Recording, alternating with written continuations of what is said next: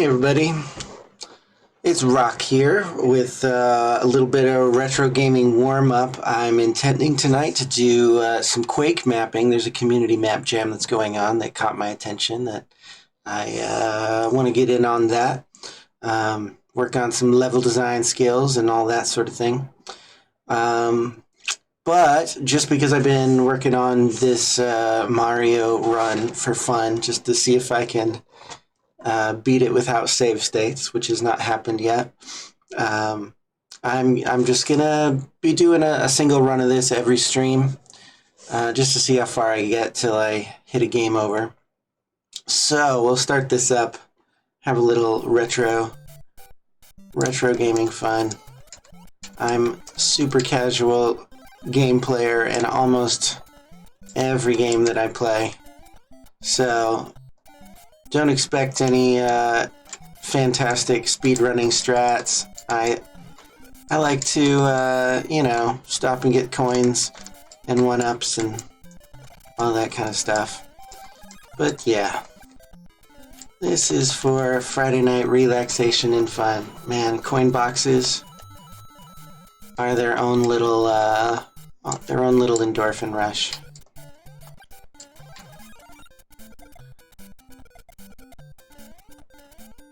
What's funny is, even though I love getting one of these invincibility stars, I think a nice coin box really is my favorite feature of this whole game. Just chilling there, getting coins, not in a hurry. Especially if I get fireballs and, can keep away any enemies that are popping up while I'm getting those coins. It's the snappiest little thing. The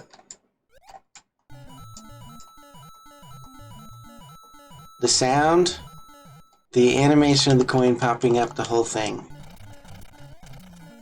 You know, a game that's around for decades like this, it's still popular, still played by and enjoyed by a lot of people. I think it's the small things that matter. The small things that keep it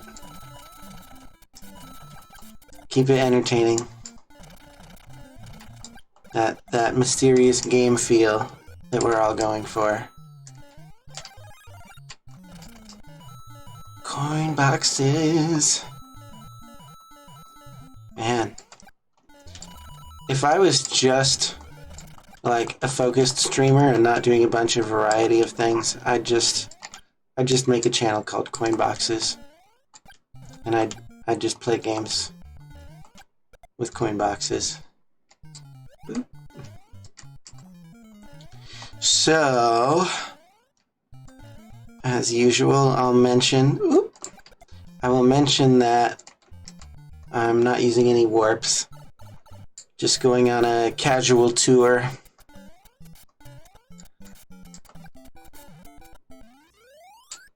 Of Super Mario Brothers, Mushroom Kingdom. Just a casual tour. If I get far enough that I'm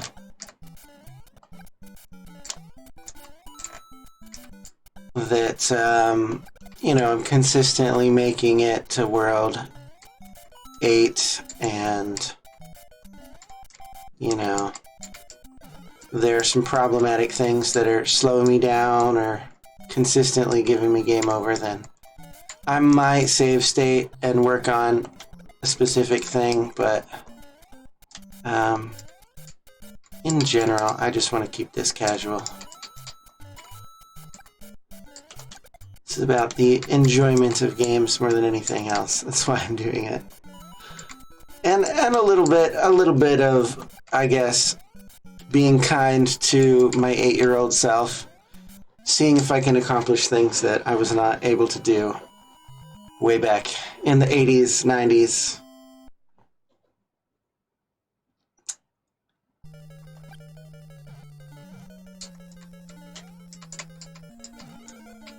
Oh. Dang it. Do a little running.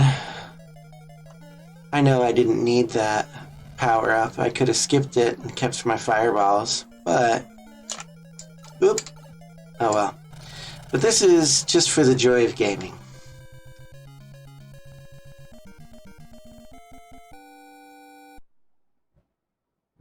Thank you, Mario, but Bowser took Peach away again.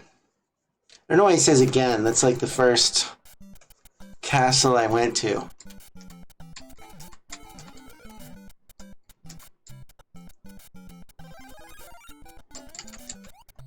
Boom, boom.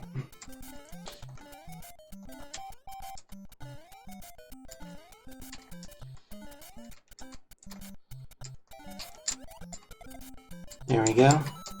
And fire flower. That's what I need in my life. What else does a person need? A fire flower, a Twitch stream, maybe a couple of friends. That's a well-rounded life, right?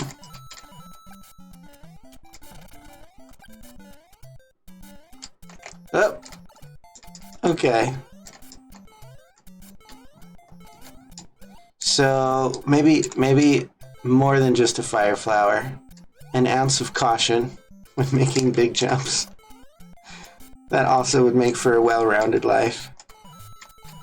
Coin boxes!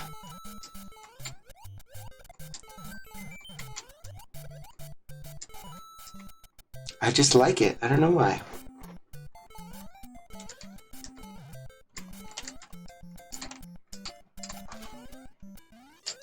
Ooh, good jump.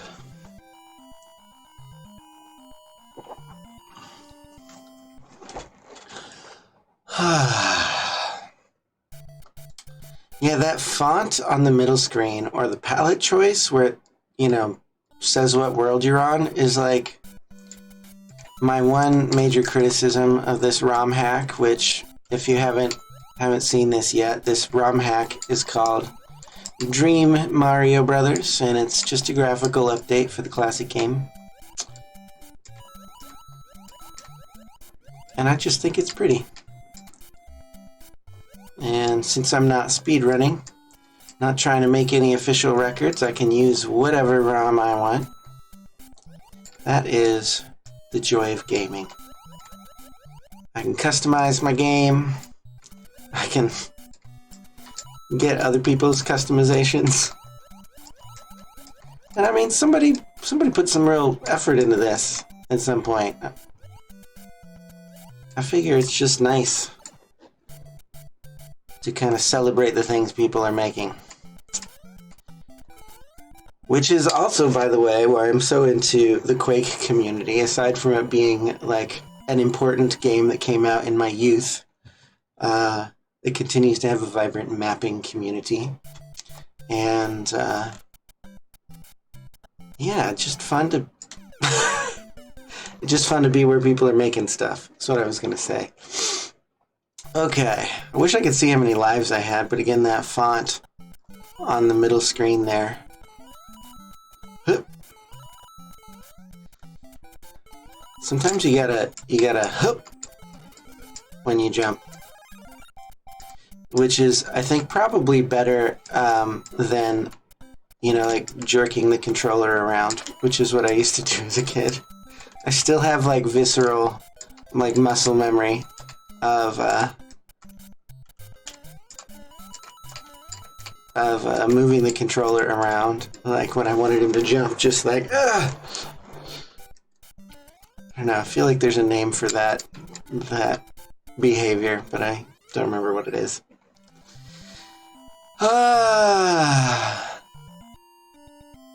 Wanted to say like the Nintendo Lean or something, where you're like leaning into jumps and turns on various games. Oop. I thought there'd be another second on that fireball. Ah! I can usually run straight through that. Oh well. Oop.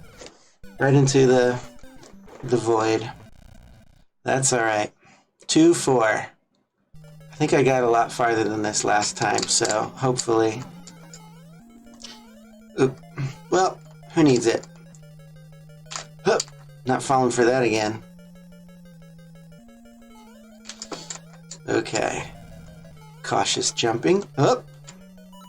Coin collecting. We like the coins. We jump and we jump. Hup.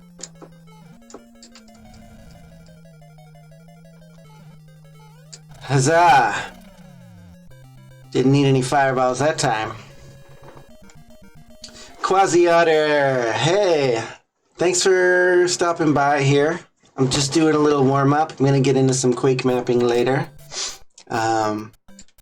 Yesterday got into the Unused Texture Jam concept and started blocking out like an opening area and getting some ideas for that.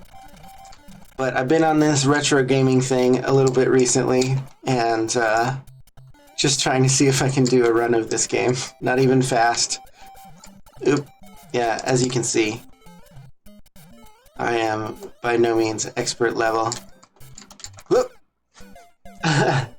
This is called DreamMarioBros, and it's just a graphical update that kind of gets into, like, I don't know, Game Boy Color era, or just like, you know,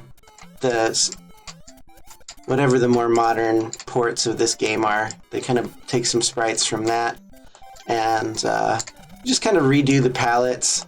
If I remember correctly, it was like some other streamer or media person like wanted to just make their own like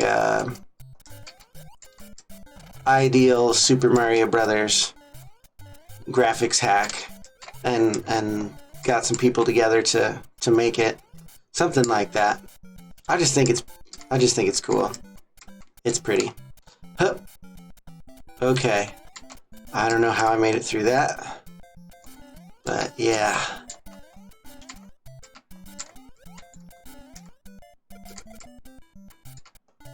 Okay. I just need to check to see if I can get a fire flower here. Thank goodness. I feel much more secure with fire flower. Hup. Woo! Coin boxes. Yeah, it is neat. I mean, this whole like turquoise, this is like Night World or whatever. This turquoise is used for the night and underground levels.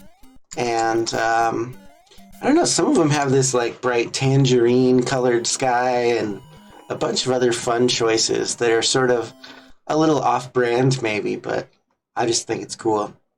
I was also playing on some other streams. I'm not going to do this tonight because I want to get to the Quake mapping, but I've been playing a ROM called Legend of Zelda DX, or Deluxe, I guess, which is the same idea. It's just a graphical update. I think that one also maybe updates some of the text as well.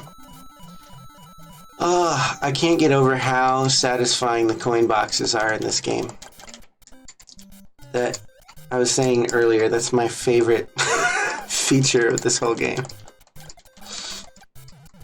So one thing that I haven't tested yet when I made arranged this scene in, right? Coin boxes are great.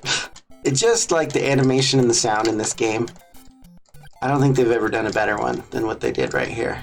This formula is perfect. I lost track of what I was saying. Legend of Zelda graphical update. Yeah, that's another one that's on some of my other... like when I'm done streaming, they go on YouTube, so you can have a look at that later or catch it on another stream if you want. But Zelda Deluxe is pretty cool too. It's not as... It doesn't take as many artistic, you know, creative license or whatever as this one does. It just kind of updates it so it looks like kind of like Link's Awakening DX or whatever.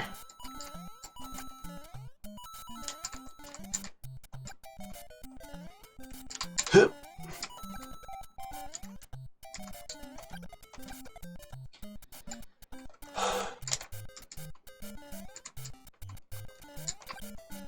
Woo! That was a good jump. That was a good jump. Happy with that jump. Oh, I was gonna say one thing that's untested is using this whole like television CRT overlay for playing Quake and doing Quake mapping. I mean, I love how it works for this playing Nintendo. Huh. Who needs it? I'll make it. I'll make it anyway. Hup, hup. Got him. 3 worlds down. Link is blue. I haven't played the original. Oh, that's because I got the blue armor. I don't know if it did that in the original one because it's a blue ring, but in the deluxe version, it's called blue mail and it's like an outfit, and it changes your sprite blue. I don't remember if that's true of the original cart, but yeah, I just got the blue armor. I had to save up my rupees. Had to grind some rupees for that.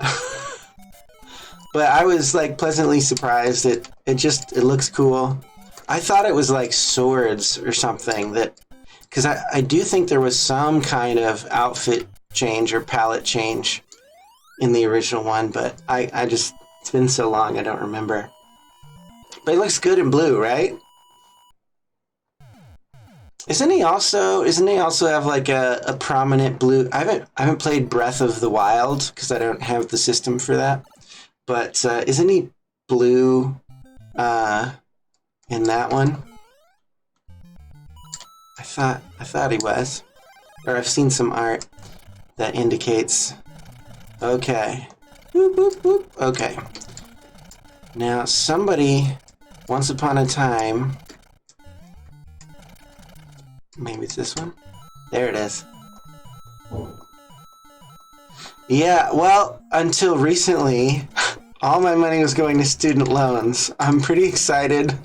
Part of my getting back into streaming is like, woo, my cost of living, it just went down super significantly because I just paid off my last loan. And I'm like, I'm going to do some streaming. I just won back part of my life. I'm going to do some streaming. Yes, thank you. I'm almost beside myself. I don't think it's totally sunk in yet. Yeah, I don't have a Switch. I've only bought 2 video game consoles, not including mobile, but only 2 like living room video game consoles have I bought in my entire life. One was a late model top loader NES that is in that kind of Famicom looking arrangement, and the other one was a Wii, which I got during college because that Wii Tennis was really hot and I was into it. I went to school for video game development, which is what I do. But now I can do more video game development for myself. I've had kind of side projects for a long time. Another thing that I'm super excited about, if you didn't see it, very first personal game project now is on Steam. It's not finished, it's not released yet, but the store page is up. Took it like, woo! I thought I was gonna run face first into those guys and lose my firepower, but yeah, I have a real thing on Steam. I feel like a real video game developer now. Woo!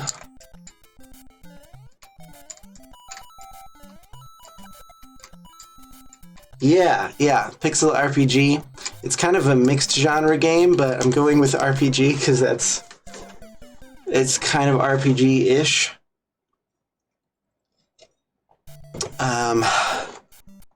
And that, I think, makes the most sense for who I expect to enjoy the game. Oh, I think I just... Oh! Jeez! Why am I terrible at this? Okay, that's alright. Everything's fine. We're making jumps. Small jump, that's fine. Thanks! I appreciate it.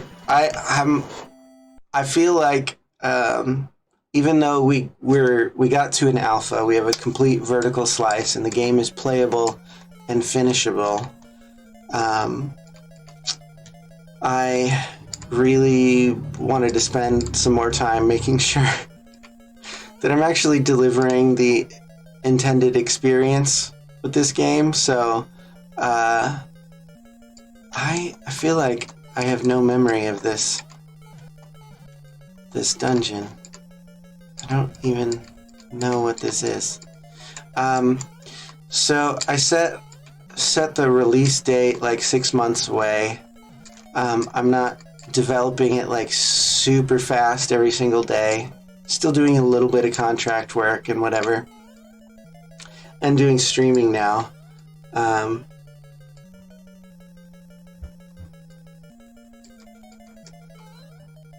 Yeah, I mean, I don't think they changed any data for this, but I just... Am I in a loop? Maybe I've never... Did I go down a pipe? I'm in a loop. Some dungeons have this. Okay. Or I've broken something. Maybe I hit a glitch. Yeah, okay. I'm just gonna hop in the fire because I'm going in circles. I don't know what this is. Oh, but that's okay. This is, okay. I'm not going down any more pipes. Okay, that's at the beginning. This is fine. This is fine. Okay, this is...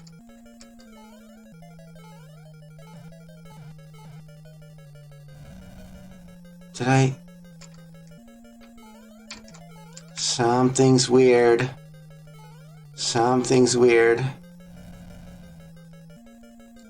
You should hear a sound cueing if your path is correct or incorrect. Should I? I don't even know what that means. If I go down here, is it different? Woo! I don't know how that didn't hit me. Oh my gosh. It is weird. Literally, if you go on a lower path, it's different. I've never seen that before. Maybe I've just skipped this one before? Maybe I just magically went the right way before? I have no idea.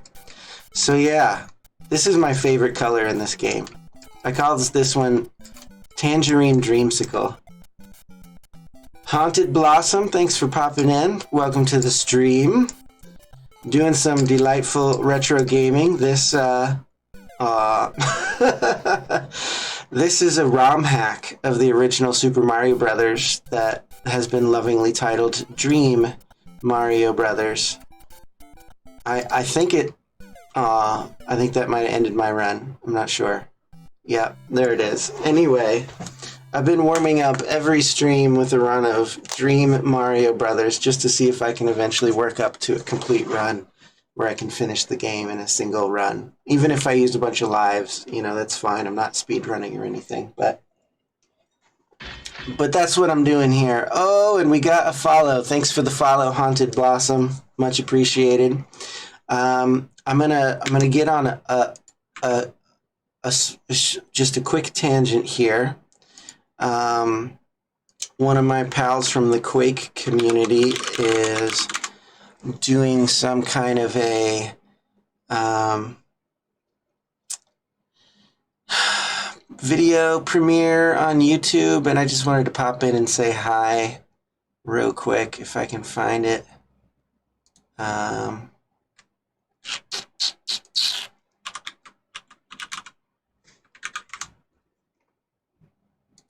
Let's see if they're... I don't know if I missed it. I'm just gonna let the demo play on Dream Mario Brothers while I'm figuring out if this is still up. I'll just ask.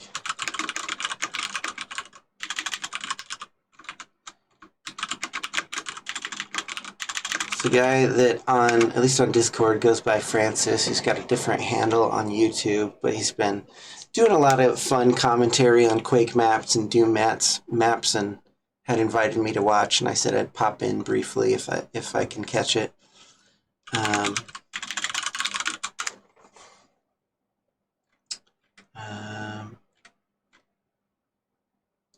Let's see. Is this the link? Yeah, I think I missed it. Premiered 43 minutes ago. Oh well. I will show it briefly. Anyway. Let's see here. Browser. Clandestine castle crashing. Going to be doing a couple more tests as I promised. Oh, hey, look. I don't know, you can't read this, but map 18. He I believe this map only needs did a little shout out for me so I'm playing here since I was streaming at the same time. 0.8.1, my preferred port. Let's get started. We'll be in the hard difficulty again. Hey DDM. This is just this is a friend from the Quake community that was doing a premiere earlier. He does Quake and Doom map playthroughs and commentary. I just wanted to pop in. It looks like I missed the premiere, but he's got his video up here. So I just wanted to take a quick look real quick.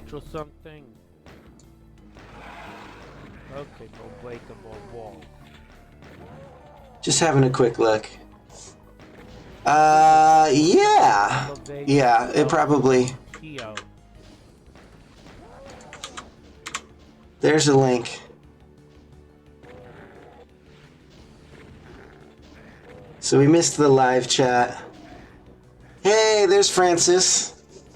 This is his video here. So thanks for inviting me to the premiere, and I just have enjoyed your support and your reviews in the mapping community, so I wanted to check this out real quick before I get into mapping mode.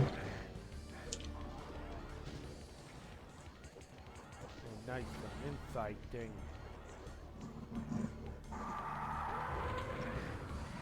Here, we'll go bigger, and we'll go like this for just a minute, so you can see what he's doing a little better.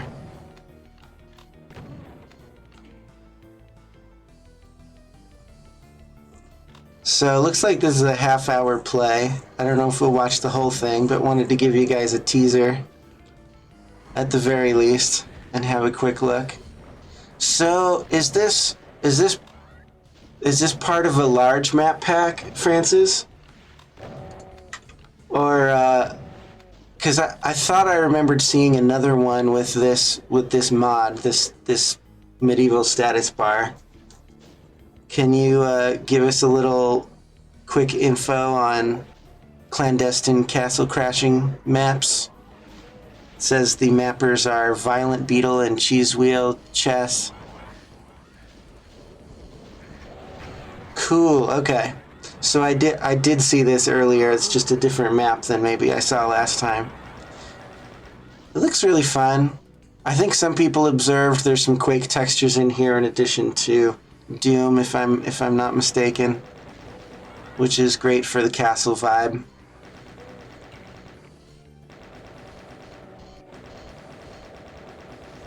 Awesome, awesome.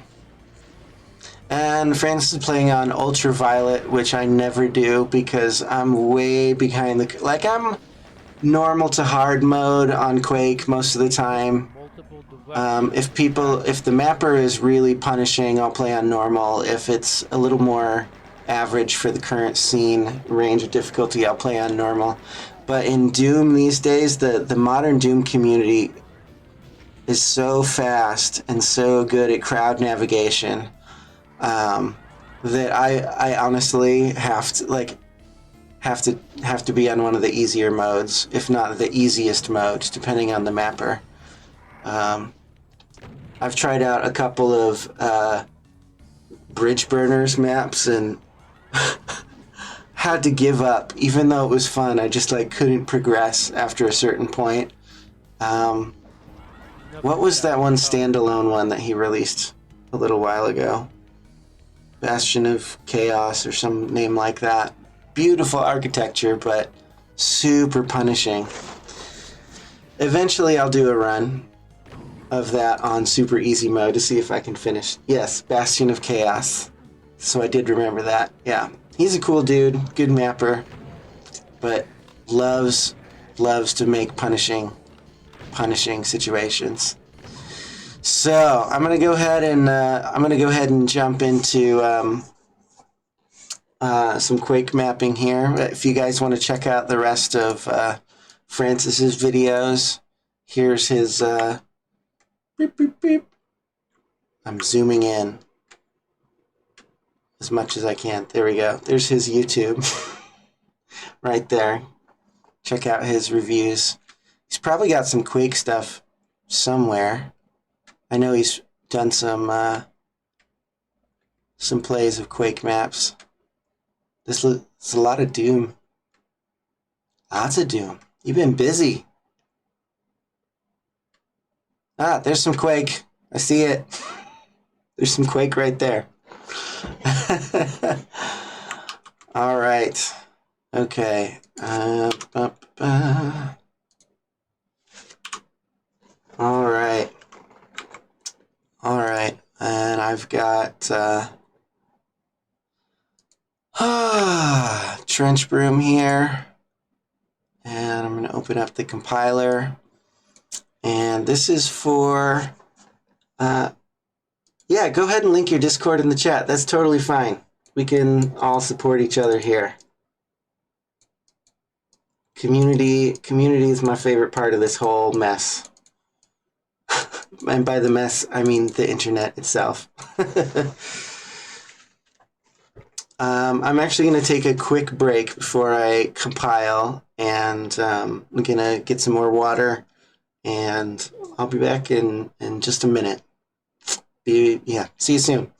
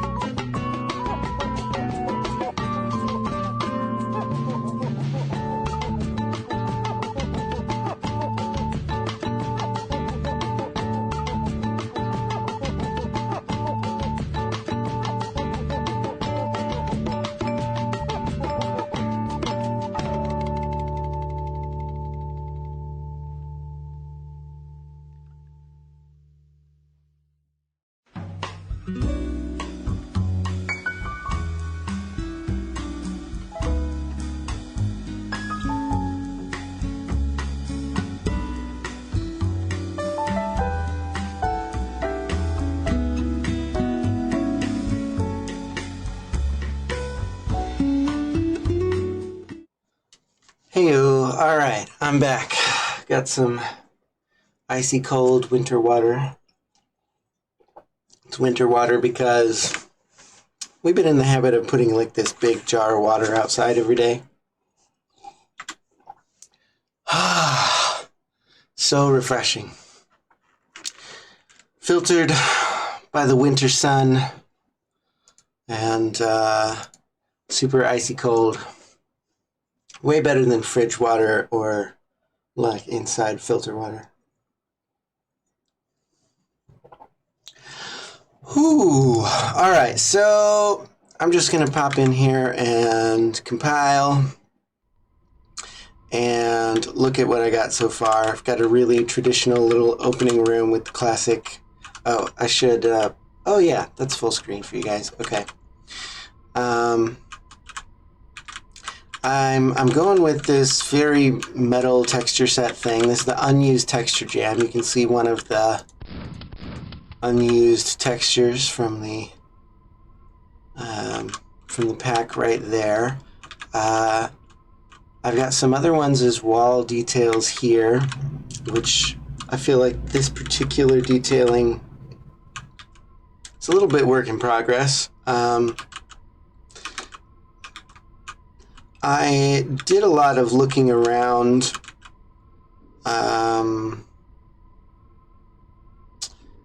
There's, yes, very episode 3. I was just going to say I did a lot of looking around episode 3 maps. Just kind of looking for ideas. Part of my secret, selfish motivation behind this is I've got a particular idea for an upcoming jam, and I'm kind of doing some research and development with this idea here. So I'm probably going to have this door closed off and be part of a loop for the silver key. I'm wanting to do the little gag here that's in like E3 M2 where the silver key drops down, just as an homage. I've just got it sitting there right now so that the map is sealed.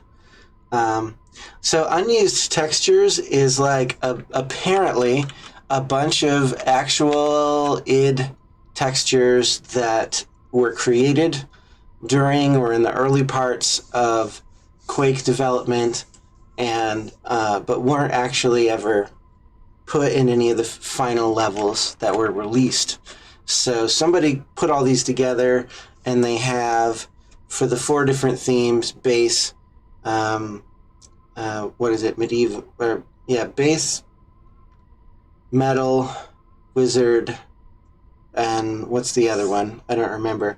But they compiled them into the categories, and they're running a community jam where the rules are just, you have to use at least one of the unused textures somewhere.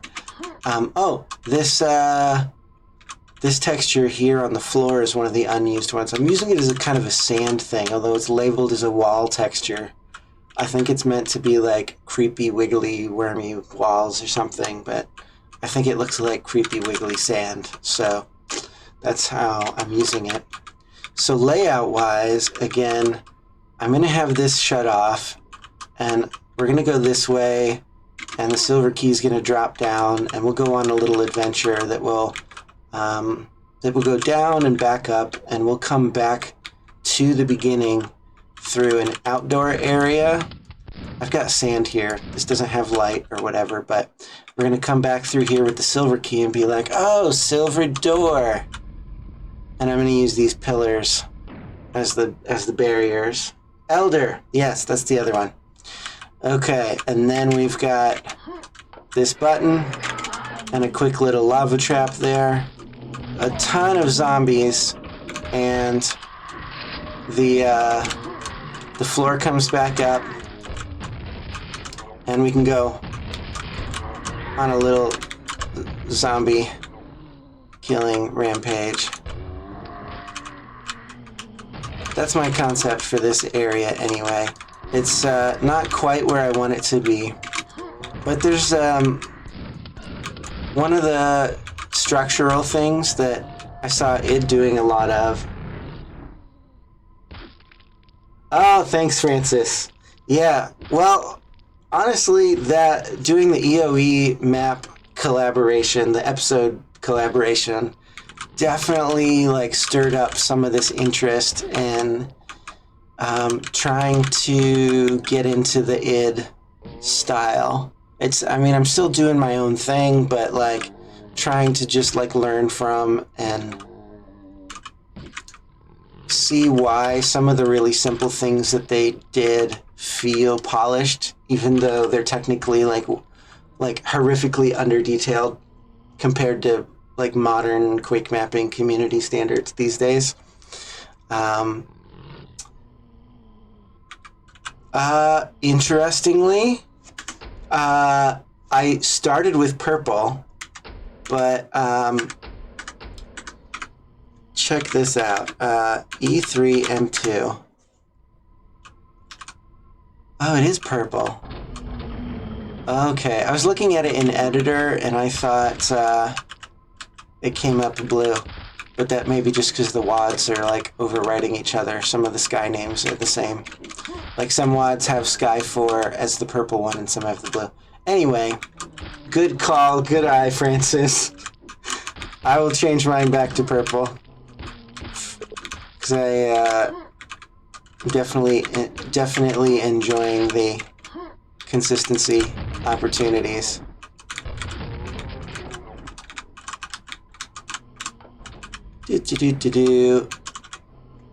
So this silver key area here, there's like one window. I always missed that this window even exists in this level.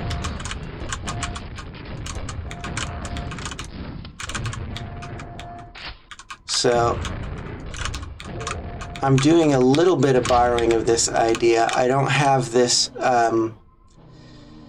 grenade launcher nook over here as required for my opening passage, so I'm going to put two big windows next to my silver key, which again, I don't know if I just have to run this again. So I've got my silver key down a side hallway here, and these aren't lit up yet, but I'm going to do big honking windows down into the lower room where this thing is, and I'll have them either blocked off or just make it so you can jump down there maybe, I don't know. Francis says, if you ever play any WAD for Doom, make it Dimension of the Boomed. You won't be... Oh, yeah, that's like a Quake texture or Quake themed pack, isn't it? I think I looked at it once just to see what it looked like to have the Quake textures in Doom, but I haven't given it a proper play, so that would be a fun thing to do. So, happy coincidence, I had picked out this pillar for the silver rune key passageway, and there happened to be a yellow variant of the same texture that I could use to make a gold door, so I'm happy about that. So, yeah, I guess route-wise, I mentioned the idea of having this, starting here, you kind of look around, this area is going to be blocked off, since you're meant to come back through it the other way. So this is the silver key loop. You go down there, come out this door, go through, I'll go pick up the key real quick, just for fun. So this will be the opening of the area to go find the gold key. I think this one is going to loop this way, and I'm going to open up this wall, and you'll come out into the kind of opening area again, and hopefully I might have to put a sign up just to remind, but they'll come out here with the gold key and come down here to continue progress. I'm hoping this will be like prominent and color-coded enough to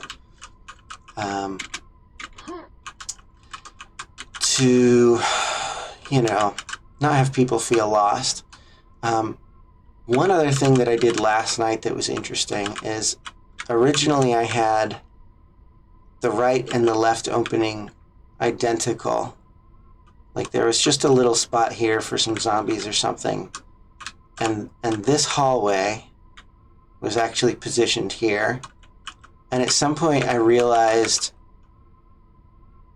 that the symmetry was sort of like boring. And so I just slid the entire hallway over here, which was just solid wall before. And you can see it's like a not perfect arrangement in terms of, I guess, architectural sense. But it's interesting in its asymmetry. Heretic, yes. I'm actually, I have not been streaming this, but I have been playing through Heretic for the first time. I'm pretty sure, like in the 90s, I only played the shareware episode. But I'm sort of in the middle of a Heretic run. I'm just started to get into whatever episode starts to like ammo starve people, and you just have to run around opening things and trying to grab items without dying.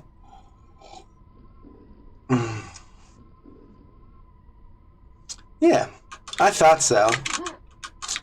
I guess that's why I was surprised to see like mostly Doom stuff. And you also played and sent me demos for like the Doom themed Quake map I did, right? Mars Base.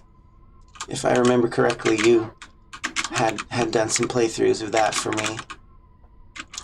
I have loaded it up to see that it exists, but I haven't done a proper run of it. Shadesman did the Slayer's Testament mod update of Mars Base. That's in. I don't think it's like prominently featured, but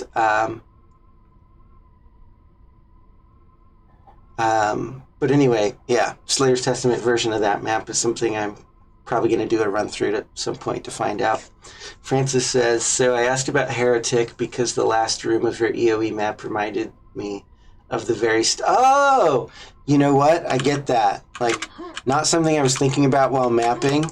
It started off as a very small room, and I just expanded it because I needed a better fight at the end.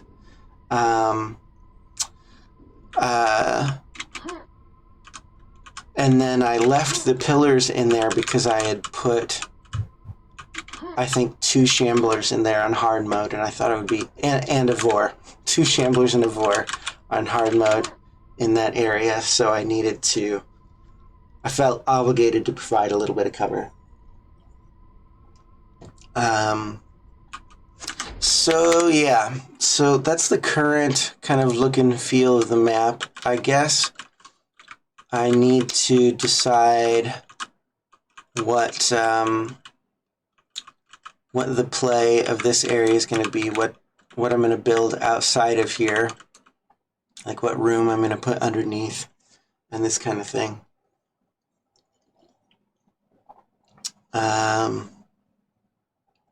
Also, I don't know if I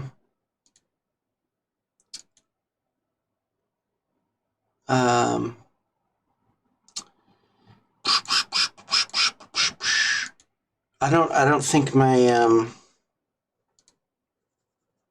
my Twitch is linked in the QuakeMapping Discord, but I wanted to drop a note in there real quick since I'm doing actual Quake content tonight.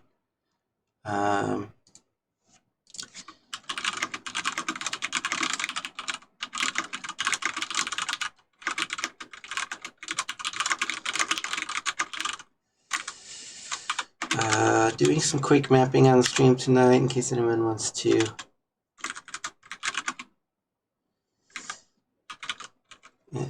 come chat.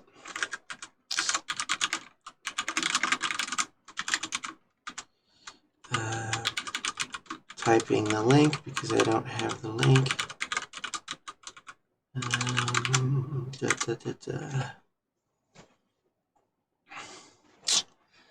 Okay.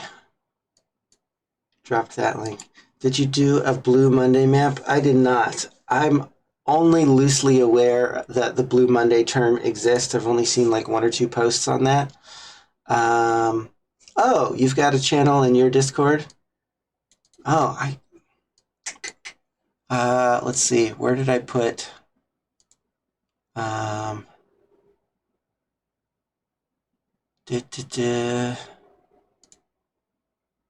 Francis's Gaming Hub. There it is. Okay. Premieres and streams. So I can just drop a link in the premieres and streams channel. Is that cool?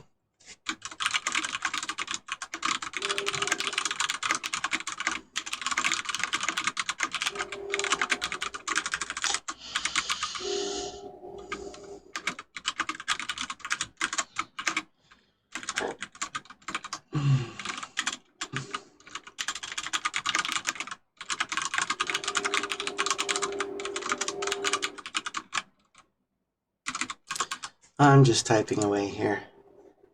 The description on the stream. Oh, yes, I should update that too. All right. Quake mapping. Community map jam. Unused original.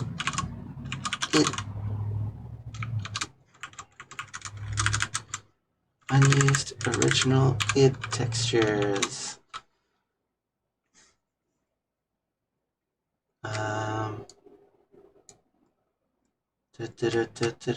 Okay, and then we'll change the game category to Quake. And we'll change the tags to level design. That's good enough, right? Level design. I'm still speaking in English. Okay.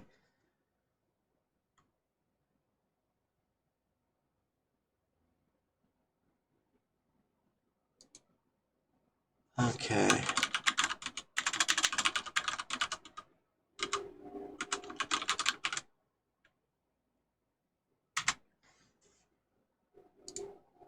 Okay. Is my stream title updated properly? Is that showing up? Does it say Quake Mapping on Twitch now?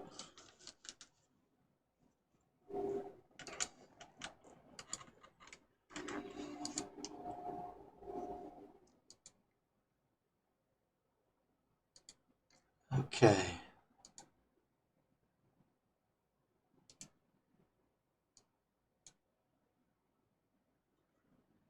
All right. I just got a weird notice from the captioner. I was just checking out that window to make sure it's still working. But it is working, so I suppose I should do some actual mapping on my Quake mapping stream.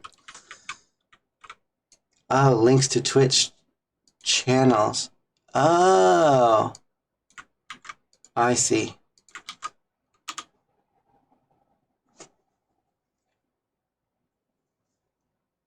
Cool, cool. I missed that there was a second channel for that there. You see no title. Okay, let me see what's up here.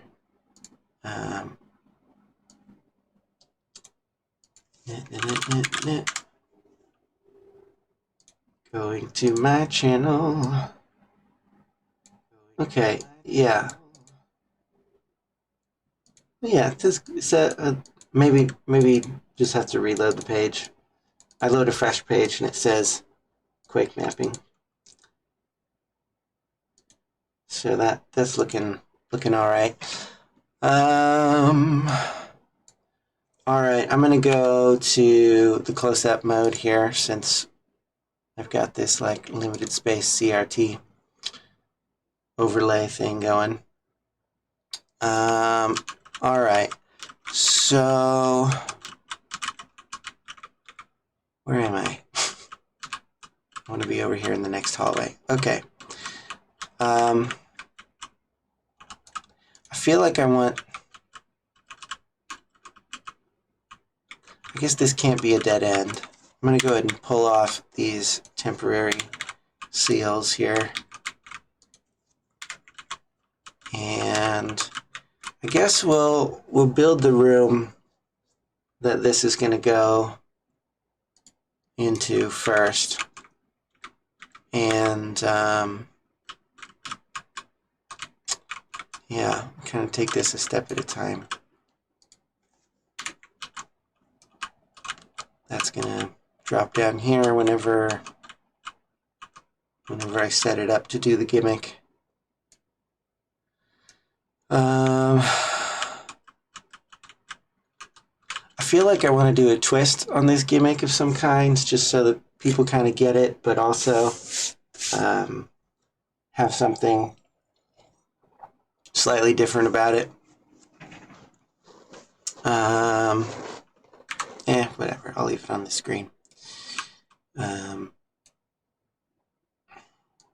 Scooch this over. Scooch. I guess that doesn't scooch anymore.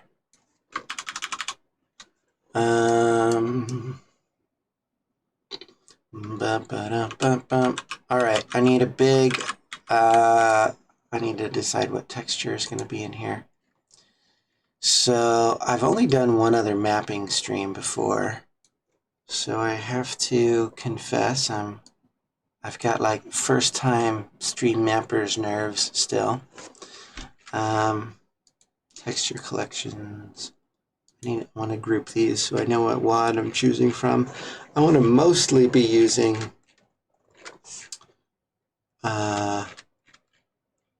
textures from the metal sets. Let me go all the way to the top. Okay, these are the unused textures.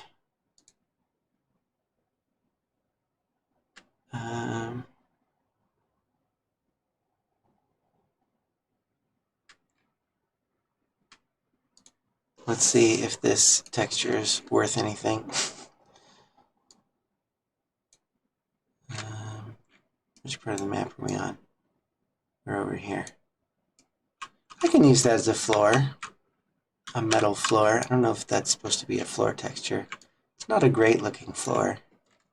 But this is the Unused Textures Jam, so it's fine, right? Okay.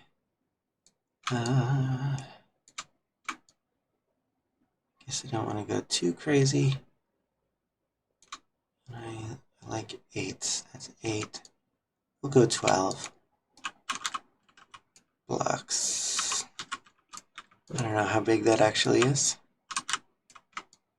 Till we get in game and run around. Find out.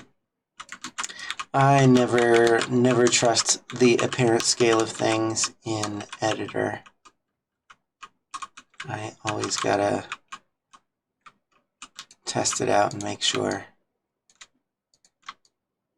in game.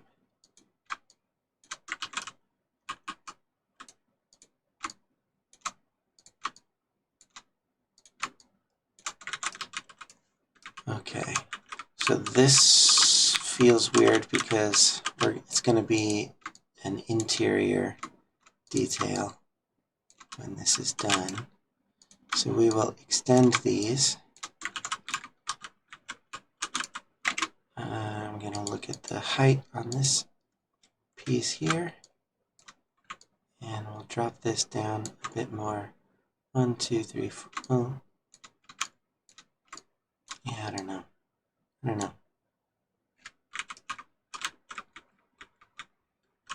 That might be enough. I guess we'll see.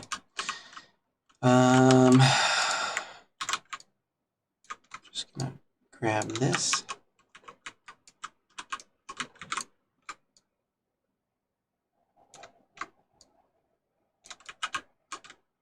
Complete that wall. We will copy it over yonder. And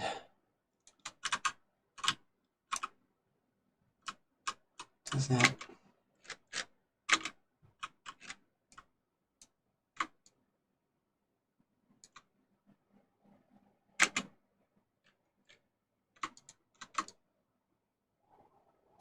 almost there. Okay. All right.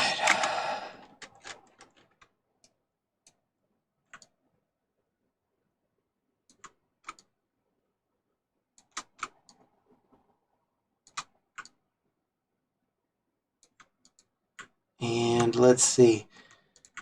I'm not going to get too crazy on texturing in general, only because there's only 5 days, and I would like a day or two of that to be actual testing and not be like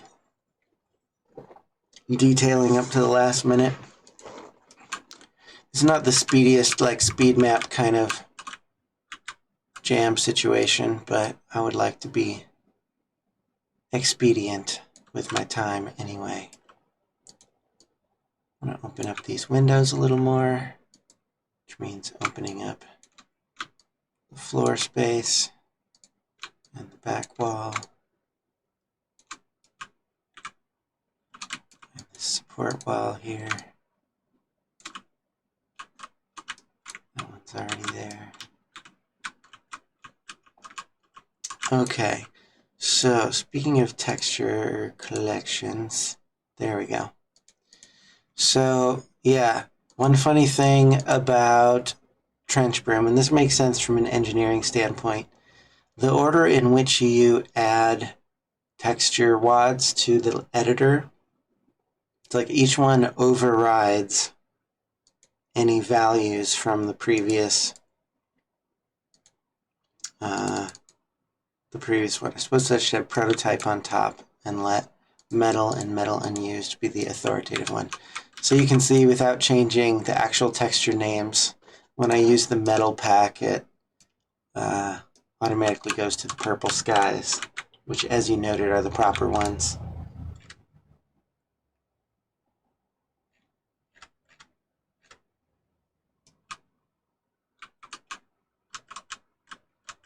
Okay, and I want to put some kind of obstruction in here. I guess I want to use... No, I don't want to use that exact one there. I want to find... Yeah, I want notched metal, but I feel like I want one with more notches, but maybe there isn't one.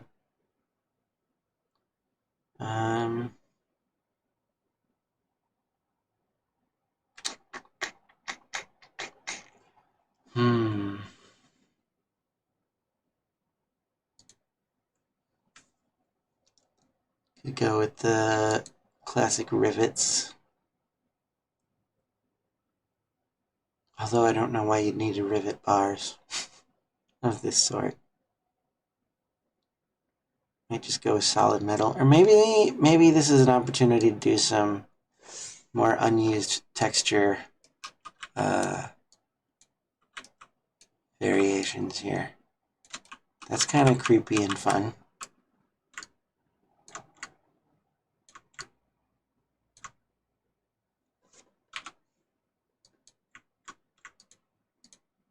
Right? That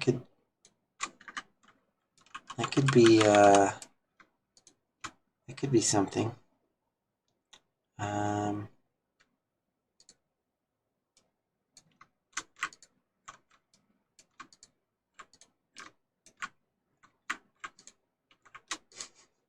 That might be overkill. Let me take a different approach real quick.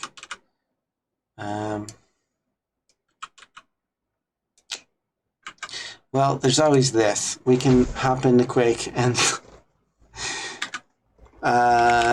warp to E3M2 again. Yeah, these are just flat metal. Nothing fancy. Oh, and they've got a lot of these cross trims. That's fascinating. Okay.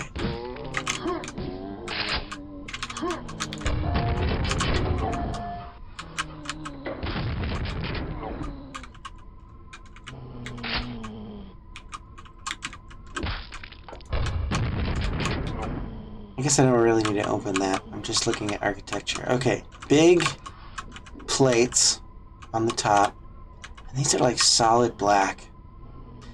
I have this temptation in terms of lighting design where I don't want to allow... I guess that's not pure black on this side. But I feel like... Yeah, these are pure black. I don't know if I really allow that to happen very much in my maps. Yeah, the editor is Trench Broom. Yeah. Yeah, I used to be a, like, jackhammer guy because it was familiar to the, like, Worldcraft and Hammer editors that were around in the 90s.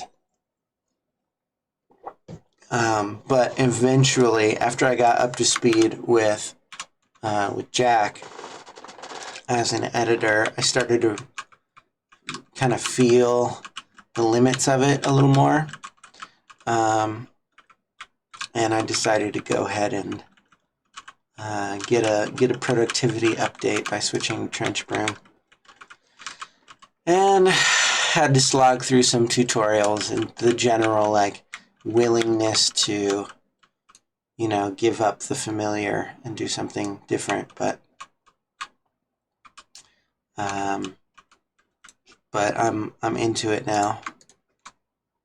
I dig Trench Broom.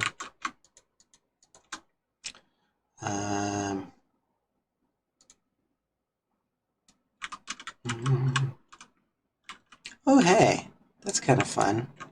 It's just a door texture. Ooh, I like this more than I need to. But then if I drop this down here, it's like a perfect little rusty window. I think that's what I'm going to go with.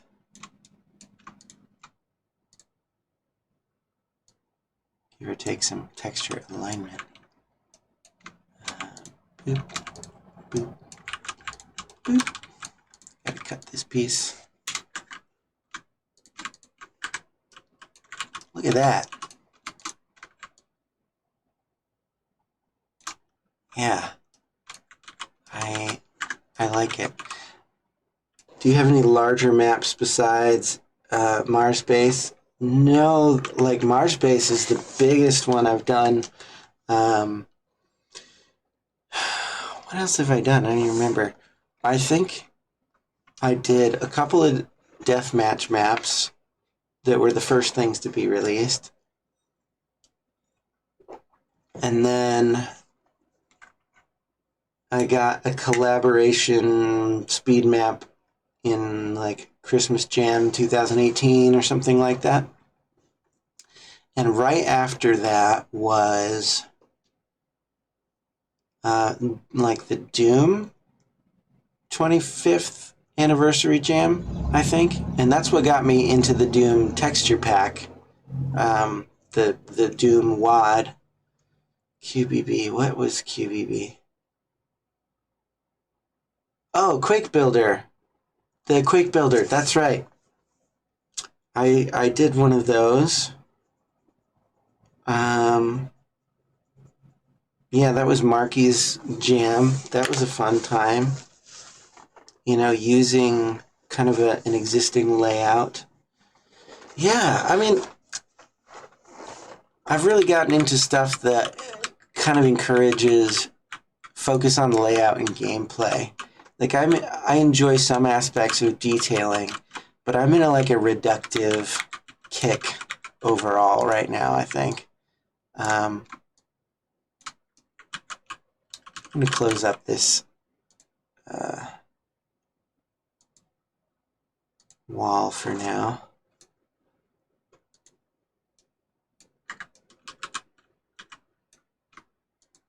Why does that look funny? Okay, okay, just gonna make sure textures aren't doing something funky here. Just gonna reset them. Okay, that makes me feel better. Okay, so I'm just gonna close up this one for a minute because I don't know whether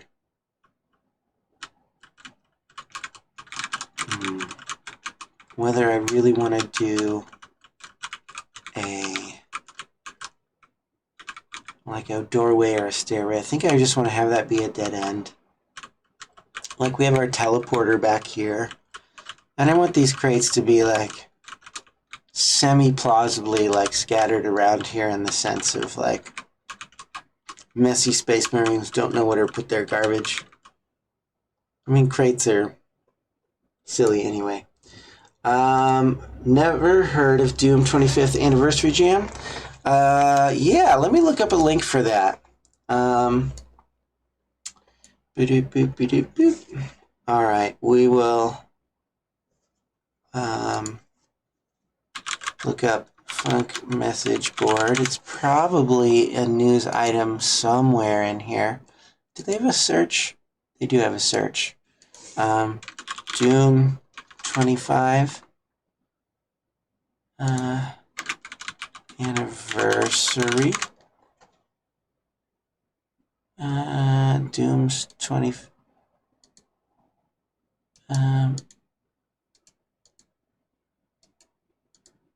I don't know. Quake was already planned before Doom was a oh, that's maybe this one? Satanic Mechanism theme. Doom textures because Doom's 25th anniversary is coming up. Deadline. Yep, I think there it is. Quidicted. It's on Quidicted. Maybe there's a Quidicted page. That might be prettier to look at. Doom 25. Maybe it's just the file is hosted. Maybe it's called, yeah, Satanic Mechanisms. Oh, there's no screenshot for it. Let me just double check here. Yeah, there doesn't appear to be a screenshot, but it's there. I will drop that link. Yeah, it is SM189. I think of it as the Doom Anniversary Jam because that was the texture theme. But it's just, yeah, I guess it's just Speed Map Pack 189.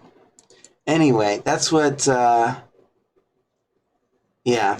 Sorry if that was confusing, but anyway. That's what got me interested in the Doom texture pack.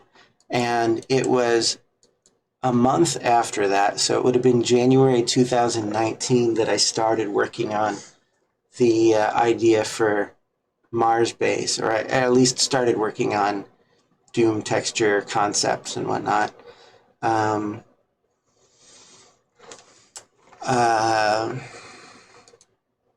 But I don't know, life happened.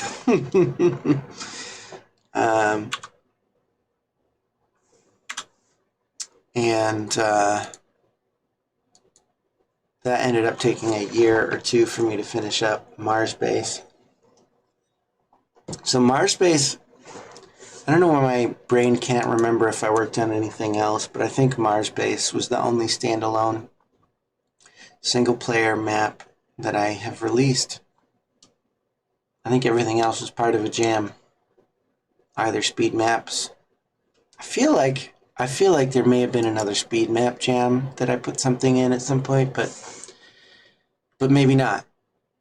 I don't know. I suppose I could do one more look on Quidicted.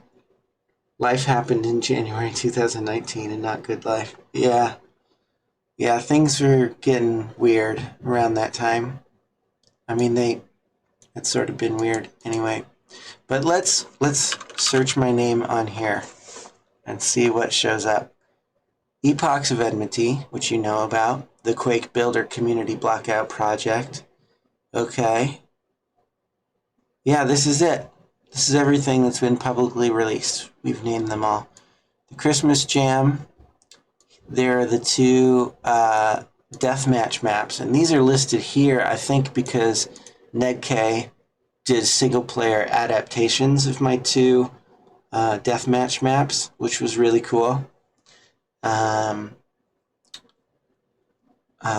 is Court of Fools, and one is Vivat Rex Lividum,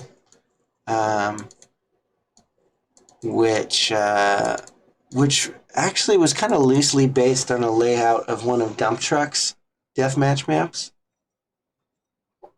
And he said he didn't recognize the map at all once I showed him my version of it, but the root of it is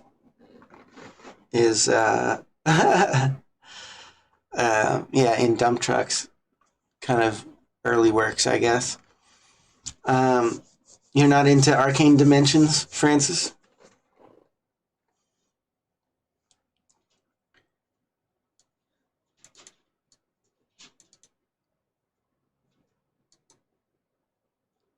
Yeah, this was so fun. I feel like I will probably way too many monster variants in AD. It can be a bit overwhelming. I think one of the things, I mean, I've enjoyed playing around with Arcane Dimensions. It's definitely overwhelming. There's a lot of levels in it that I've never played all the way to the exit, just because the maps were either too big and I lost track of where I was or forgot my saves or something. But I think the ones that ended up being more successful for casual playthroughs are ones that had a focused selection of the monsters, like had some of the variants, but largely stuck with the theme. I definitely think that there's such a thing as like information overload. But I think for maybe a certain selection of longtime Quake players and maybe a few new ones, maybe some people were craving variety after seeing the same old stuff for a long time. And it definitely has some impressive architecture and level design and whatnot. So I can appreciate all sorts of stuff in there. Yeah, I think hugeness tends to be a little bit of an intimidation factor for me if I know a map is huge. But it really depends on the flow. Like if I'm in the flow of a map and it carries me forward, that's good enough.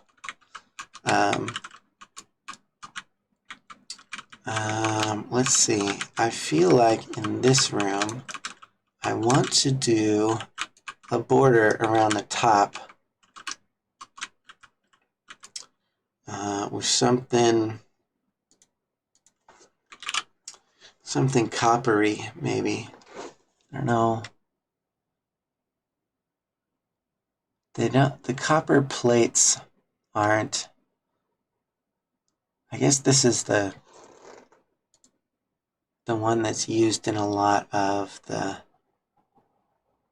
Yeah, I mean this is part of this specific texture pack. So I guess I'll just not think about this too hard and do like so.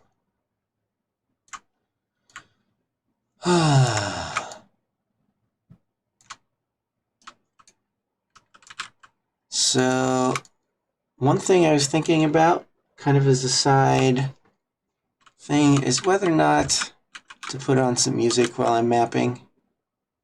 I installed this this program that's like gives you a library of kind of radio stations to turn on while you're streaming that won't get any problems with royalties or DMCA takedowns or anything like that. But it was like really hard for me to find any music on that service that I actually liked and could groove out to. And the only one that I found was like this funk music. And I'm not even sure how strictly funk it is by any traditional definition, but it was close enough that I could get into it. I enjoy comments on my videos. If you ever watch one casually, by the way, you could say similar things to what you do in the premieres. No pressure, though. Yeah, sure. Yeah. I'm definitely going to be checking out your channel a little more. and seeing what you got going. I love seeing frequent updates, and you have definitely been busy. You have quite a backlog of Doom videos that would honestly help me get a little more familiar with what the Doom community is doing. I feel like I've been skirting around the edges of it to a certain extent. Um, um, and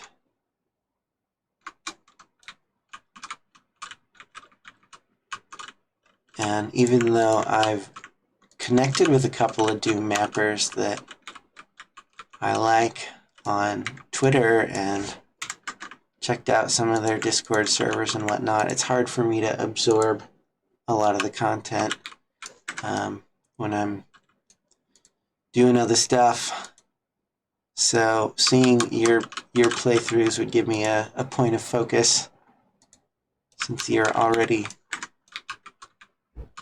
doing your own commentary and so forth. This is all slightly thinner than I realized. I need to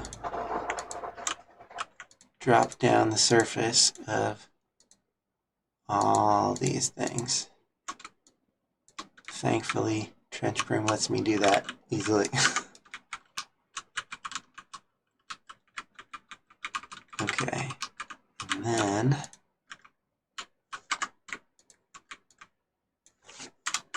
chop these. I want some supports.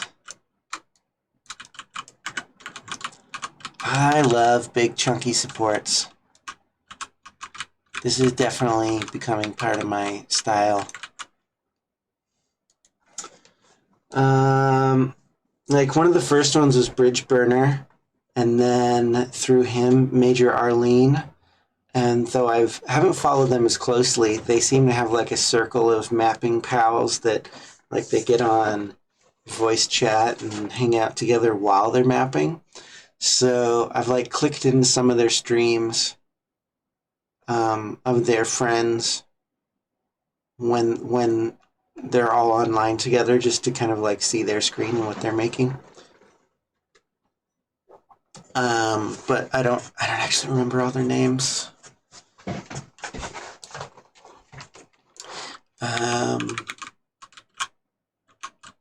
So yeah, let's see, where are we? We are here at the window.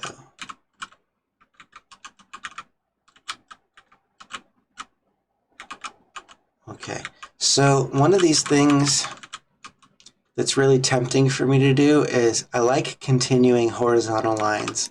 Because I have this copper plate support here, part of me really wants to carry it off to the left, but I'm not going to do it. I'm going to resist the urge. Hellforge guys and gals, yeah, that whole crew has been the ones that I'm most aware of. Occasionally there's like a Twitch streamer here or there that I see is doing Doom mapping, and I'll watch them, but even though I followed them and watched a couple times, I'm just bad at remembering names, I guess. I don't remember. Oh, I feel a little bad about that, but it is what it is. I will remember more as I get familiar. Yeah.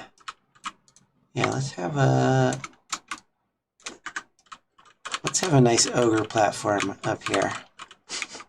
This looks like a good spot for ogres, right? Oh, okay. I heard you say copper. Is this a copper base mod? I'm just talking about, like, when I'm referencing copper, like these textures are called Cop 101, Cop 12, Cop 13. They're just literal, like, approximations of rusty copper. I'm not referring to the copper mod or anything like that. Just the actual textures. Like some of them just say metal, just nondescript metal. Some of them say specifically copper, that are like the either the orangey copper color, or they have the like oxidized copper color of green and blue in them, that kind of thing. So one of the other things that I've been wanting to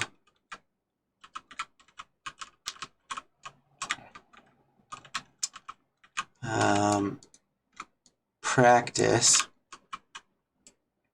is limiting line of sight.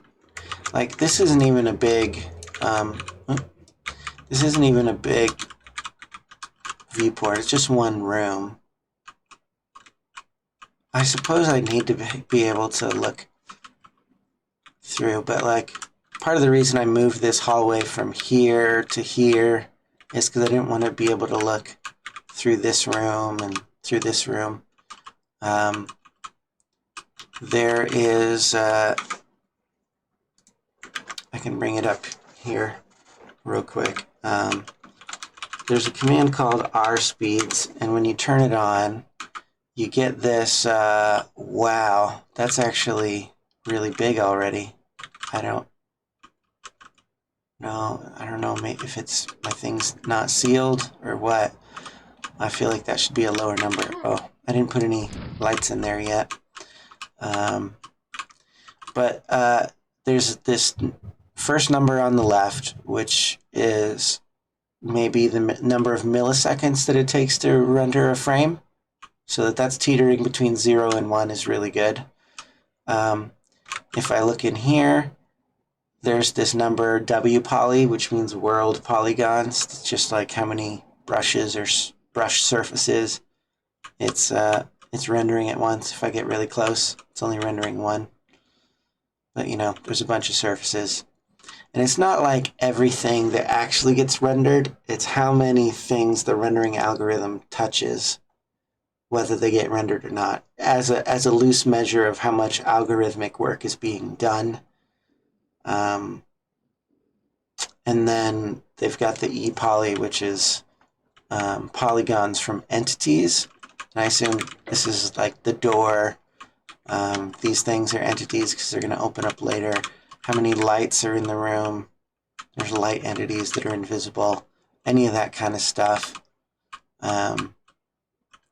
But mainly it's yeah, and I guess I'm just shocked that at the start here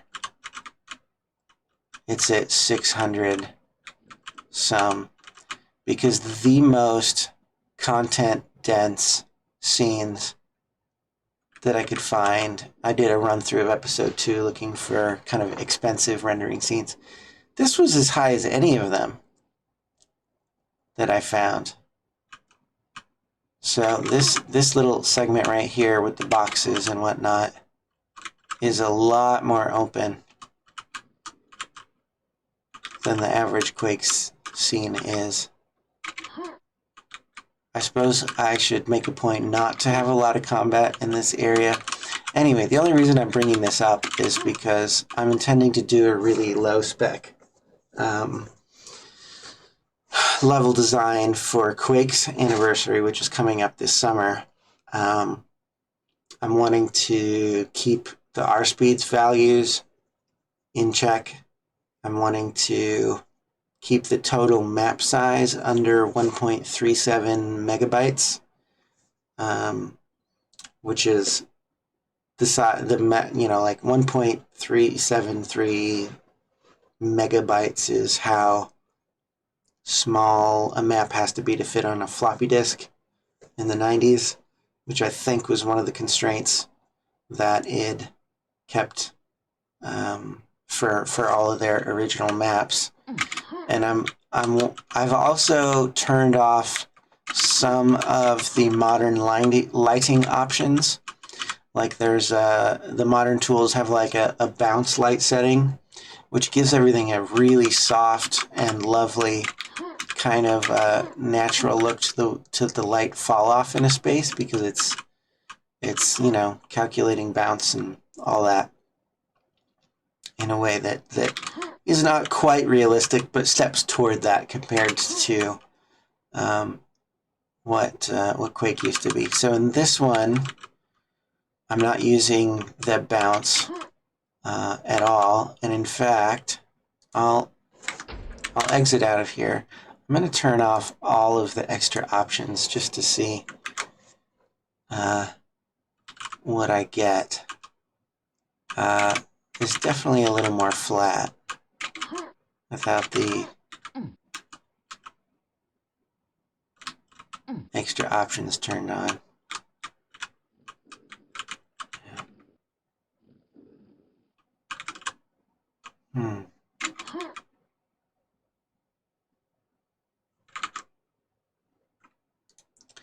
Yeah, I don't even know what these options do. I should look it up.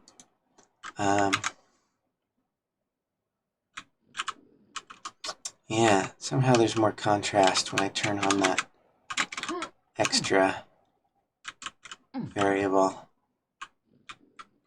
I don't know what that's about. Oh yeah, if I stand back here, it's 769.75. Ooh, that's a lot. I mean, for Quake standards, I think 800 was the absolute limit.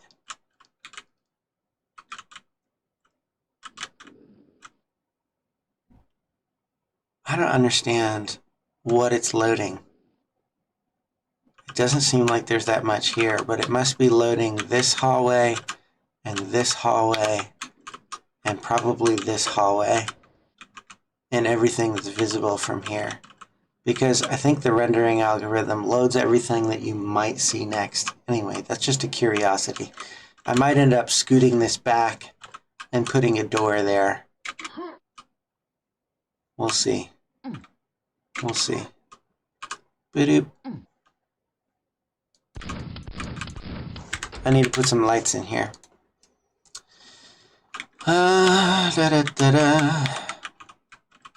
Yeah, I think I'm going to leave these open and just let the player jump down in here and find another exit.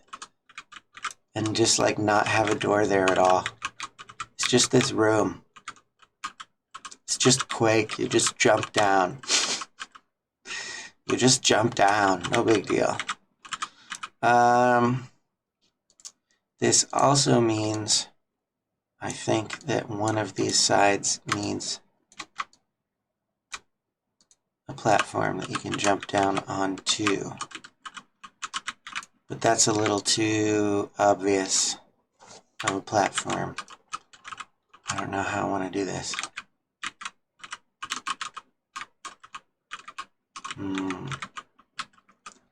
So obviously, you see the key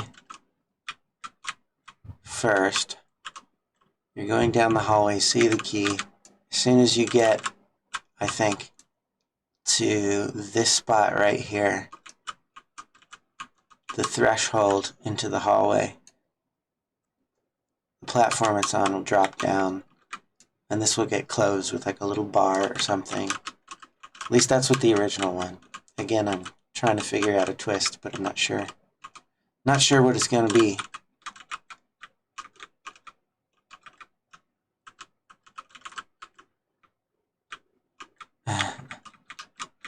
I don't want to get too crazy. Gonna be some bad dudes down here.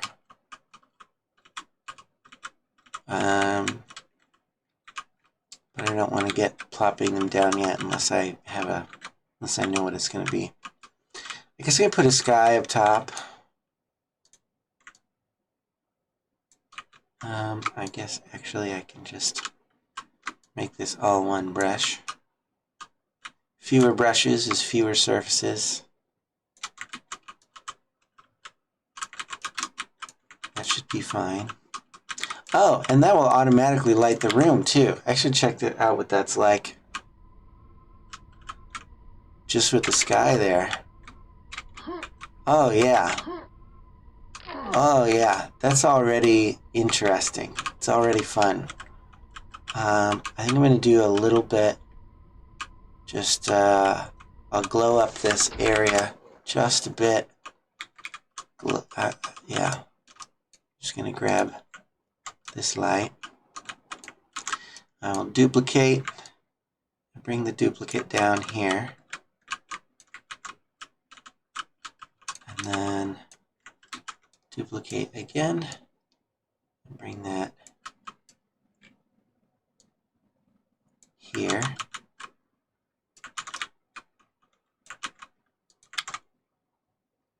And we'll see what that does.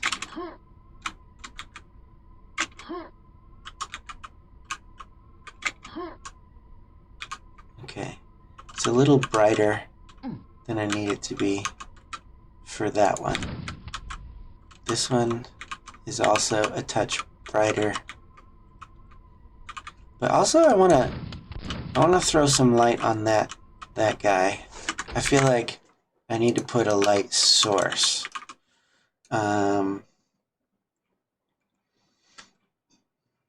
Let's see.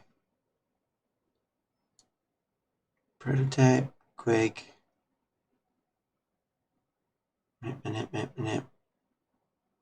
Okay. Let's see what we have for light sources. Oh yes, the crosses. I have not done any crosses yet.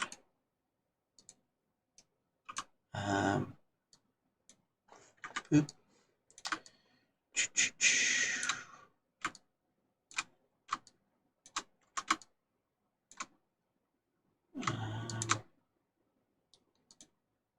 And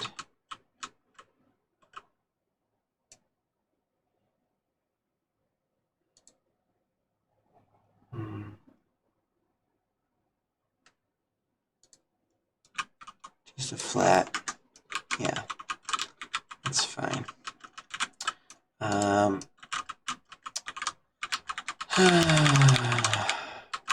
But where do I put them? I feel like they need their own kind of fixture since they're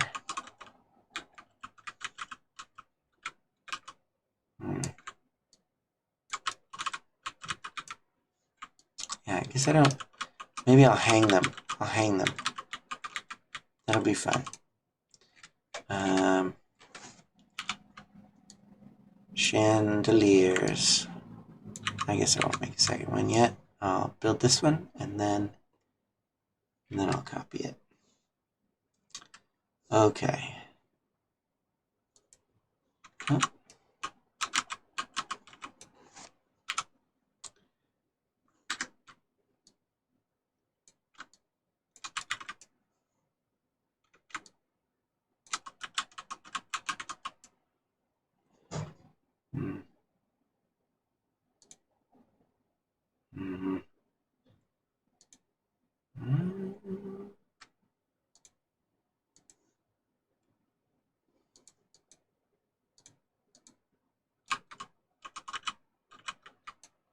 That feels weird for some reason.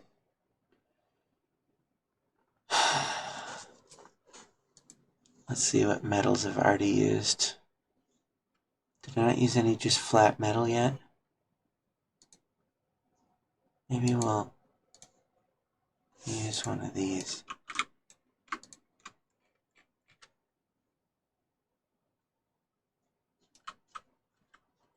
Does that look interesting?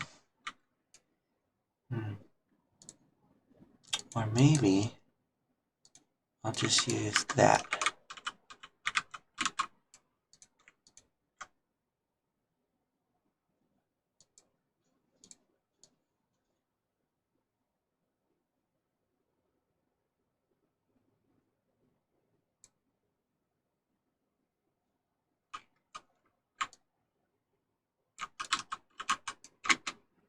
Yeah, that's in the middle. Okay.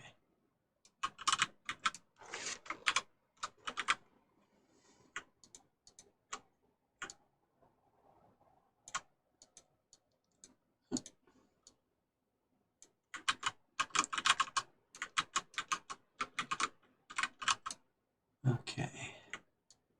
Give these 2 lights each.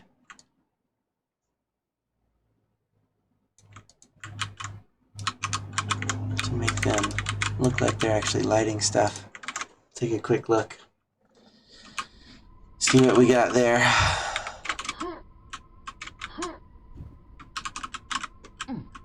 Okay. Those are not Fulbrights, and I need to put a real light on the bottom of these too.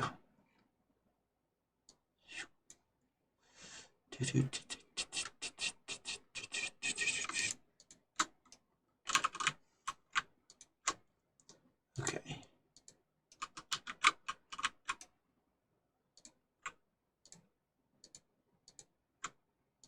Entity.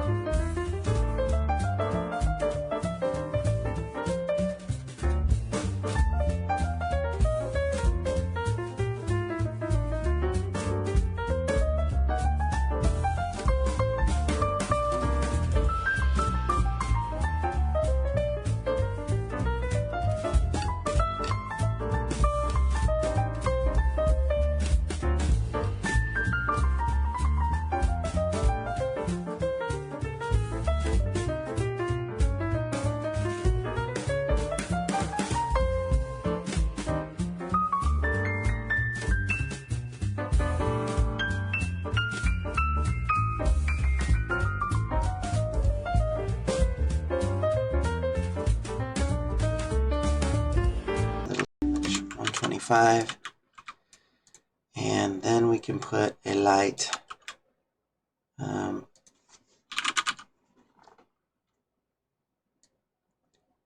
right on the face of this thing.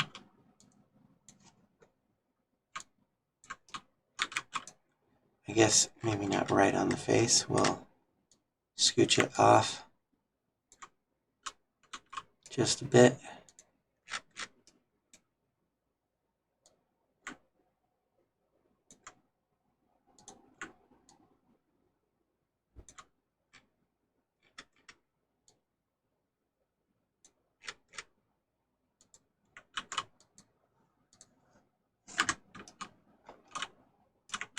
That might be even better.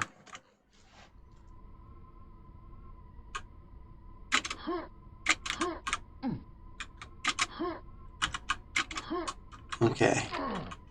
Yeah, it's maybe less dramatic than having the hanging lights because there's fewer shadows being cast. But I'm going to crank these up a touch.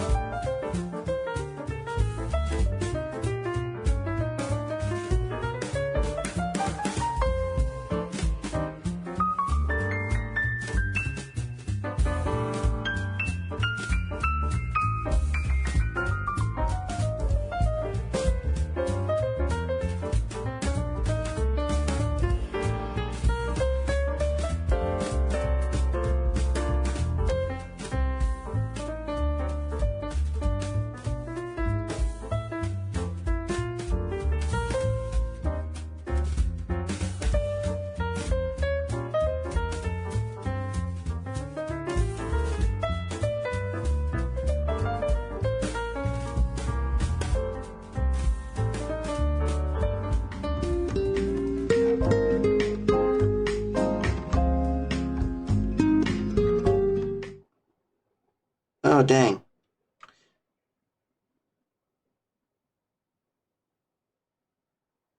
I think I've just been mapping for a bit where I had the wrong screen up.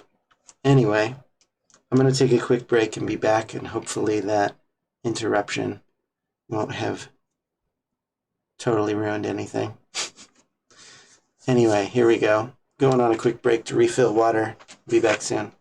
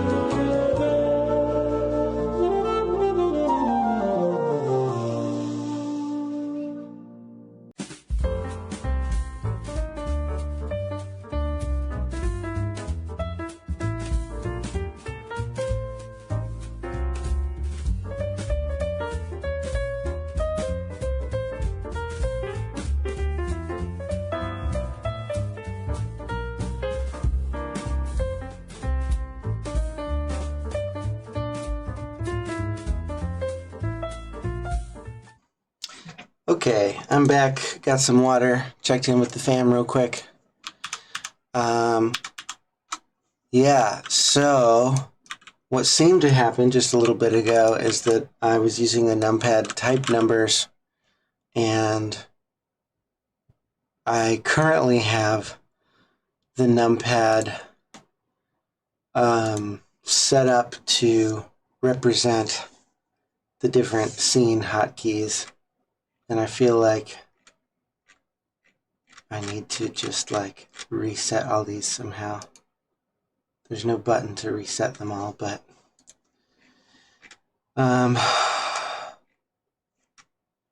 I guess I'm gonna do a little bit of that right now because whatever, doesn't matter.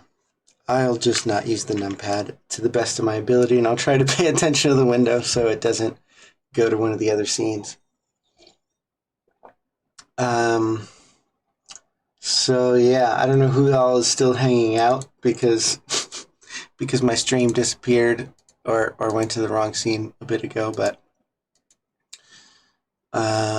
yeah, I'll keep bantering. So what I was doing was building a light fixture. I had made a hanging fixture at first, but I just hated that it had thin details because I'm very into the big, square, chunky details of, not details, but just construction, big, chunky construction of things. And I've kind of figured out what the intended movement flow of this space is going to be. From the start, we're going to have a blocked space here. I think I need to just go ahead and put a doorway, just so I know that that's what I'm going to do. Boop, boop, boop, boop. Okay. Doorway. And this will say, oh, I gotta make it a door.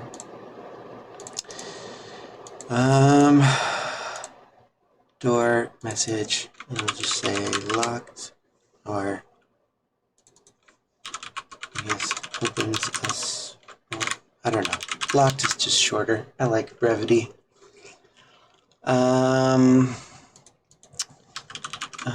Door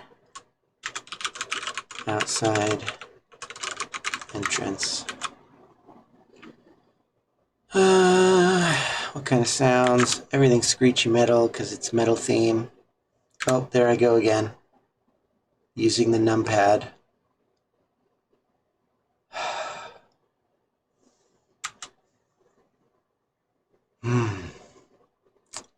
Okay, angle. I guess. Oh crap, I need to split this and make it 2 doors. I could have just split it, but whatever. I can make one then copy it, I guess. Okay, target name, door, outside, entrance, locked, angle. There I go using the numpad. Alright, I'm training myself to use the regular number row. Angle 0, angle 90, no, 180, 180. No, 270, is that what I need? 270, okay. 270, weight 3 is fine, no health, blah, blah, blah, blah, blah, blah, blah. Okay, now we'll make another one. This one will be 90, and they both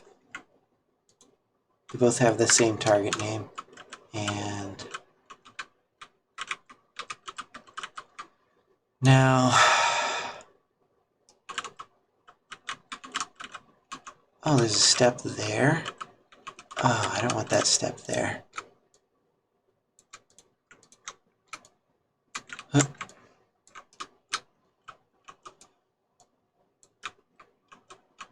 need to add more floor so that the step can be out of this doorway.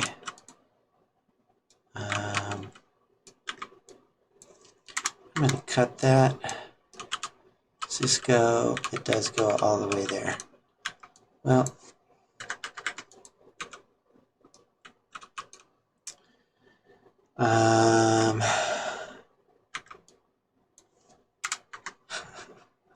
how's dinner going, Quasi-Outer?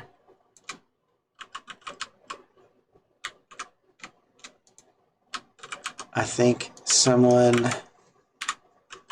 in my house is making pizza downstairs.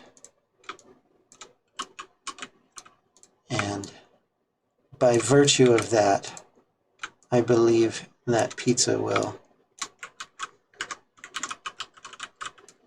arrive here suddenly at some point. Someone will come in with pizza, which I will then eat on stream because who cares? Potatoes and eggs, but with cinnamon and chocolate chips? How does... Bring me in here. How does this work? Potatoes and eggs, I understand. I guess eggs and cinnamon and chocolate gets into this kind of cake desserty thing. So it's really a chocolate chip bake with potatoes instead of flour. Is that where this is?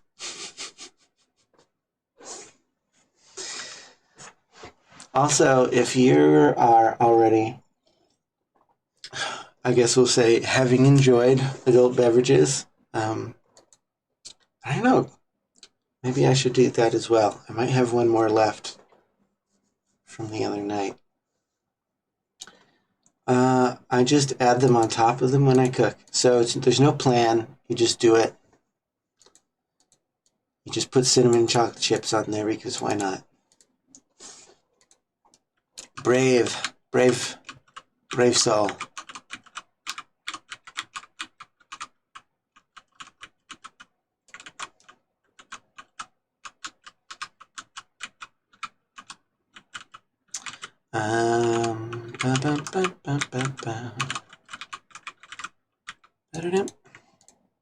As much as I had liked having a light fixture there,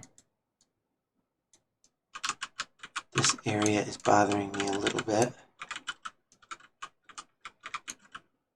I need to do like that.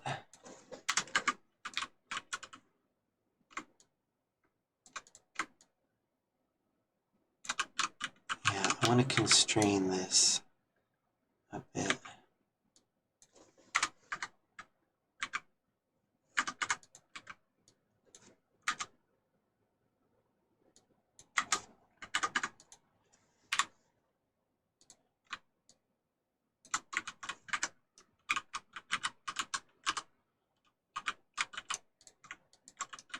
I'll do a couple of these here.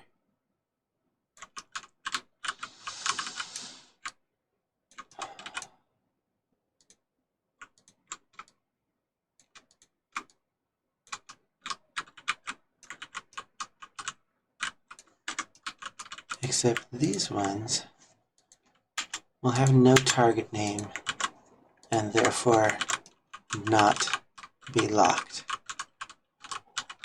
Or is it, would it be more inviting to have this open? Here's another point of managing visibility.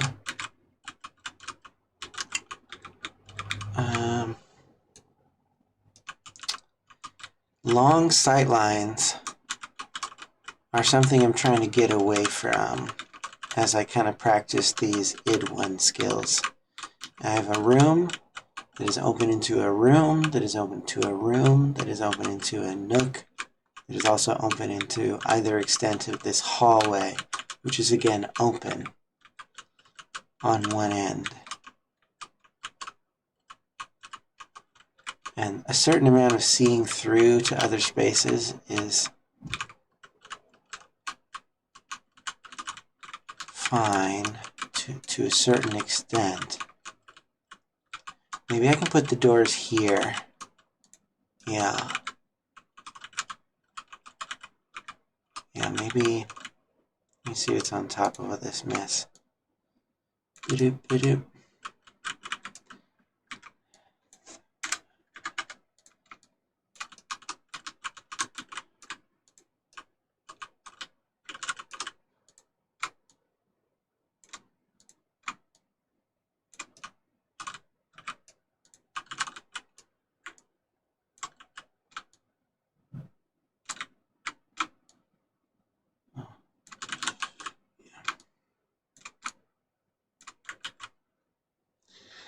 Are you a metalhead? It seems like most Quakers are. Honestly, no. But I like video game metal. Like, to me, the thing that makes metal like satisfying is how strong like the theming is of it. I mean, video games sort of like charge you up in this particular way that it sort of creates a bias to like the music that you're playing when you're playing the game, if the music is good to begin with. But I think there's a kind of focus that happens in the composer when they're making music for a video game that's, different, like having to think about looping, having to think about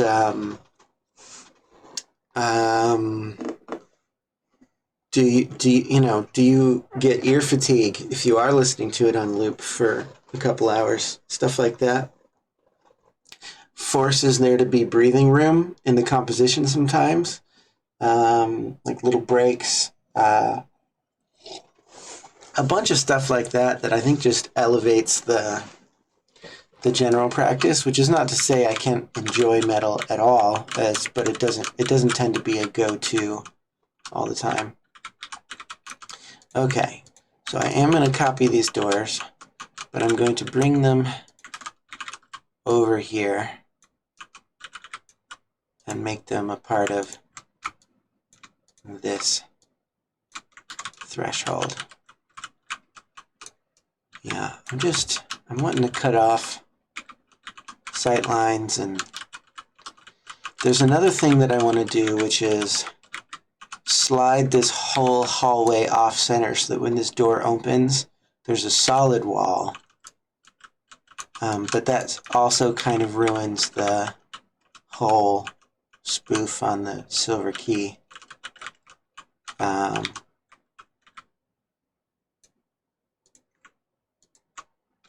want to pull these back, I guess, a little bit. Oop. I don't want to stretch them, just move them. Okay, and we get rid of the target name, get rid of the message. They're just good old-fashioned doors. Just good old doors. And then I need to make the weight.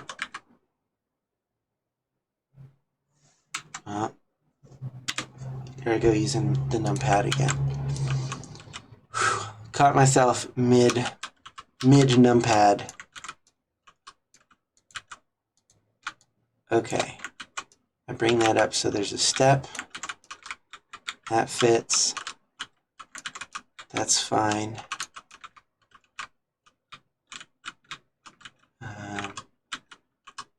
These are just regular doors. So you'll open it, you'll see the yellow key, and I'll have it so as soon as you step through, I'll go. Yeah, I'll put a trigger right in this doorway. So as soon as you step through, this thing does the droppy drop. We make our reference. Everyone chuckles. It's like, oh, just like E3 and 2. We'll satisfy that urge to reference. But yeah, I feel pretty strongly that I need to move this hallway.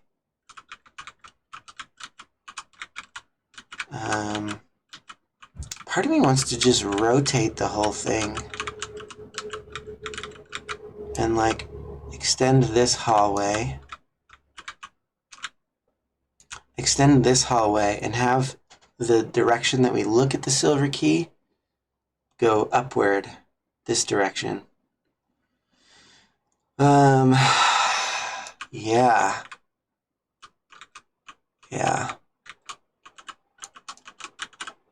Okay, and so the other thing I was doing earlier was saying that after this key drops down, the map flow is to jump into this room through one of the windows, which they'll just be open.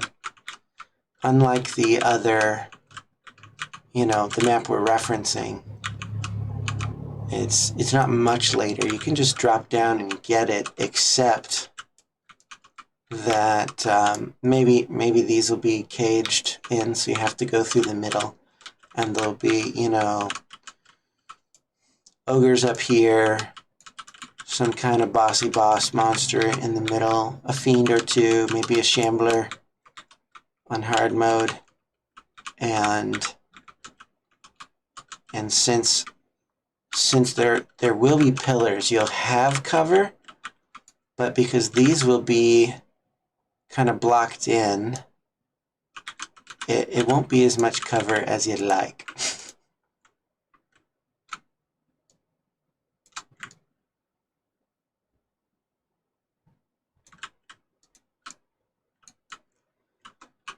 I mean, you won't be able to run around it indefinitely.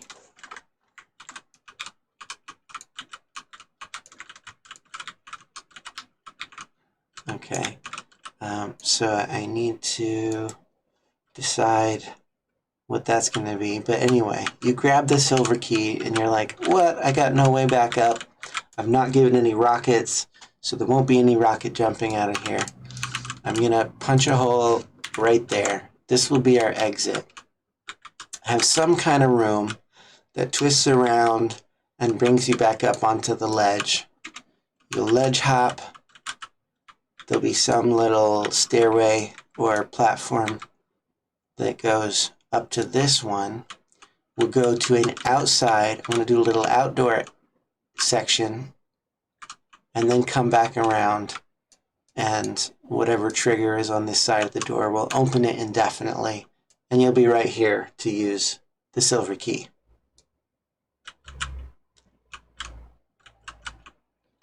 And to go on to the next segment. I really like the way that this has turned out.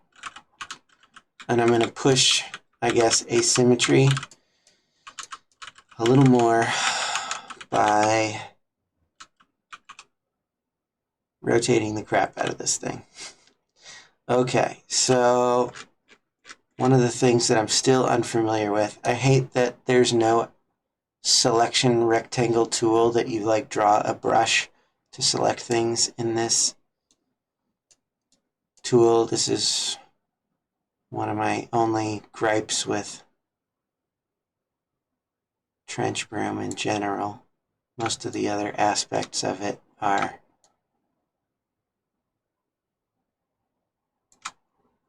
fantastic. Okay.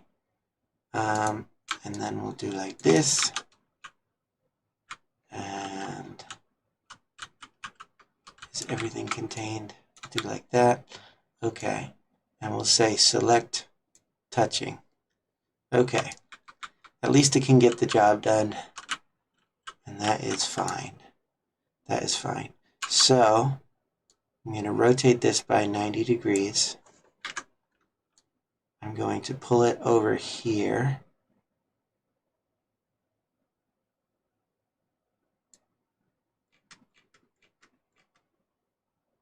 That means my door, I've just ripped off the thing. But that's okay. This is kind of what I want. Maybe I don't have to go that far. Maybe we can bring that right up here, like that. And I can just do a little twisty hallway that blocks. Yeah, we'll have a short hallway, a medium room there.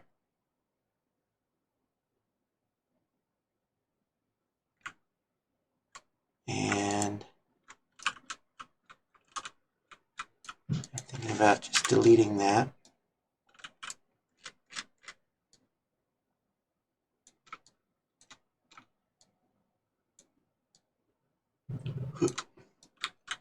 Okay, select all those things. And then we can put it somewhere maybe there. We don't have to go so far to hook these up. Yeah, and that is good also because that means the exit that I've just planned goes right here, and this little outdoor section can be small, which is good for map jams. Woo, the power of rotation. I've just relieved kind of a major concern about these sightlines. Yeah, this is something I'm definitely going to have to practice. I really want to, like, even the fact that you can just walk down and see that gold key. Yeah, I'm going to have to turn a corner. I guess seeing the gold key door is important. Knowing where it is. Because this is going to be, our gold key path is going to be from here back out, which you're going to have to retrace a bit to get to. That's going to be a bit of a annoyance, unless I plan this route differently.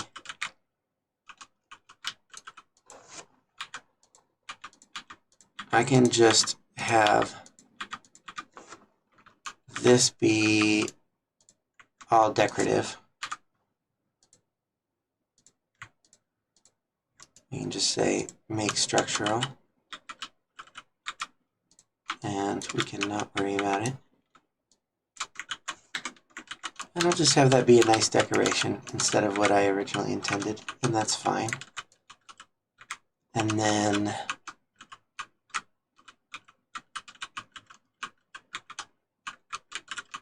whenever we go through here, I think the gold key path is ultimately going to be to leave out this direction. And we can end up connecting back here so that when we get the gold key, you can pop through some door in this connecting area, go back through these doors, and you'll be very near the gold key hallway. I'm trying to think if I can do it better than that. Oh, I can. We can make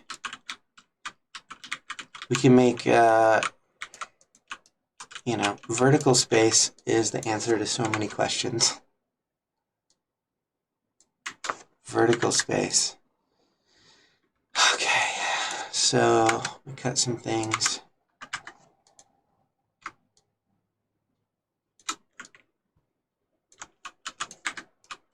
Yeah.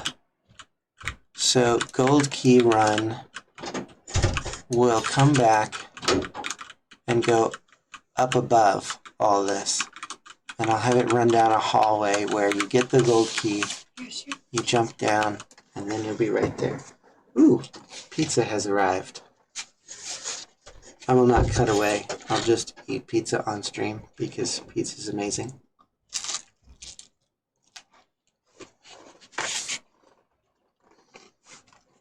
So pizza break.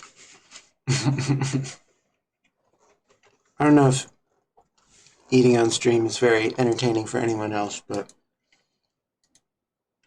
I'm hungry, so here we are.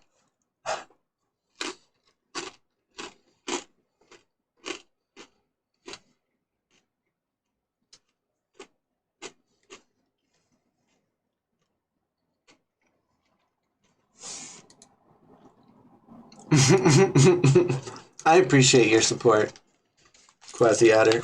Means a lot to me. Oh man.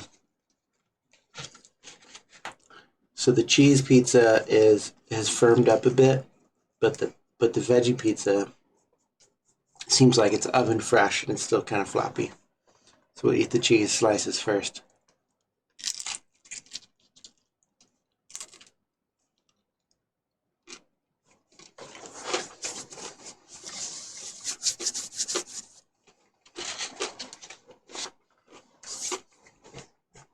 So I don't know what the policies are on Twitch about discussing adult beverages and whatever, but I'm curious to know what you've been consuming this evening.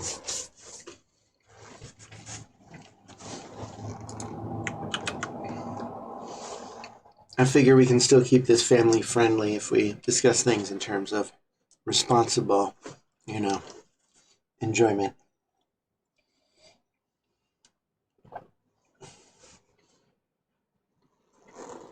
Cosmic Current Cider. Mr. Toffner, are you also imbibing this evening? Just a beer? And welcome to the stream, by the way. I don't know if you've been lurking or just popped in, but welcome.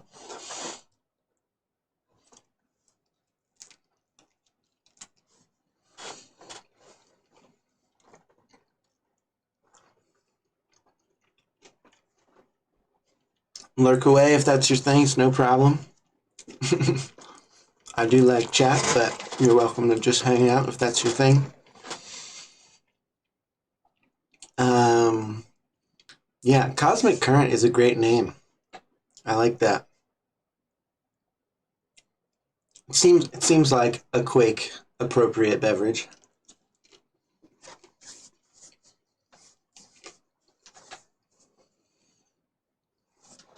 I'm just having water for now, by the way.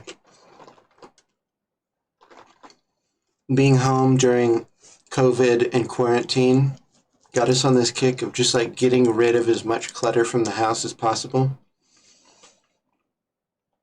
So there's 4 of us in the house. We're going to get rid of everything in the kitchen, dish-wise, except for 4 plates, 4 of each of the cutlery and tableware, 4 glasses. So we're like, do we keep the flat, our, small table glasses, or do we keep the wine glasses? So we kept the wine glasses, but I drink water out of a wine glass now, which is it's just fun. I don't know.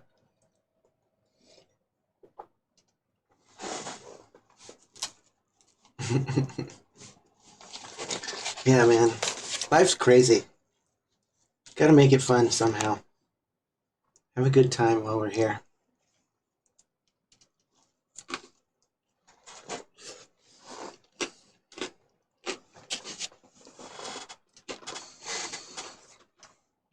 So, Quasi, are you, do you have any maps in progress right now? Are you jamming? Are you doing anything of your own? Yes, Mr. Toffner, especially during these times. Learning to be joyful has been like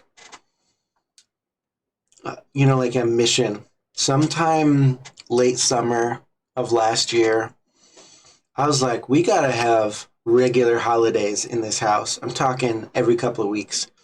We, no joke, started celebrating the full moon and the new moon, not because of any particular fascination we have with the moon, but because it's every 2 weeks.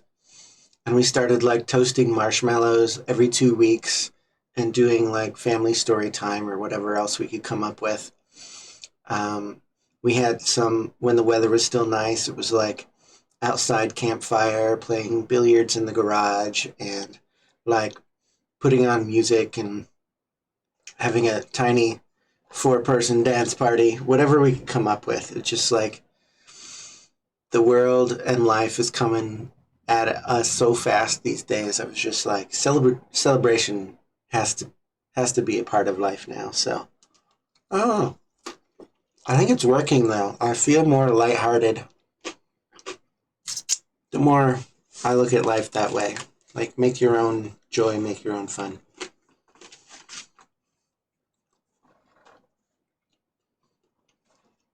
So yeah, same question as earlier, Quasi, if you're still there.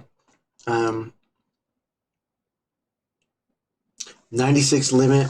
Oh, Okay, so you did see my pitch for that. What do you mean you don't know if you could do monsters?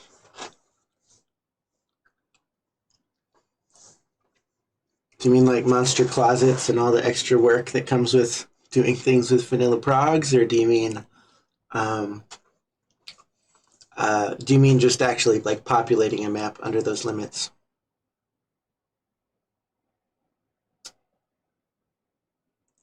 Yeah.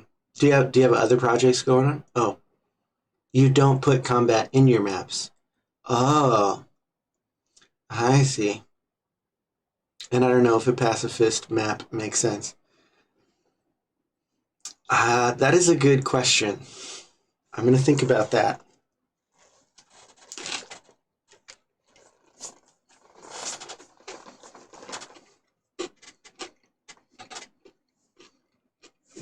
Yeah, you got my wheels turning. I mean,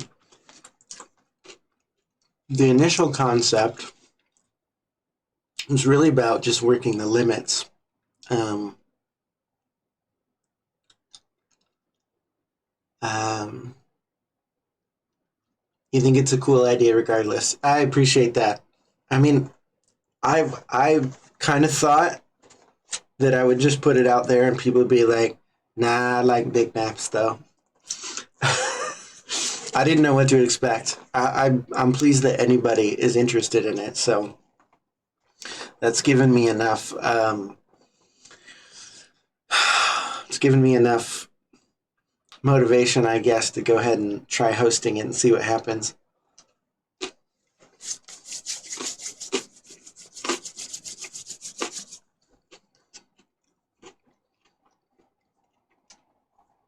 And there's plenty of time. I feel like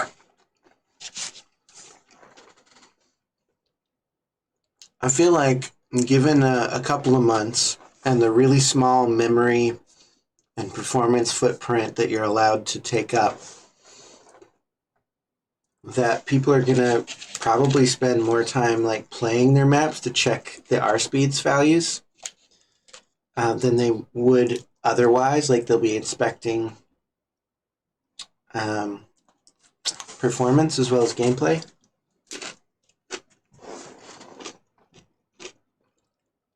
And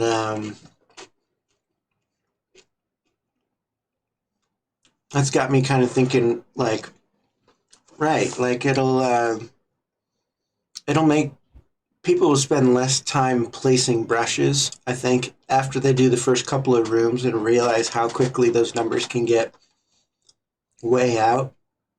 I think, yes, yeah. Pixel art is another thing that is all about like embracing a limit for the sake of what it pushes you to create inside of that limit, whether it's limited colors or limited resolution. It just puts you in a different space.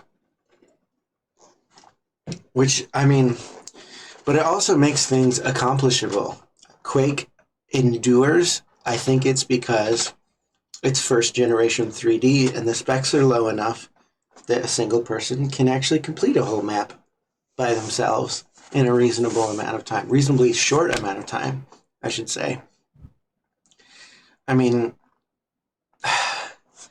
can you imagine, them like id Software, Bethesda, whoever, making Quake Champions moddable? Like there's even if they wanted to allow modifications, there's no way to pull it off. There's no way to make it accessible. There are just too many assets to create things at that fidelity, and also to kind of guarantee some sort of performance and whatever in the hands of amateurs. Um, you know, Quake is more or less a solved problem performance wise. People are making all kinds of crazy stuff. It still runs. I mean, we got a lot more processing processing power now, but yeah.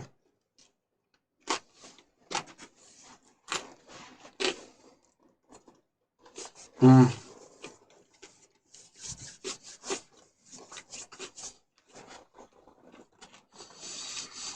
Yeah, I'm curious about Unreal. I did buy Unreal Gold a little while ago.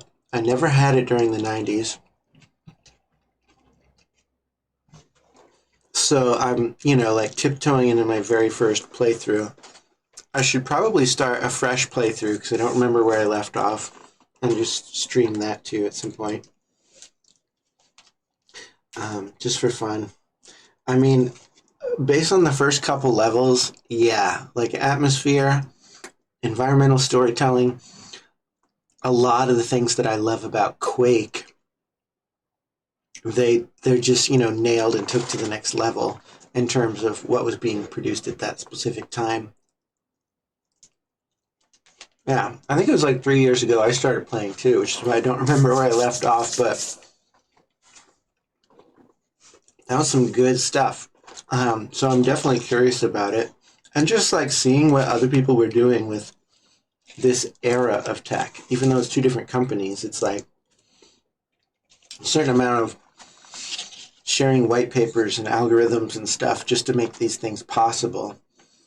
Even though the companies are competing, information had to travel just for things to, I mean, the internet existed, but you can't just read an article back then. You had to like buy books and know people who were into it.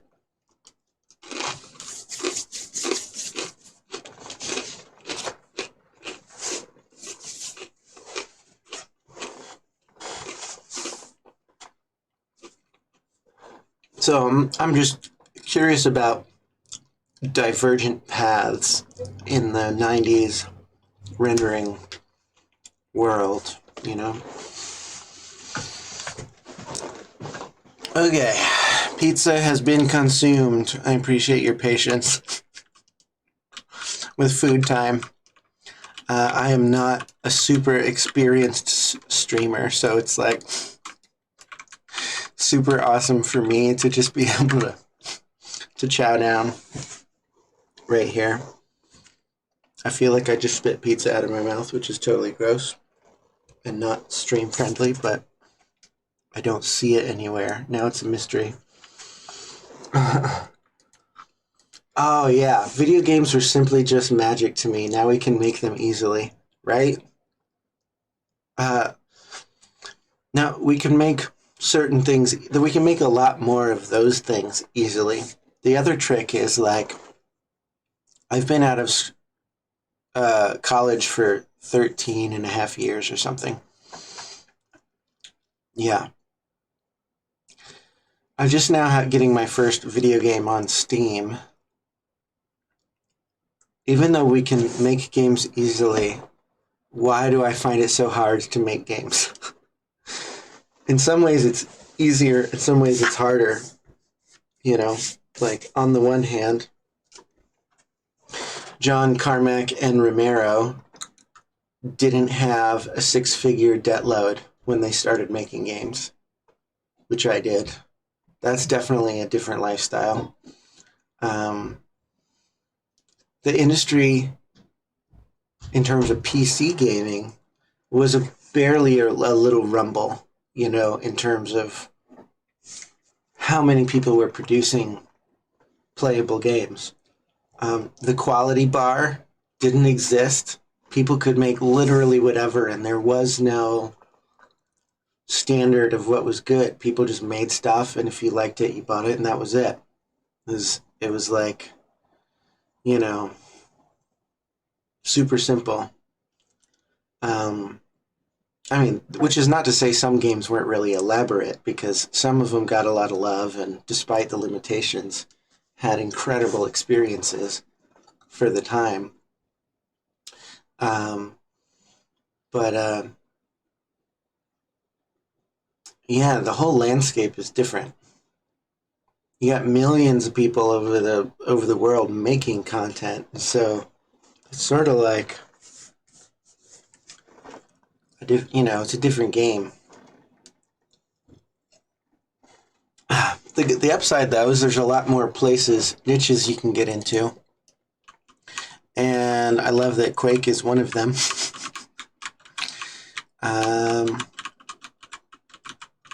I kind of want to hide this door and that door also. Let's put some more brushes up here. I need a texture. Something. Okay. It's time maybe to... Oh, I haven't used this one yet. I saw a bunch of pillars that were straight up just this texture. And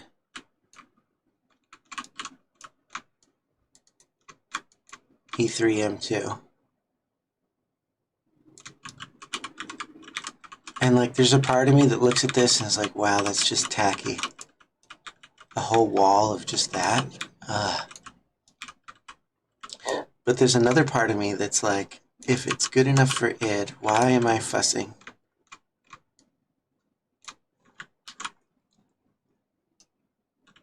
What game do you think had the largest production in the 90s? I feel like the largest production had to be some of the hand-animated adventure games. I feel like there was this window of time where point-and-click graphical adventure games were the top of AAA in terms of money and talent.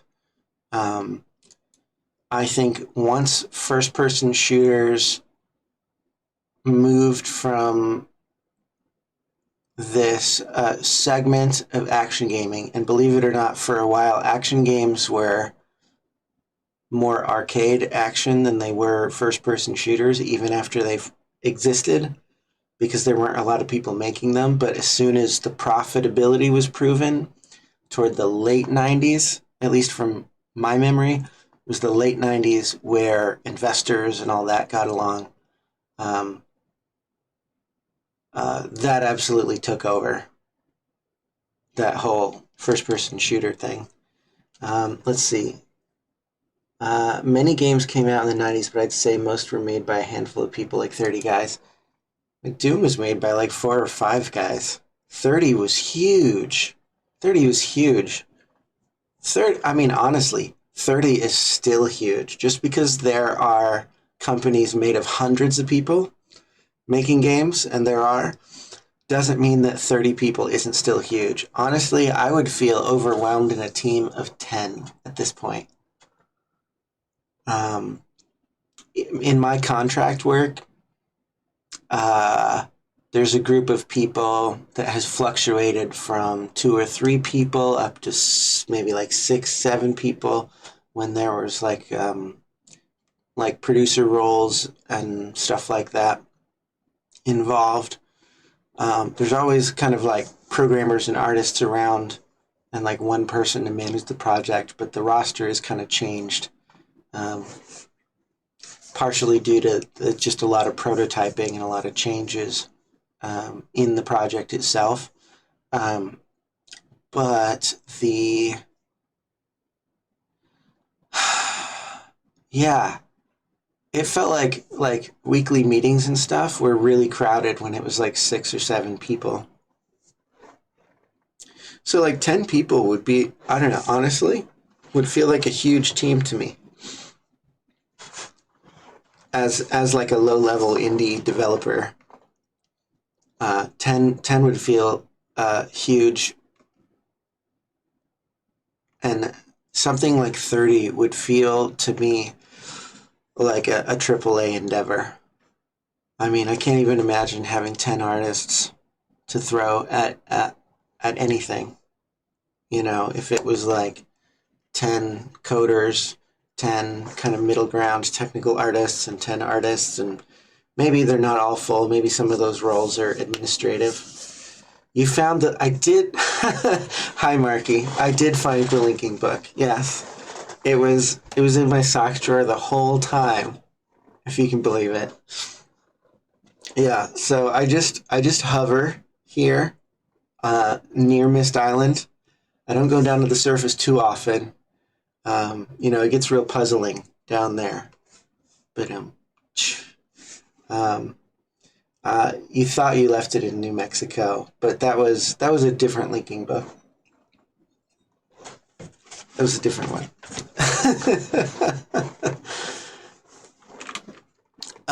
Okay. We were talking about 90s gaming industry stuff. I don't know when you popped in, but I guess I'll put down some more brushes. So I'm experimenting with like gaudy levels of simplicity. Yeah, I'm really just gonna leave like this is a dare to myself basically. Whoa, what is that symbol? I've never looked at this texture up close. We have a pentagram, but we also have like a sword and like horn or sword and sickle. I can't even really tell what that is. Or a crescent moon. It sort of makes me think of like a hunting horn. Dagger and moon? Maybe. I have never ever looked at that texture. Anyway, there's a bunch of columns of just that texture in E2M3. And I'm sort of daring myself to just use it, like big swaths of it. This is for Unused Texture Jam. I've started kind of trying to work in some of these textures in certain areas. I'm trying not to go crazy with trim though, because I'm kind of using this as practice to see how close I can get to the 96 limits idea that I've been kind of pitching as a jam theme for Quake 25th anniversary stuff. There's a whole bunch of banter about that in the QuakeMapping Discord. I'm probably gonna go ahead and host a jam of that sort just because I want to do it. I want to see who else is crazy enough to join me in that effort. But yeah, I'm doing a bunch of stuff to limit how far visibility is. One big move I did a little while ago is this doorway was right here. And I took this entire wing of the thing and rotated it specifically because looking down this hallway, having a long sight line meant that when you were standing here, the R speeds of like, I guess how many render surfaces are being processed just from the starting area was at like maximum peak almost of the id1 limits for how many surfaces should be in that, culling algorithm or whatever. It's like 750 almost, which you can't even see that many, which tells you, I think anyway, if I understand it correctly, that it's, loading all the stuff that's nearby that's possible to be seen soon. I don't know. Some of that stuff's mysterious to me, but anyway, I broke this off so I could put a wall here and do a little jig jog around of visibility limiting.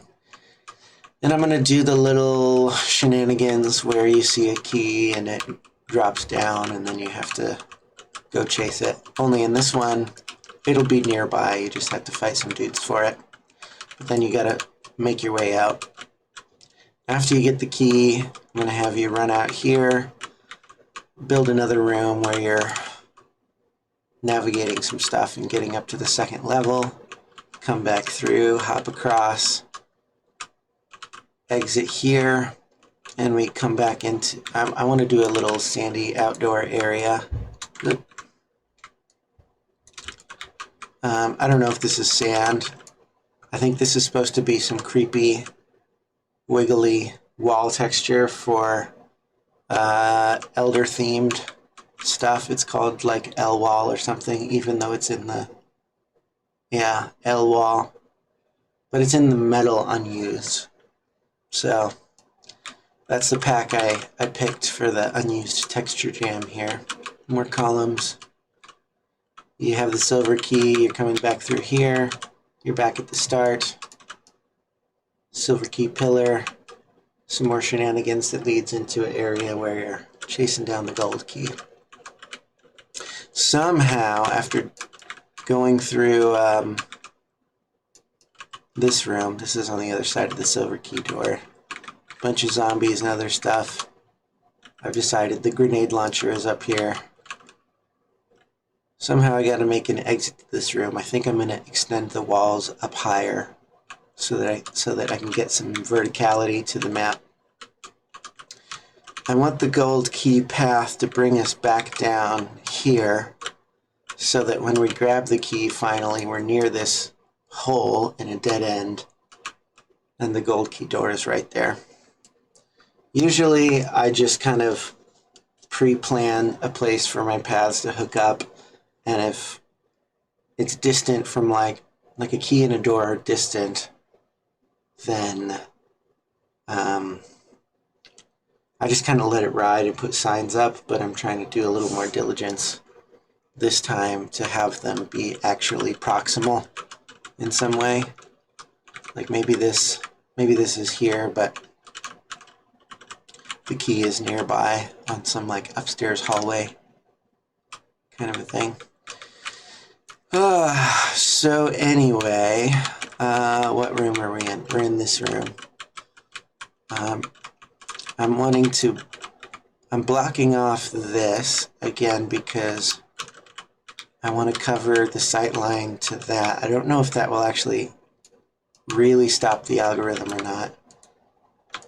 I was wanting to put another kind of secret re-entrance there, but I'm going to cover that up and only come back to it if there's actually a good reason to do it.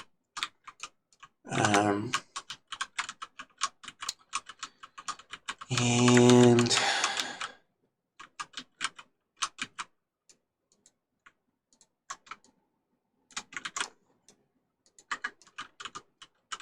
let's see. This exit way will be visible anyway. And what are my used textures? I'm gonna get some rusty stuff.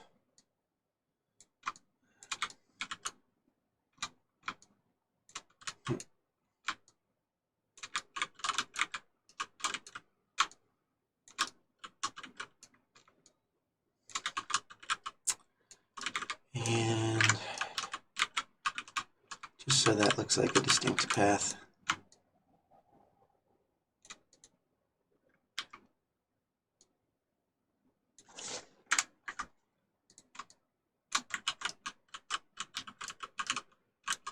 And we'll do some kind of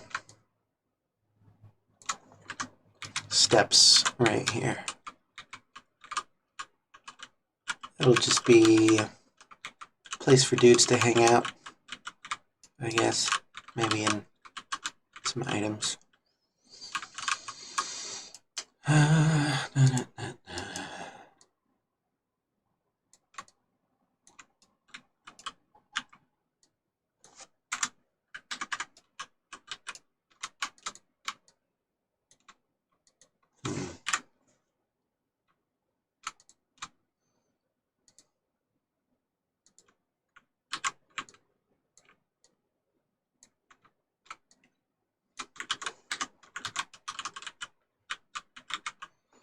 Some skull stairs. Those might be... Might have to hop up these stairs. Maybe I'll slice them. That looks weird.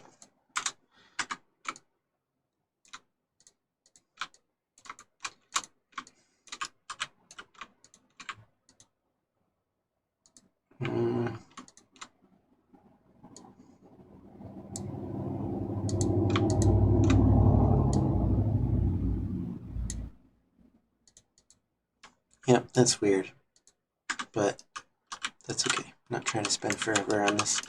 I got a few days to jam this out, but I might look for a smaller, there is a smaller trim looking texture. This one.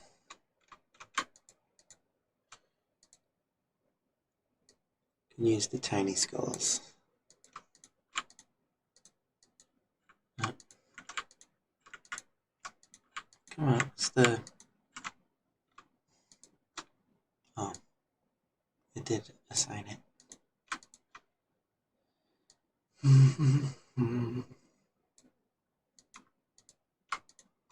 Oh, and then that works out and secretly matches.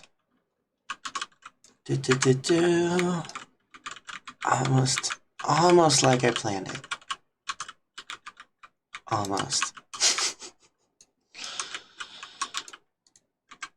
So what have you been up to, Marky? If you're still hanging out here.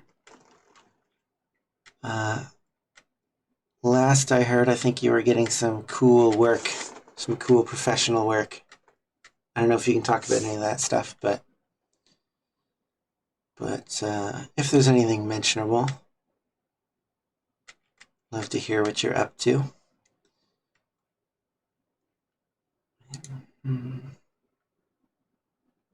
Oh, there it is.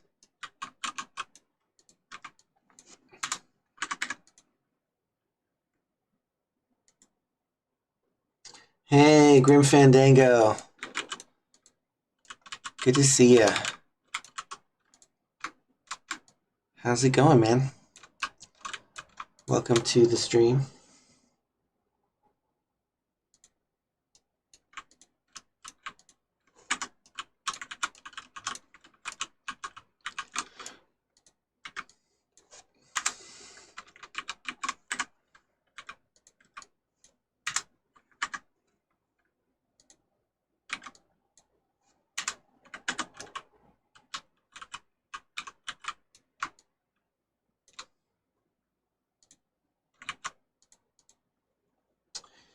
Doing good. Glad to hear it.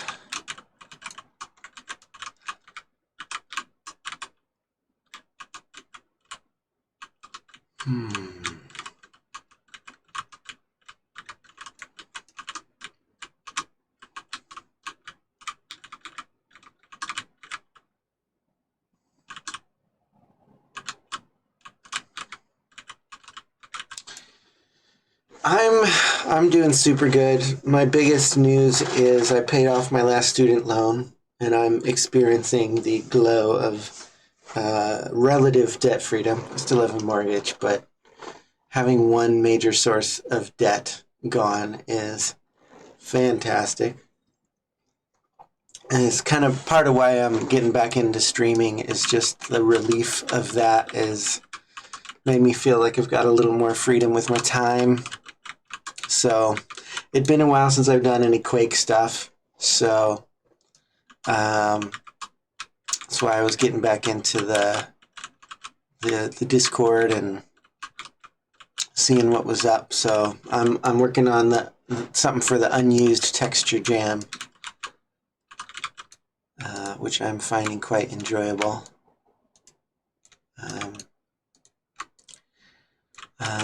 As much because it's a short deadline and it's kind of forcing me to keep things simple as the textures themselves. The textures are just kind of a fun extra component, something to play with. Yeah,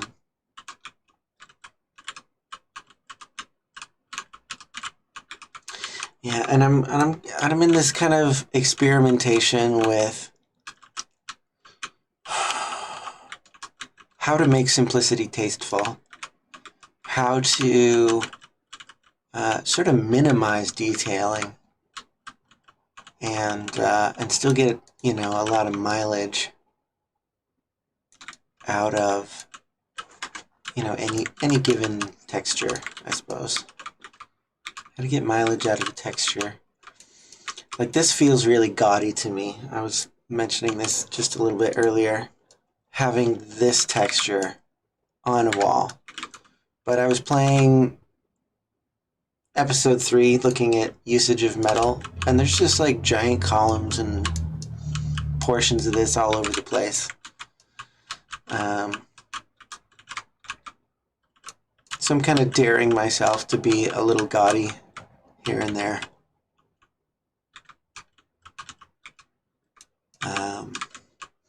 And I've been moving components around, so there's disconnected pieces.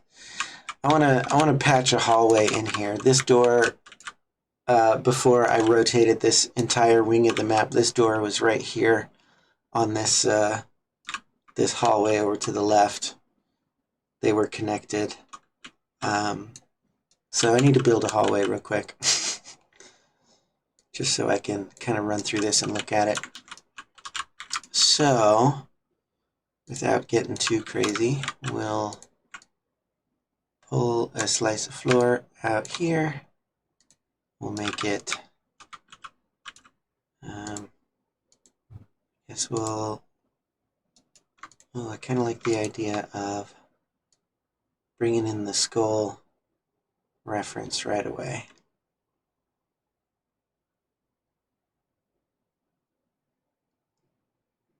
It feels weirdly misaligned for some reason.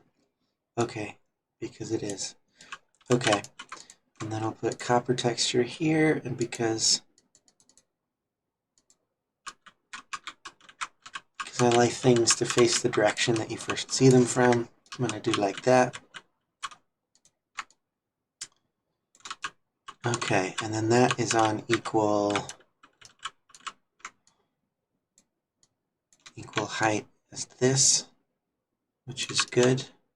I can put that right there. And because I'm doing this little dance of limiting visibility, I'm going to put in a wall. Yeah, right there. I'm going to bring this out and just make you go around. Because it's my world, I can do what I want. I can make you go around.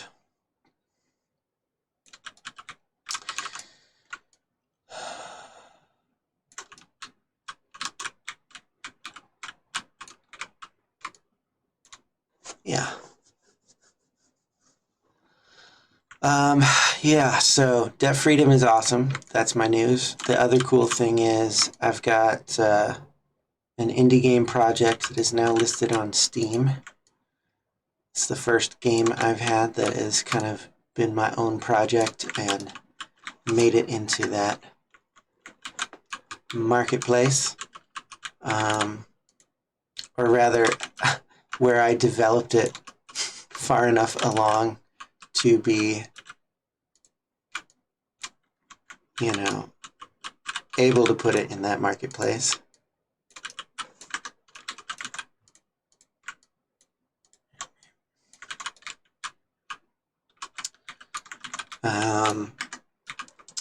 And so that's got me feeling excited about just game dev life. It's a small pixel art game that's just Game Boy-like. I've posted a couple links of it here and there. But tonight I'm just taking a break from all the work stuff and the life stuff because I'm feeling pretty good. And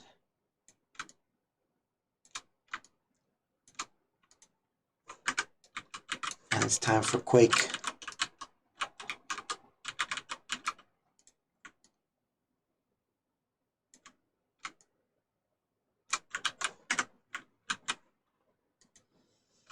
Good to hear. Yeah, thank you. Thank you. It's good to be able to say these things. It is good. Yeah.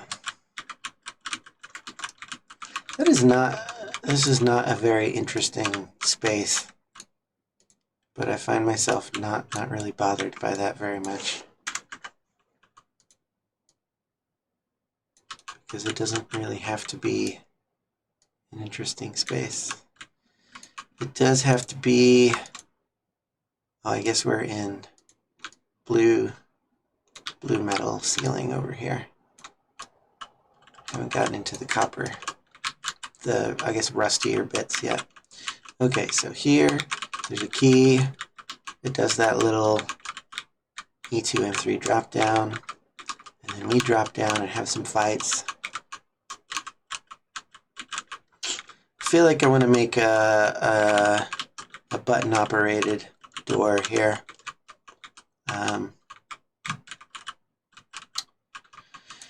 Maybe I'll put the button back here, and you gotta fight some dudes to open up this little nook.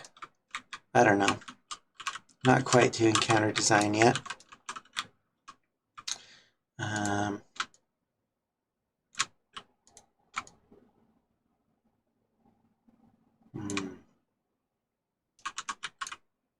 Thinking about doing this. I don't want to get too crazy. But this is a big enough space. Maybe it can accommodate having lights. Okay. Anyway, this area is going to need some lights. Or skylights, perhaps. I don't know why, but I've got the sunlight thingy on in the lighting for this map. And whenever I use it, which is not all the time, but whenever I use it, I just want to cut skylights everywhere and not put in actual light entities. Maybe that's silly, but it's tempting. I'm going to do one here and then use lights elsewhere.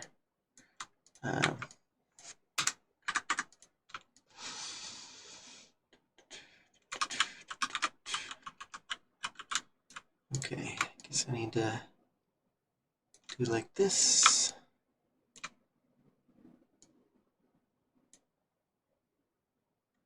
Is that centered? It's not. But that's how it's going to be because I want it aligned with the textures. And we'll just grab one of these and put it right there.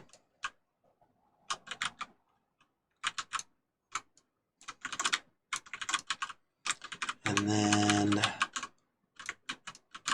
maybe that can be a dark hallway. Maybe I can put a blinking light in there. That's another very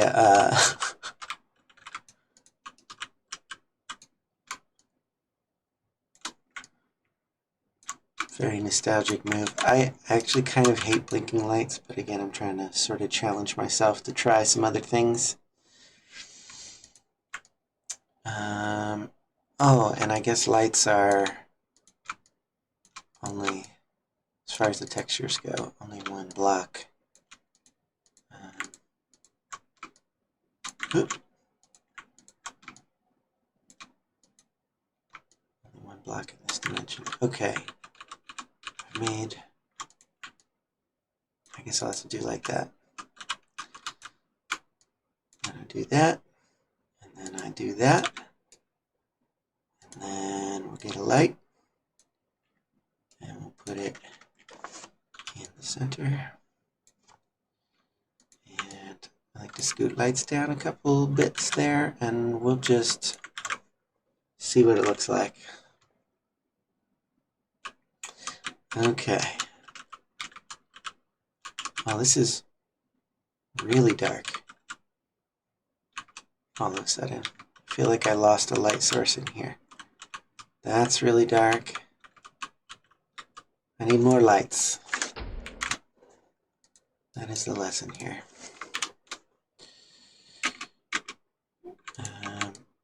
Yeah. Do that. We'll put one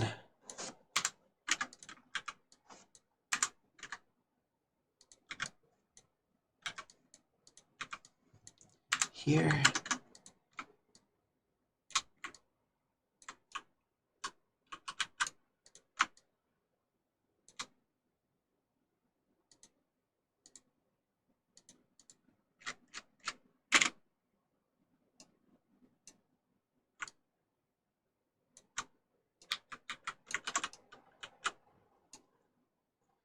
Delay 5s are awesome neutral fill lights. Okay. I feel like I had a light in here that was doing something, serving that function, so we'll try it out in here.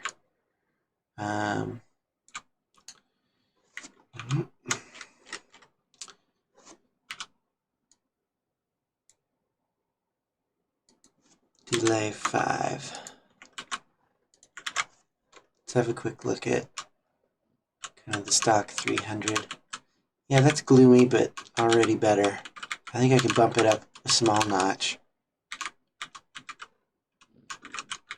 That's not bad though. I kind of like that the skylight catches the corner of this in here. Definitely better with 2 lights than 1. This one needs the neutral fill, and I'm gonna put well, we'll make this like 350. We'll just bump it up another notch. See if that helps. And I'm just gonna bring one in here into this doorway. Maybe we'll put that one back down at 300. Oh. And then we'll bring one in here under the skylight as well. And we'll have another quick look. Yes. Yes. Good. We can have a dark corner. That's fine. This needs to be a touch brighter still. And then those doors are the wrong direction and don't have a sound on them. Okay, what direction are we facing here?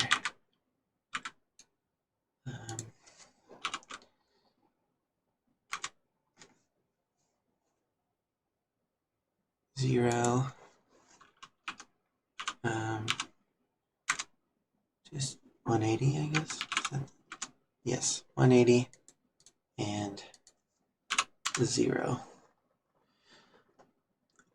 Delay 5s almost never ruin a scene. That is good advice. I always tend to forget which values are what and have to go look up that reference image when I've been away from mapping for a little bit. And we need to put a sound on these.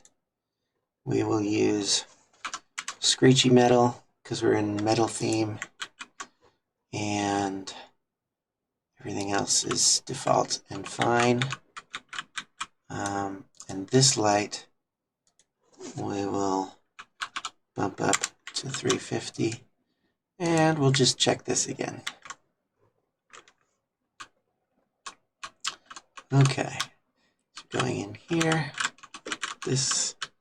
all that is fine. Man, this is still really dim. I'm going to crank that one up again for hundo. We'll try that.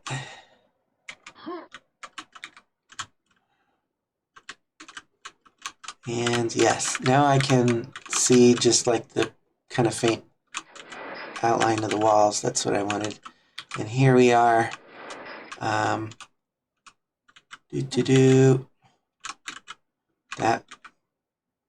That shadow looks really weird. I need to look at where my light is. And there. That just feels really weird.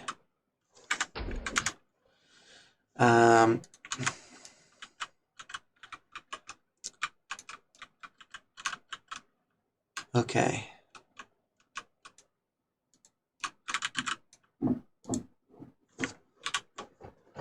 Okay, well that light is centered. And I've got, maybe I'll make this guy a delay 5.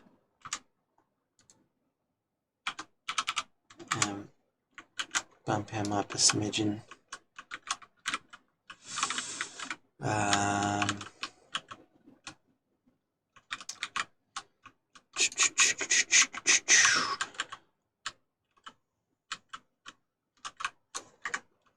Well, whatever. Let's have a look. How many errors do I have? Okay, that's just music file stuff. Lost item. Object error in link doors. I'll look at that stuff later, I guess. Okay.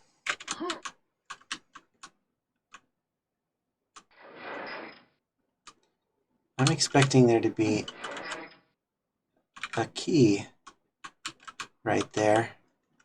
There's not a key right there. I don't understand why. Okay, and there's no light out here, so we're just floating through space. But we come back through here. I guess that answers that question. I need lights. I feel like I want to take these corner lights, and it turns out those are way too bright now. I'm going to take one of those corner lights and put them somewhere maybe in the wall here.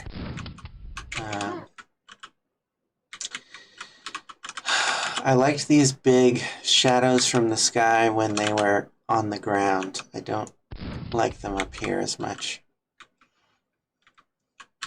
Might close that in and just make this all shadow and then light it inside. Okay.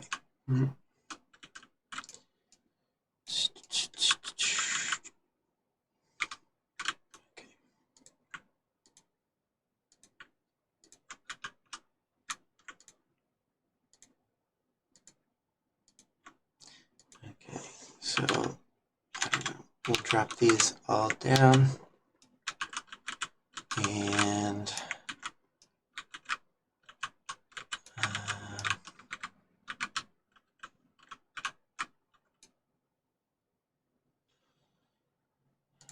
I guess we'll just close that in.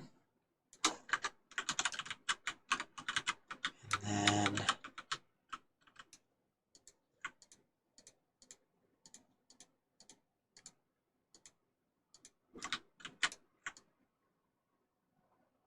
bring one of these over. No, it doesn't quite. I mean, I guess.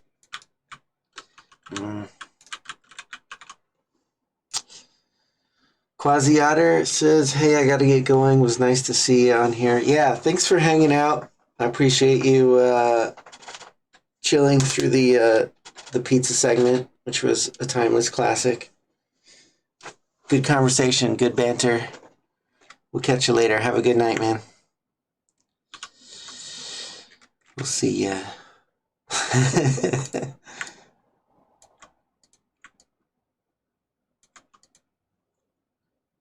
Toodles. I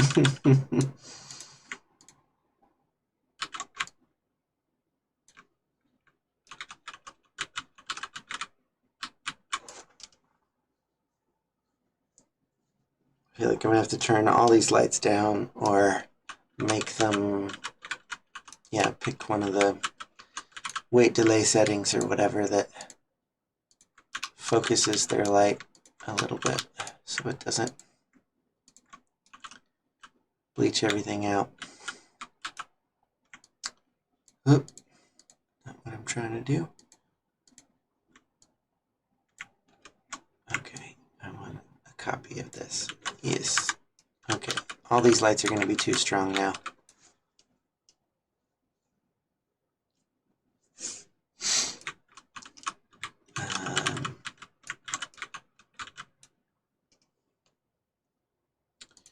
But gotta go see what it looks like.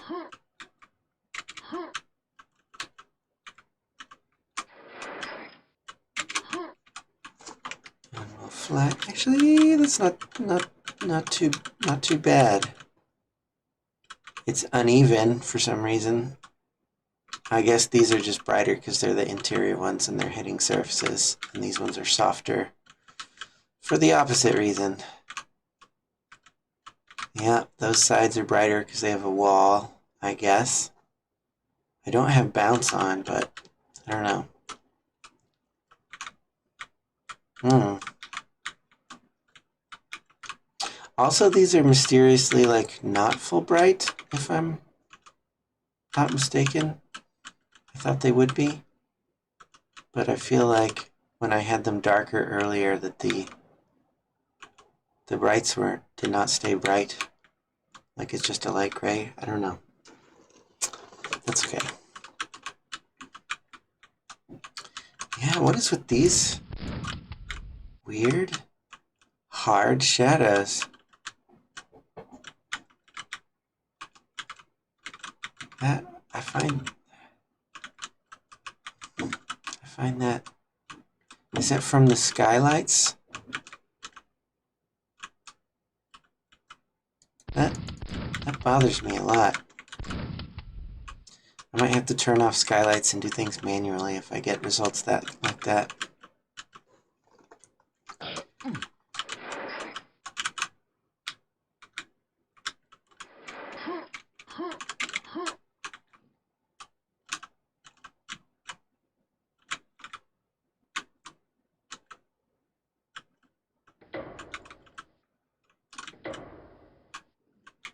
Hmm.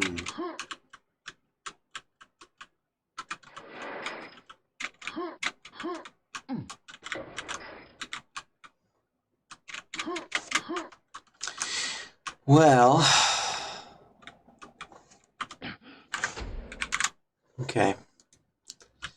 I can come back to the rest of that lighting, I think, later.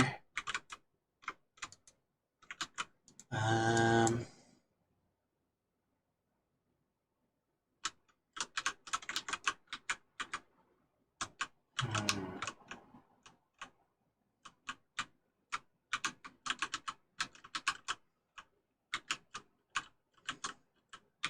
Yeah, that hallway is not going to be an exciting hallway, but maybe I can figure out a way to dress that up later.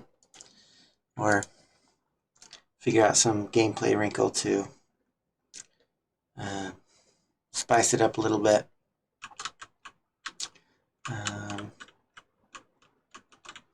Maybe I can put demon faces at the end of the hallways, or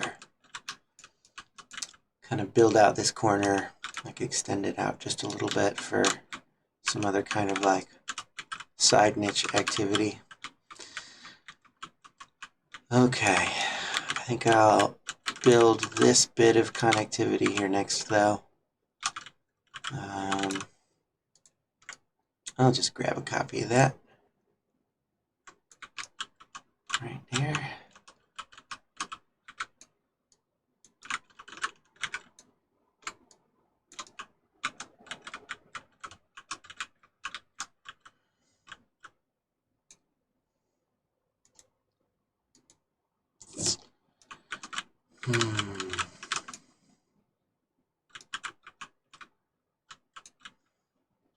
Okay, bring this out the same amount.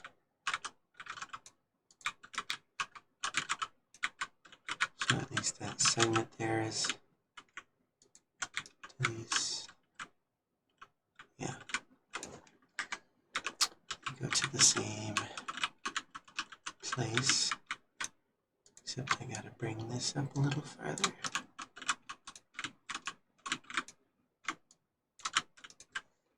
And do like this. And I want to do something with this corner to give it a natural rocky feel.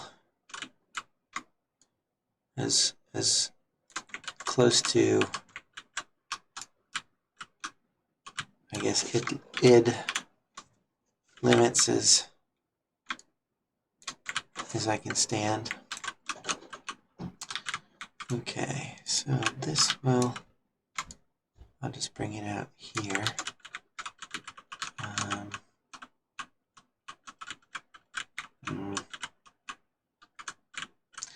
I guess this feels weird to have mismatched ceiling heights. So I'm going to drop this down. I'm going to drop this down. And I'm going to drop these guys down. And then I'm going to cut and see what this looks like.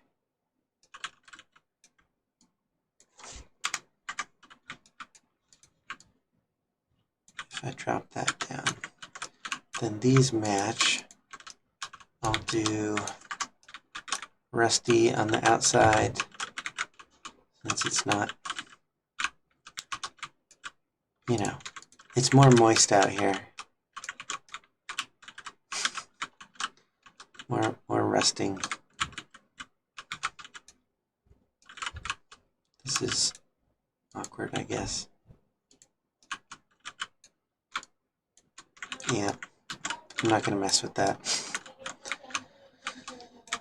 Just chalk it up to moving quickly. And then get these stairs and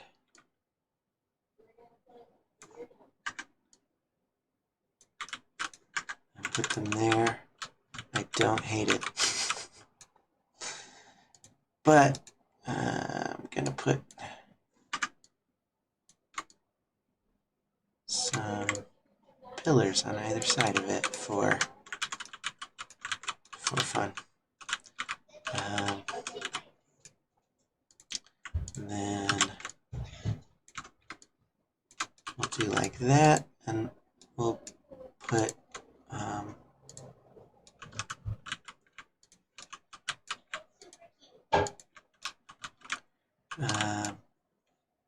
what do I want to do? I want to put lights here.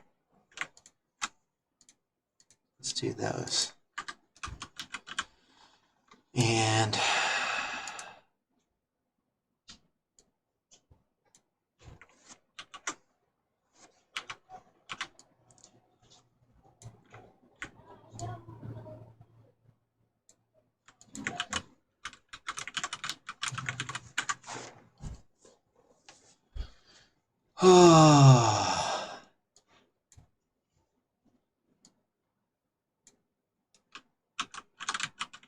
and we'll have sky, so there'll be a good amount of light in here to start with. Alright, I'm going to break out, I think, of the metal stuff for just a minute. Oh, no, I can use some of these weird. I'll use an L wall for, I'll use one of the other L walls for the rocky stuff, the rocky rocks, rocky business. So weird. It's a weird texture. But I'll just start by making it regular walls and I'll figure out my shapes kind of after that. Does it run right into that? It does. That's fine though. That's fine though.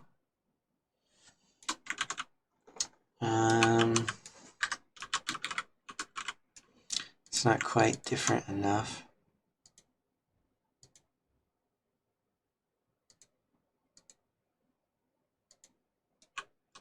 Hmm.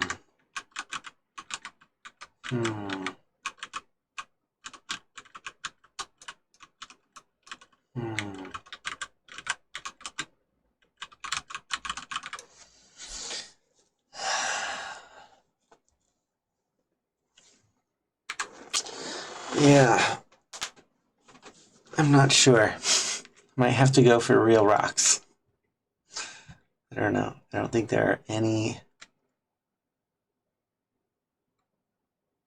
real outdoorsy things in the metal set. Or I'll just stylize this some way and have dirt, but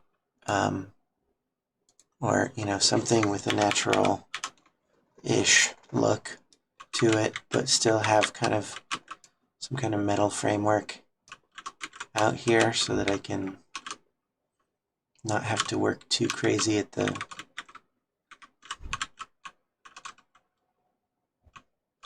naturalized shapes. I'm trying to jam this pretty quickly, so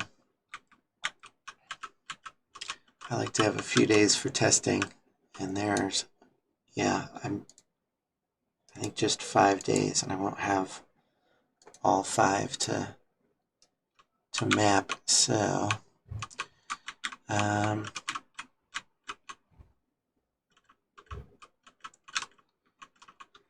yeah.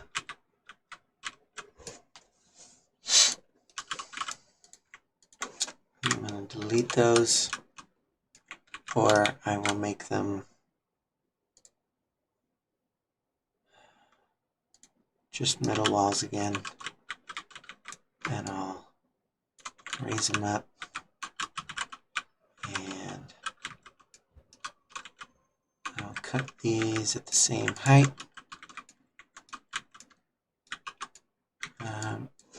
Start there, and yeah.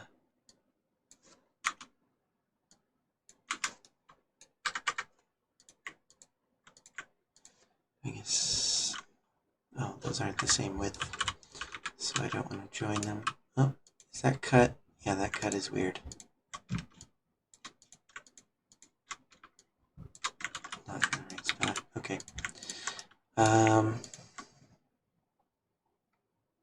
We'll just do this thing again. We'll match our trim, and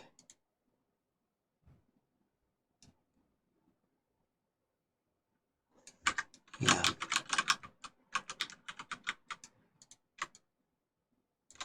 Push this in.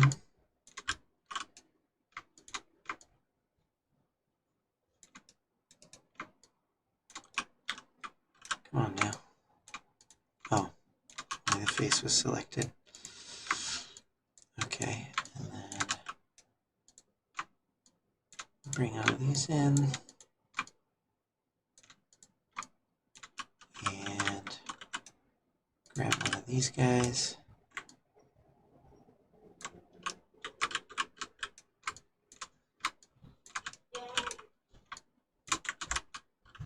And, well, that's weird.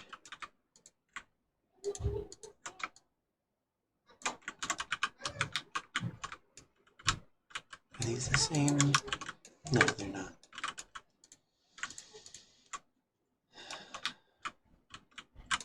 Alright, whatever.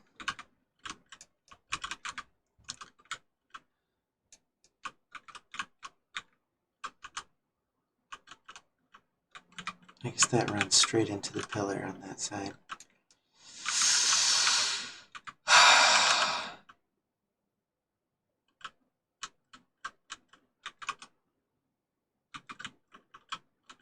Okay. It's not in the right place. The pillar is not actually there.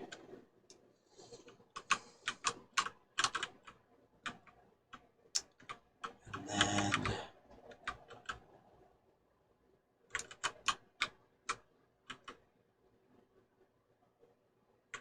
yeah, this is a weird set of things.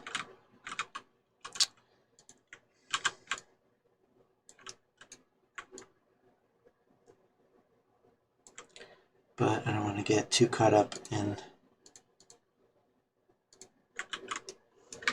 detailing it. Oh, yeah, and then I can continue this.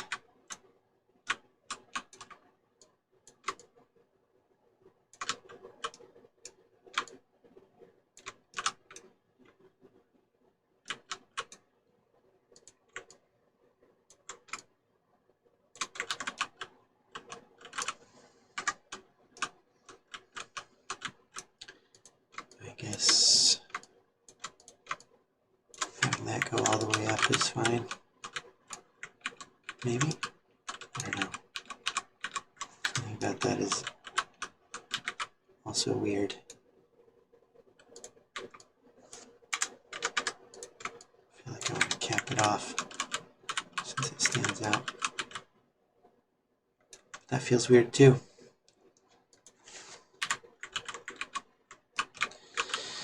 I feel like I did something with this over here. Put one on top, but they're different sizes, so that's weird. All the options are weird.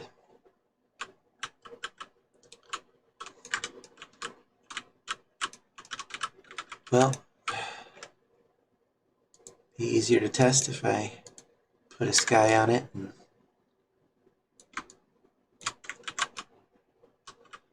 dove in to see what it looks like. So let's do that. Okay. We'll just hop through here real quick. yeah, I don't necessarily like that shadow. So I'm gonna delete that.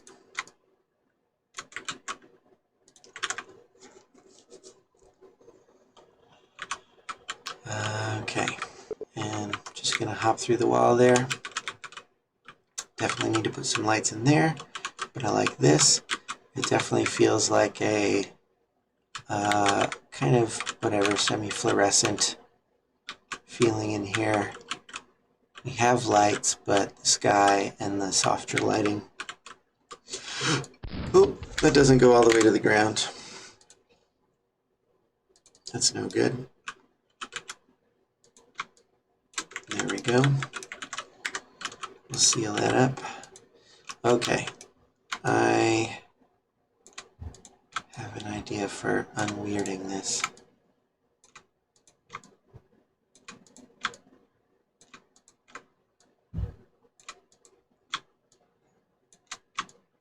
Make it stick out farther, and that will give us enough room to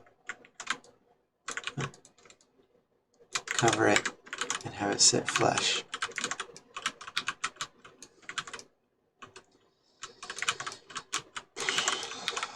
Yep.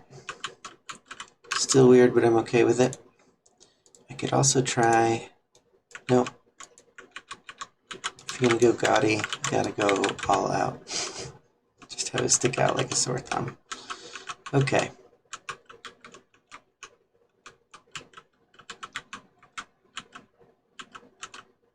Okay. Really need a light in here. Maybe a couple lights. Need one of those neutral fills.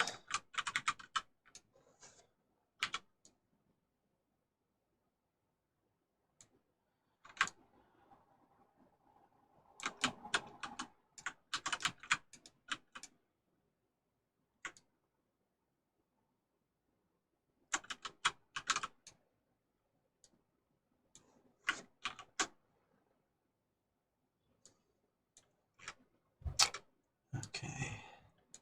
So that's kind of the middle there. This one's kind of in the entryway. Do delay 5 on both of those. And see what that gives us. Clicking through the door gives us, okay, need to go a little brighter. Actually might need more than one here because the overhang is pretty big. We'll do that, and we'll bump these up to 350, and then I think I'm gonna bring one back here as well, and I need to probably add a interior light, but yeah, I like that this implies that there's more light kind of bouncing around in here.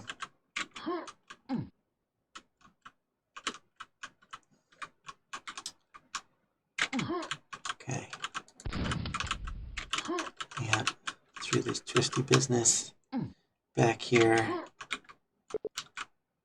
And, oh yeah, I was going to make a trigger to open that up as a kind of like a one-way door. So let's put in a trigger.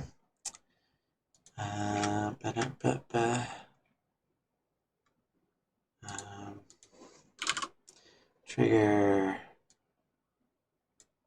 Oh.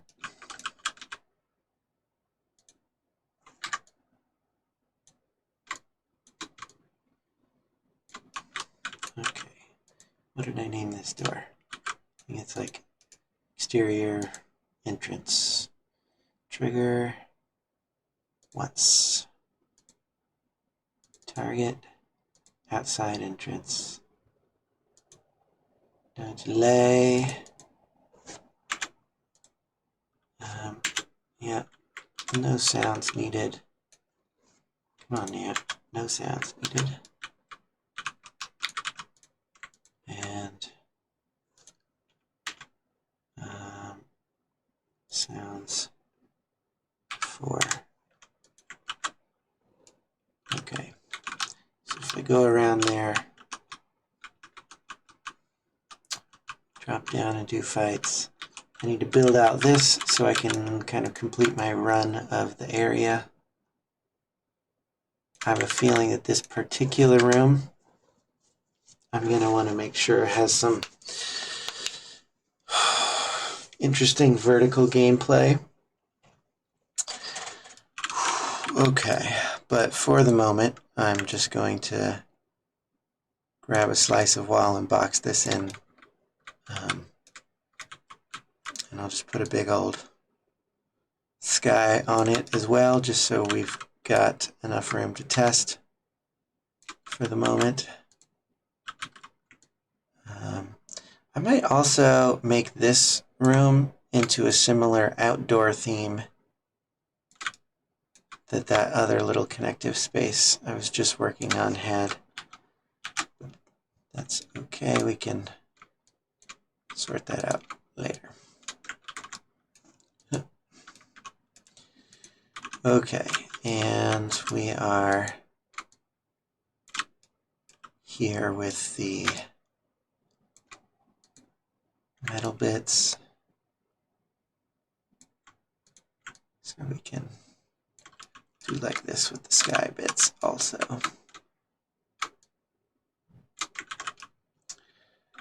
And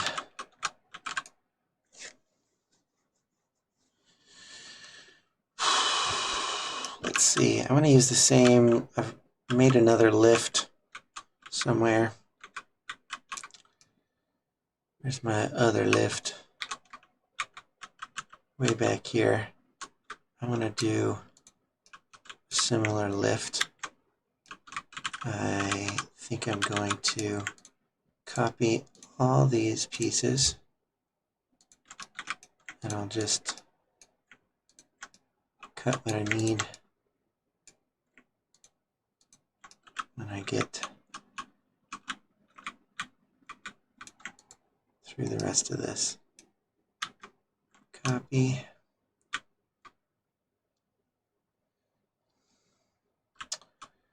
I think we're over here.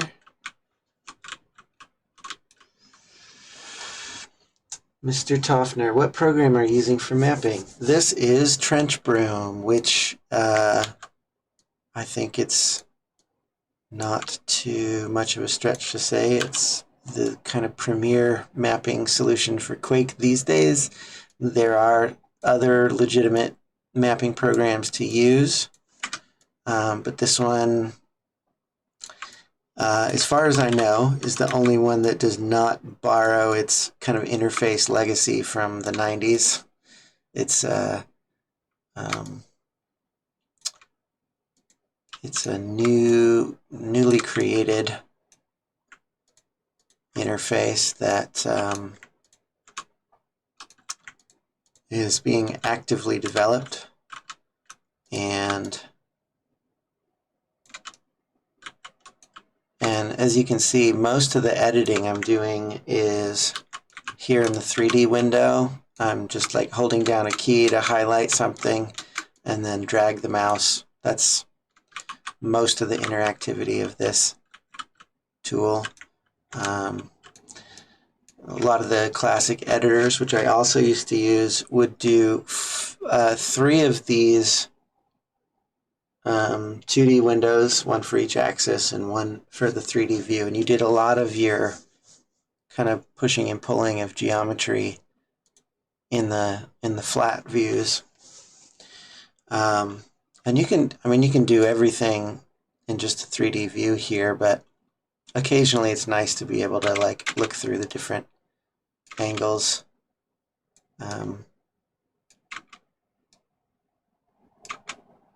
In this view, I don't know why that's centering weirdly.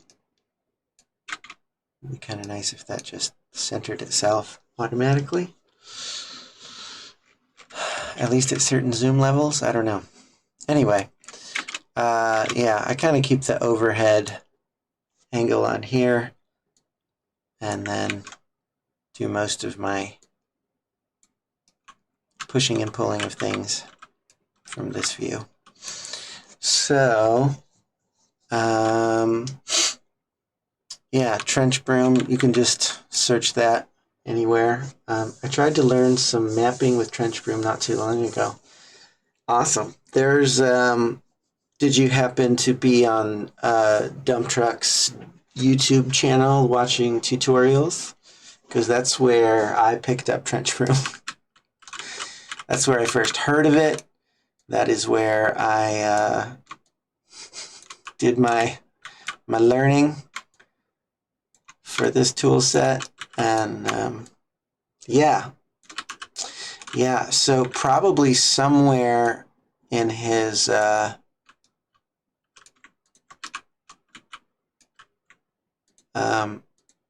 like links on his videos or whatever, at some point he starts linking his QuakeMapping Discord.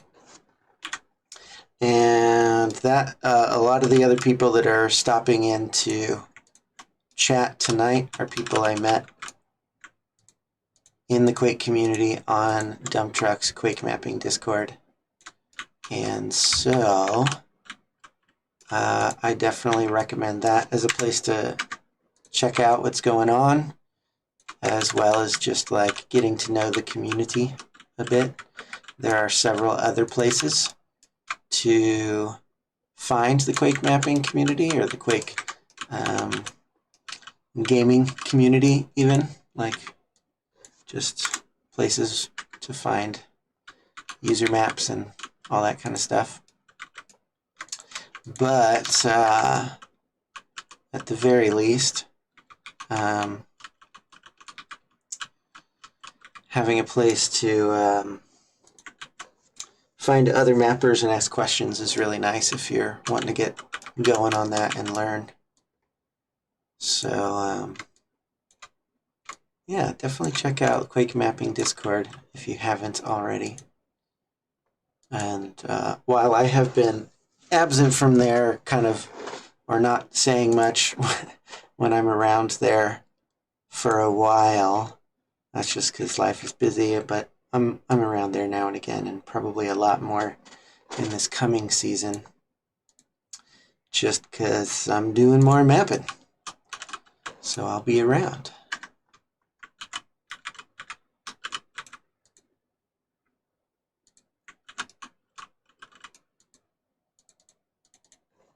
Okay, yeah, I think that's just going to work exactly the same as the last one.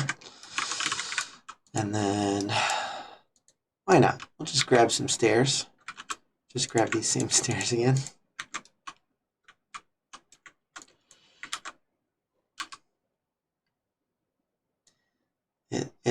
It counts as a motif and an intentional design if I keep copy and pasting features, right? It's like I'm doing it on purpose, right? That's my hope. Okay.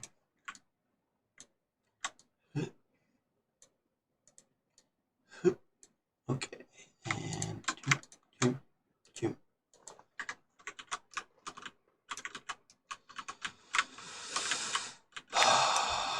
okay, and just because I did this outside, I feel like I want to do this again where I put lights on the bottom.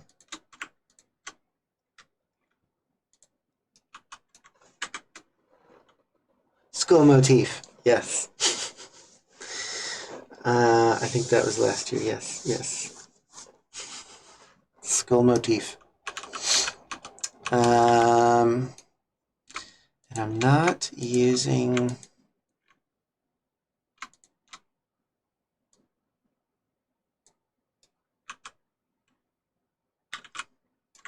Oh, I don't need to change that one. I need one more step. And then I can just...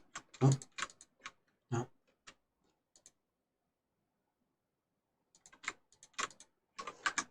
Yeah, just make that all metal. It's fine. It's fine.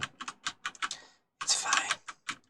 Okay, and we can put some enforcers chilling on those steps or whatever. Posts, pillars, whatever they are.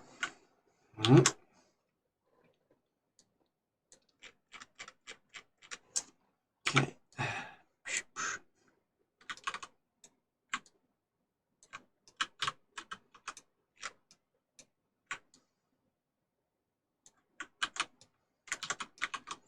Okay, so those lights are lit. This area feels awkward. I'm going to bring that out so that that's flush. And there's an actual, whatever, some kind of bridge between those two. Yeah, this is just being roughed in. Okay, so I need to pull this out. Oop. Just copied that too many times. Okay.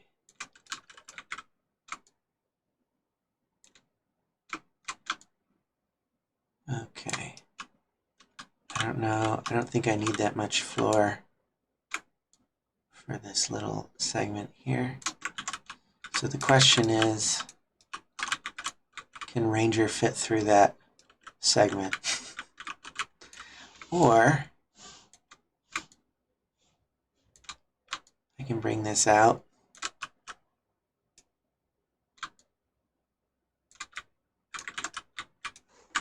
Like so. And, you know, they can jump off and, or I can,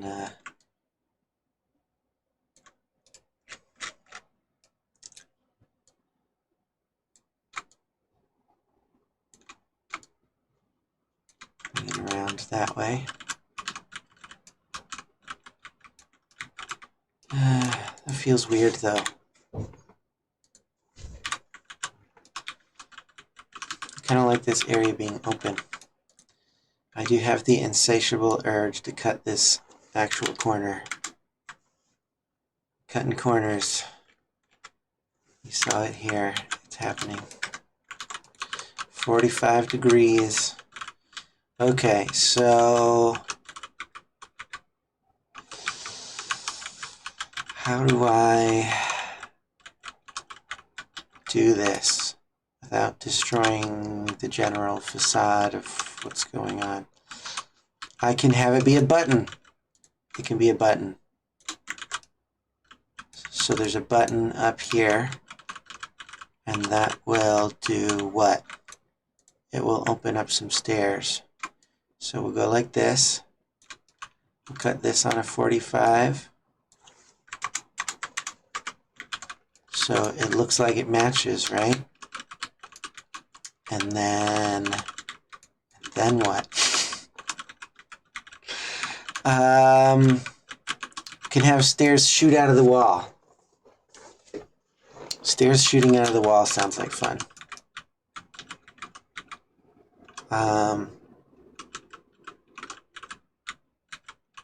Or I can just have regular stairs and a kind of locked door thing. Go up here, press a button, it unlocks. Go over here, and then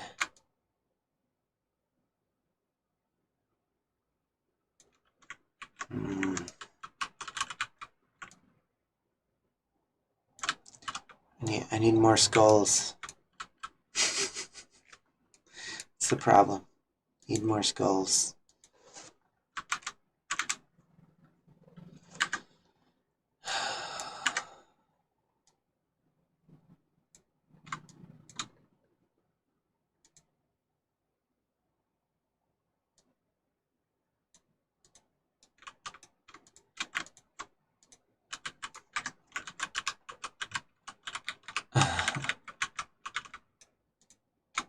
Okay. And we do like that. And then we do like that. And then we flip it. Hey, it's the actual same size. for some reason, I didn't believe that that was actually the same size. Okay.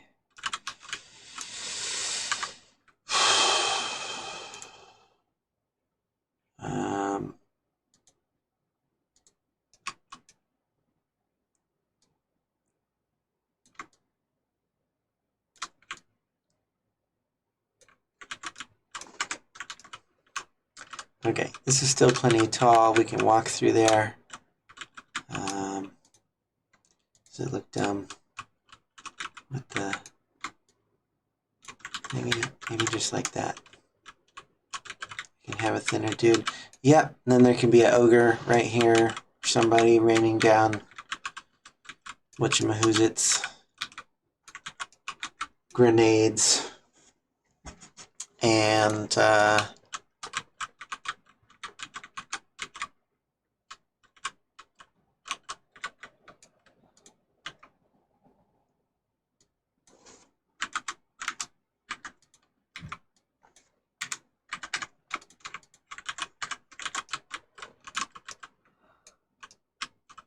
okay, that one's already looking like that.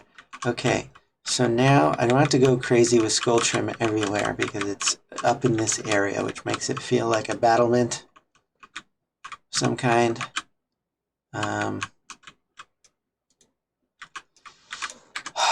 Tempted to cut more holes in the wall because I enjoy that sort of thing, but I'm not going to do it. Not going to do it.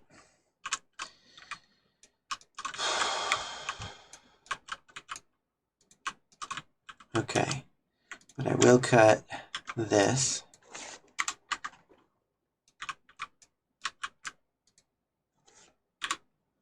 And we'll bring this here.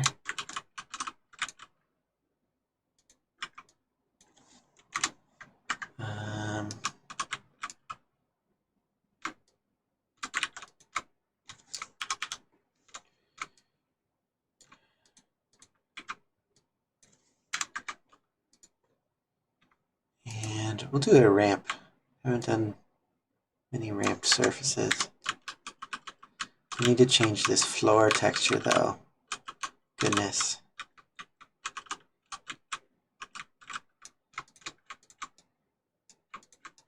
Yeah, just gonna go with metal plating.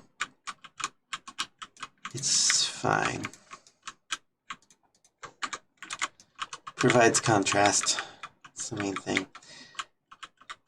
And I guess I'm only doing that because this part over here has metal plating, but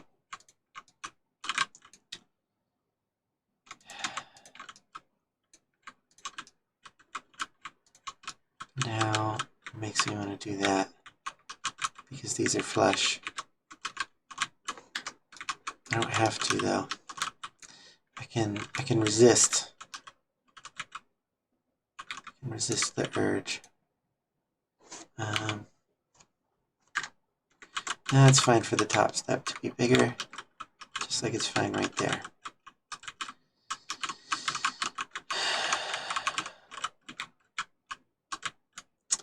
Okay, so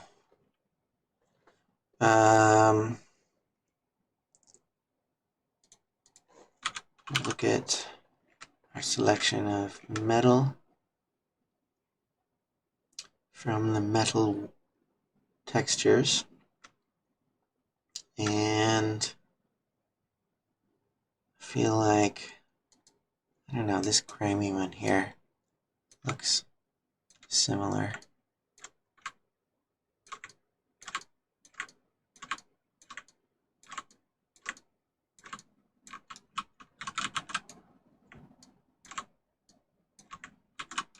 Yes, okay.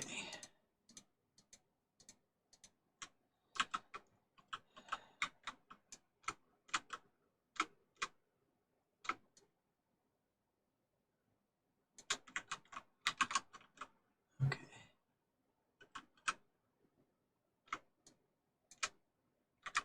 Trying to think how big I need to make this such that it's there. Oh.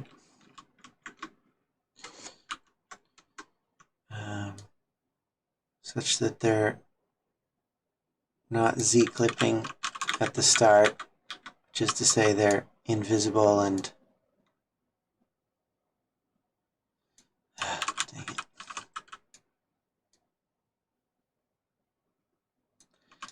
Yeah, invisible and not. All right, I need the 2D view. Okay, yeah, there we go.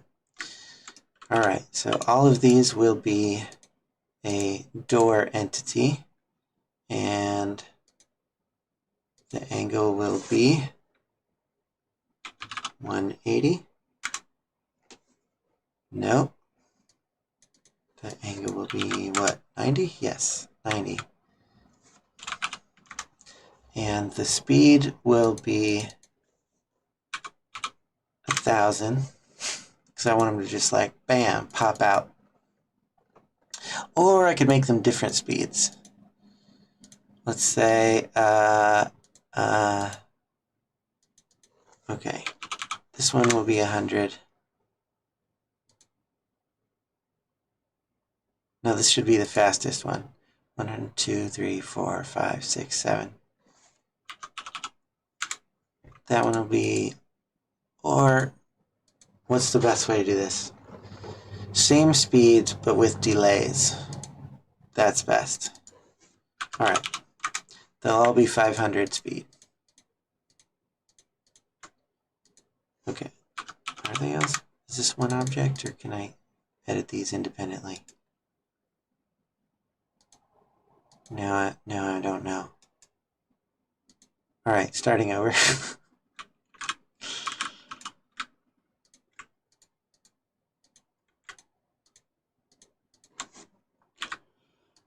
All right. Make structural. Create brush entity. Door. Angle 90. Sounds. Screechy metal.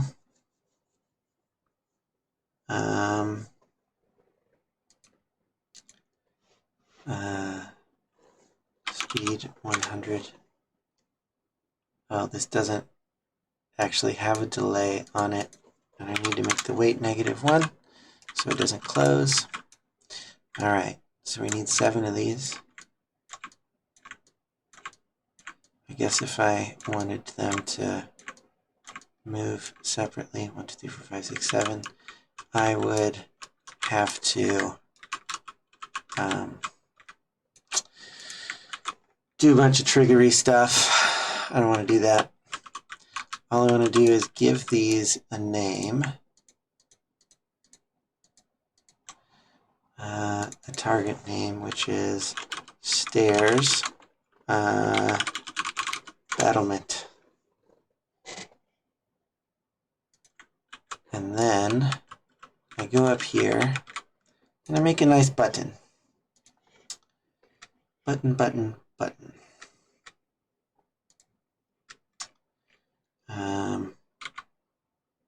Button.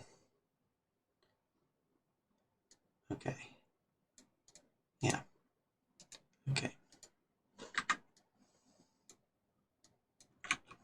Oh. Here. Okay. And we choose what face.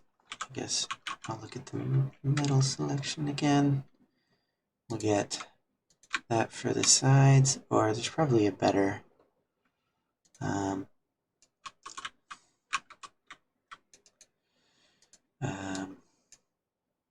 maybe we can get the skulls on it. There we go. Skulls. And then this one can be the button face. B.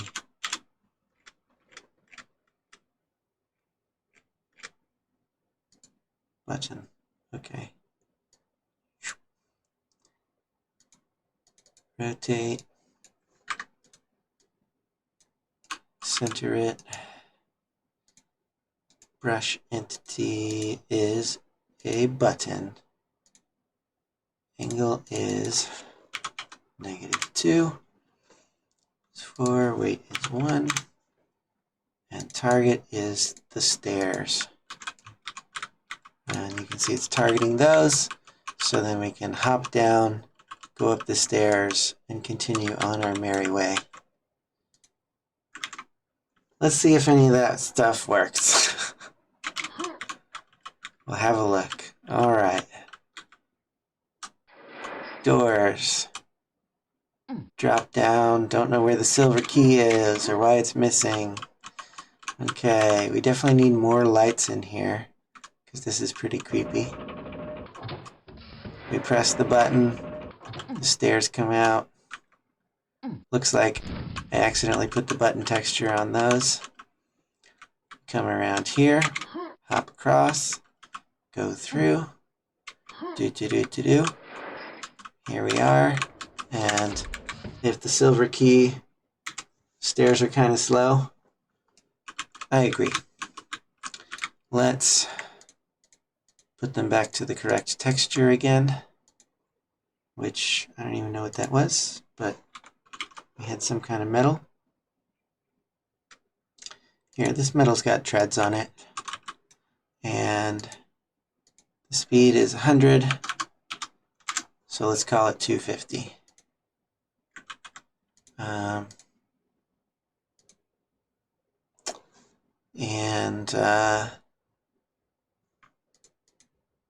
Yeah,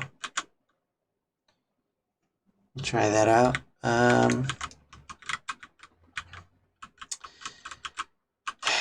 We need some more lights.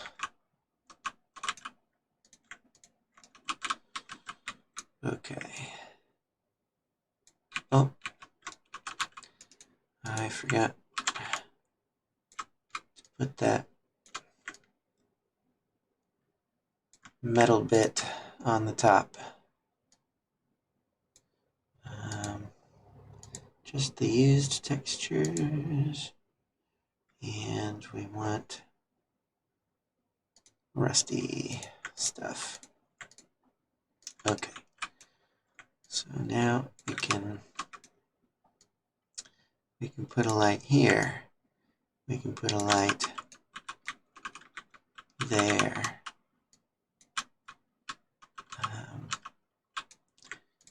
We can grab both of these and just put more lights over here, just for symmetry and fun.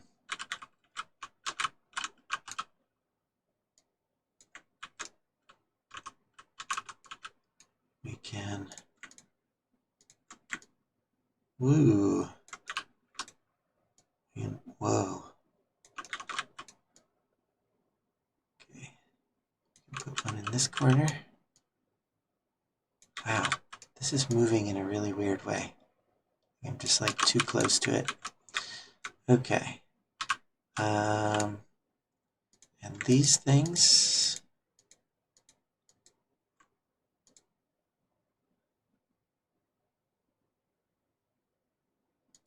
I wonder if I can say they have a minimum light value. Oop. Okay.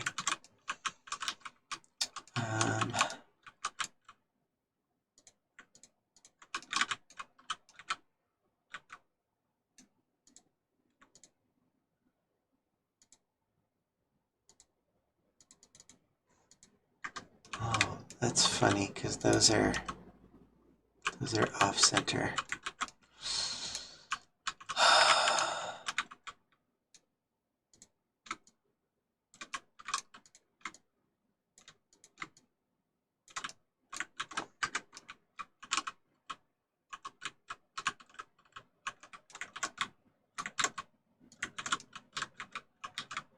Okay, whatever. We'll have another look.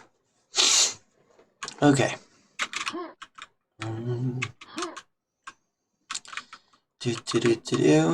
Open it up. Wonder where the silver key is. This needs a light. This looks much better. Still need some lights in here. Button. Yeah, the stairs are snappier now. Good here, good here. I need to figure out where the heck the silver key is going, because that's bugging me. Okay, so this was resting here before because it was on top of a surface, and so I need to create a plate for that to sit on. Okay.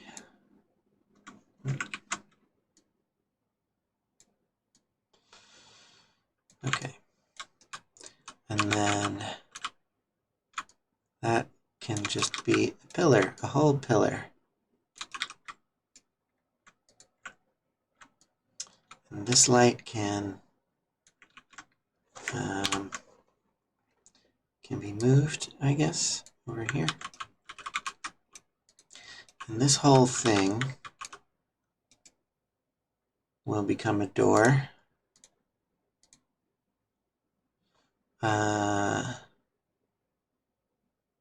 Which goes straight down.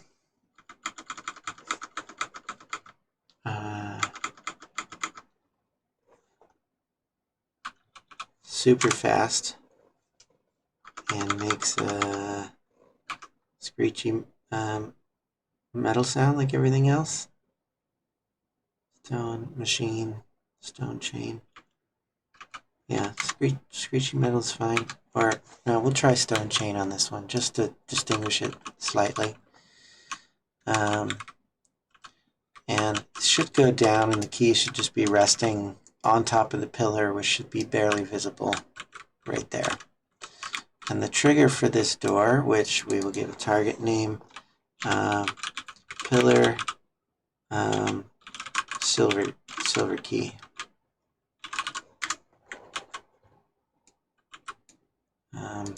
-1, we only move this one time.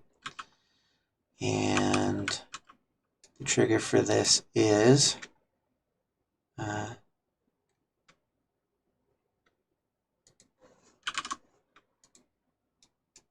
right here.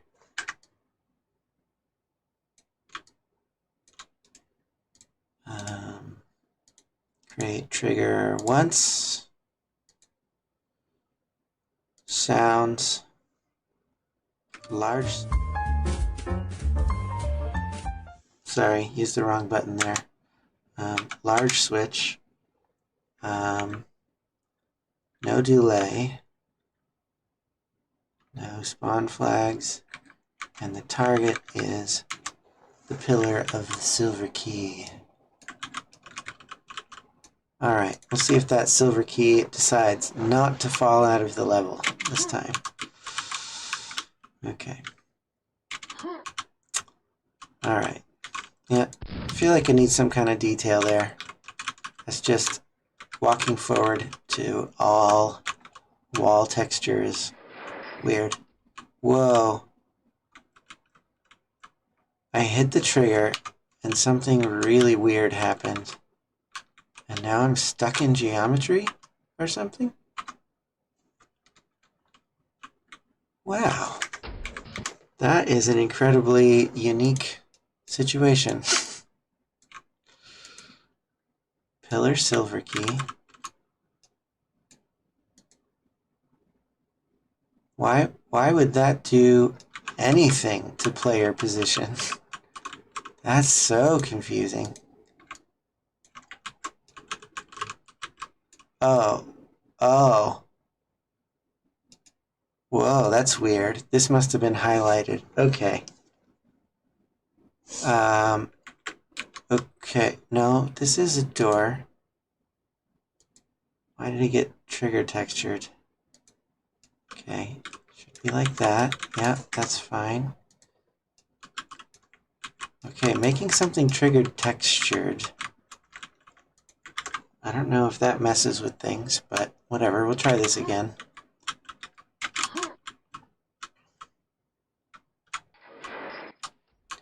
Oh, yeah. I feel like I need to save this as like a special bug report. I've never seen this behavior. Kill target. Okay, let's get rid of that just to make sure. Oh, damage? Health? What did I do to this? Angle? Class name, sounds, speed, target name, and weight. Okay, let's try this again. I don't even know how those settings got there. Okay, that's what I wanted. And then we get it, and there's a bunch of dudes here. Finally, okay. Now I need to put some lights in.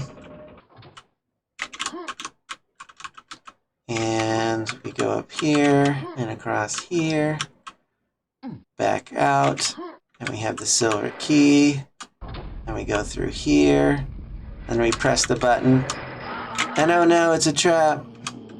But that floor actually comes back, covers up the lava. Okay, I get out of here. Boop. Dang it.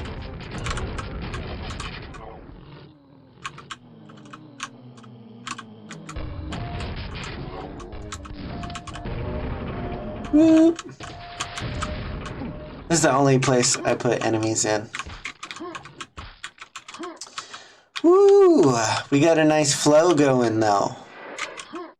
So if I want to make this true to the map that I'm referencing when I put this little shenanigans in there, I have to cover up the hole so I can't jump down it. And then that will make the player explore the windows and jump down this other way. Okay. So we're really close, really close. Okay, I'm just going to hide these two objects briefly. Hide that selection because we're going to put a different object in here. And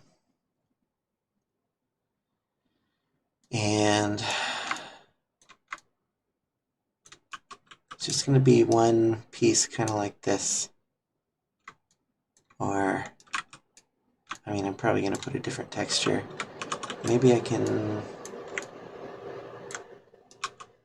cover it up like that. I don't think we can jump down that hole, because I want to be able to look through it easily.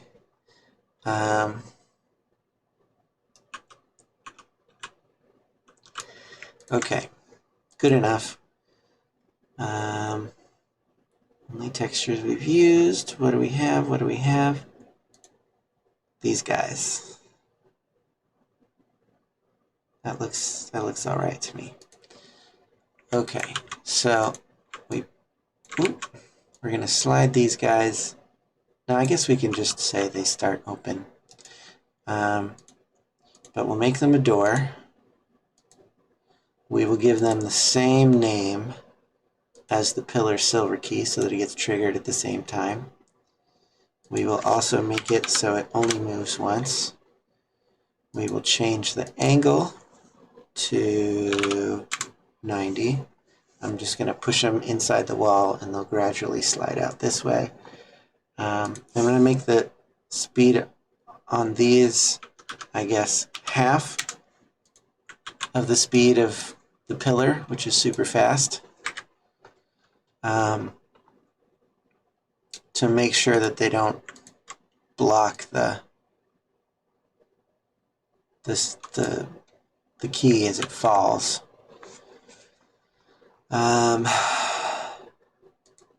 Lip 0. Oh, I don't know if I can have a 0 lip.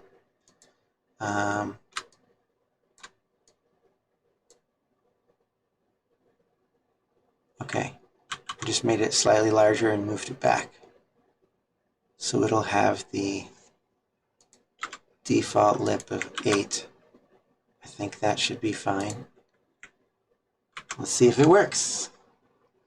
Also has a nice flow, I think. Thanks. I like flow. I like a map that flows.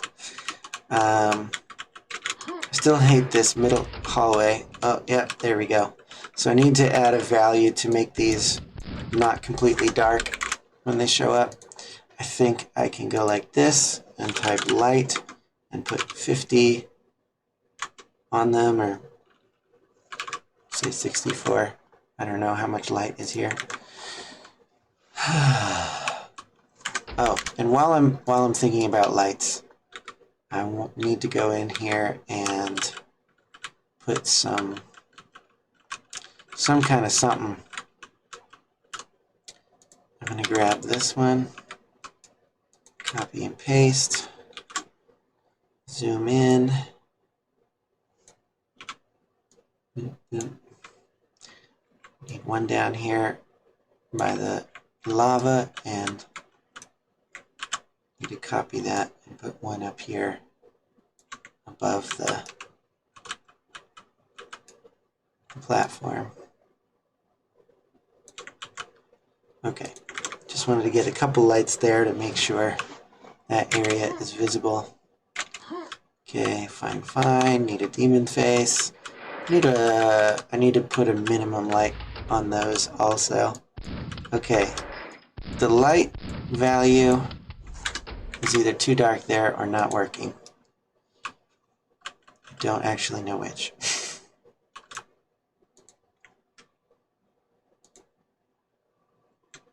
Okay, light 100.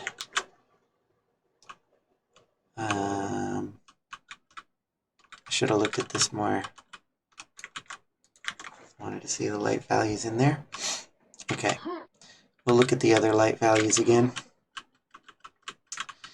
And remind me about the door. I can't tell if I can see these more or if they're exactly the same. I know what I wanted to do. I don't have to use that light or min light value. I can bring them all the way forward so they get lit by this light, and then I can delete that and go into the spawn flag and say it starts open. So it's still gonna be inside the wall, but it will be lit properly. And on these, even though I didn't look at them too closely, I feel like this lava can be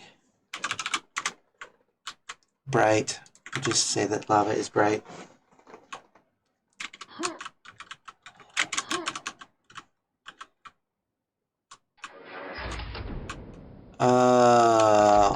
Okay. So a couple things happened there.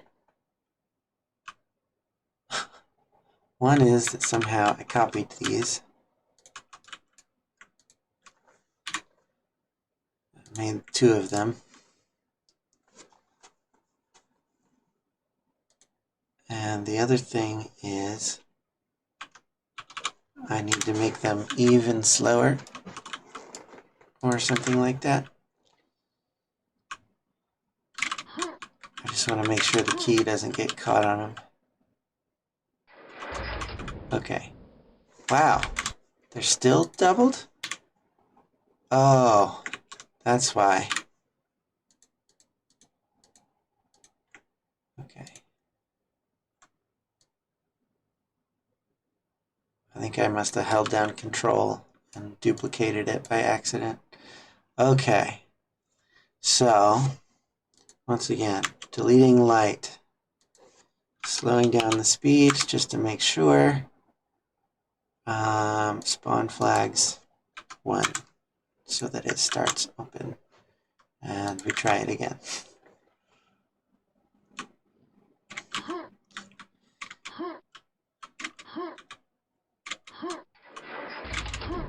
Okay, so this is a familiar Quakeism, the key that drops down.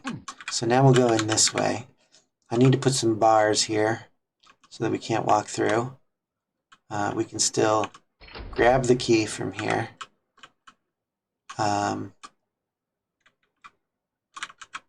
feel like I need to lighten up those windows a bit. So we have, whoa, that's wrong. That's misaligned. That makes me feel very smart. Not at all. Okay. Need to brighten up the stairs. I can actually tone down these lights. That's more than enough. And I need to throw some kind of light on these. Need to do the same thing with these stairs that I did with I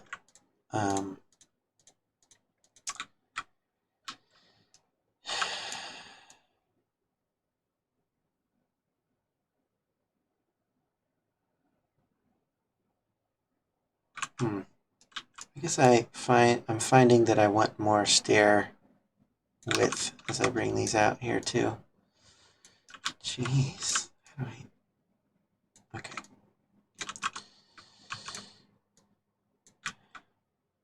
Alright. And then boop. Boop. All these the same, and then I get rid of this attempt at lighting them with keys, and I just say that they start open. So they'll be lit here, but they'll start inside the wall. And the rest of this will proceed in a reasonable fashion. All right, let's look at that.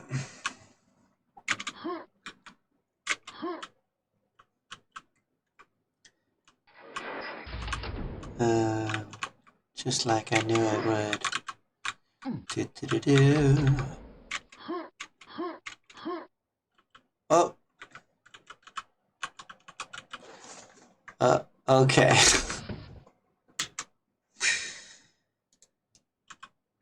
I need to reverse the direction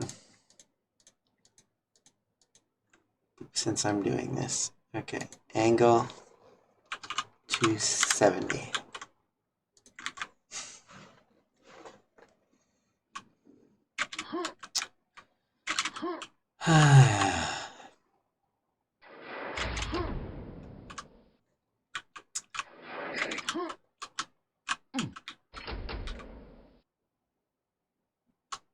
Okay, yep, no stairs. Where do I go? Need a little bit of light here. This is fine. There we go. Big stairs. I like that better. Jumpity jump. Around we go. Outside and back in. Do do do do. And here we are in the next area. Whew. Okay. So I'm going to do the other notes that I was thinking of while we're here. I'm going to put a kind of a general fill light. We're going to use that delay 5 that Marky mentioned earlier. I think I'll just leave that at the default light setting right there. Need a couple of these in here.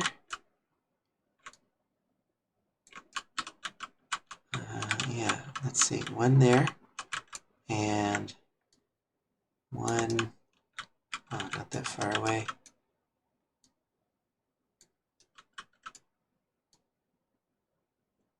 One there. Just to put a little bit of light inside this tunnel. We'll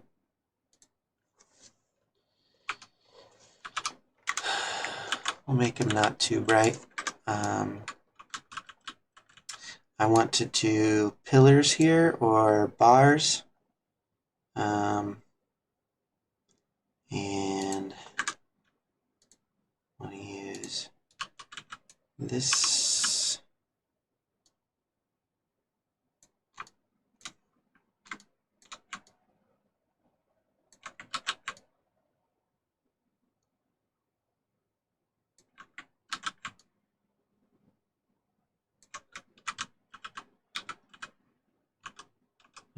plenty of room to look through.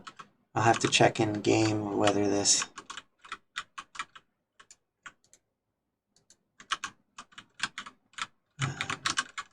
does what I want.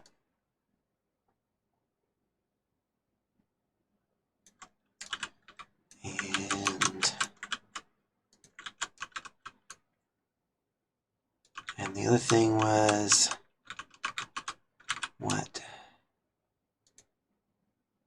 Entity. We'll make that fill light. We'll bring this here. Put a fill light in the window. And I'm going to duplicate it in this window just to make sure we can see nicely around here. I don't care if that's dark for now because there's nothing there yet. But I need to go grab a demon face.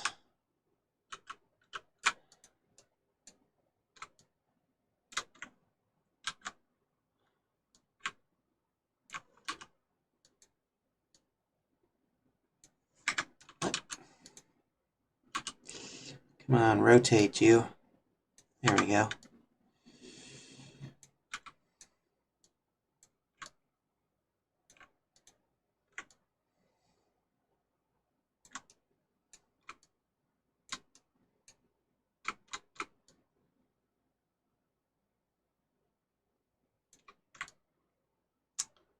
Okay.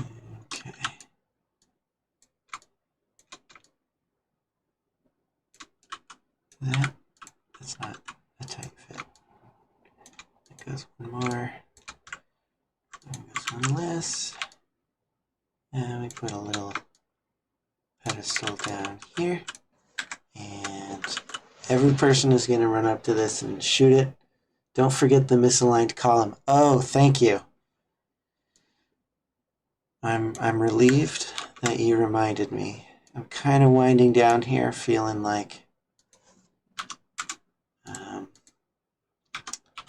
I'm bringing this to a close, more or less, but wanting to tidy up misaligned column.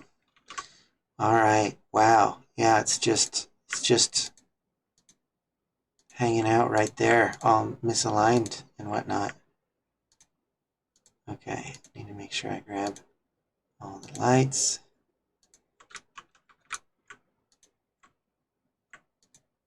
All the pieces. Boop. Way better. Okay, so we got some cleanup done. That hallway is still going to need lots of love. Doesn't quite vibe yet. But we are getting closer. Okay, yes. Having something to look at in filler space is handy. This I'm just going to put a fiend or something really disrespectful in that corner. Okay. These windows feel a lot better because it's like there's outside light coming in. So it's nice to have these kind of shadowed frames, but the light's coming in from outside. This one's not quite as shadowed, probably because I have a wall right here. Anyway, whoop. I suppose people can try to make that jump, but whatever.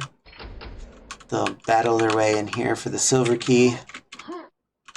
Have another showdown in this area, which probably also means I need a door or a gate or something.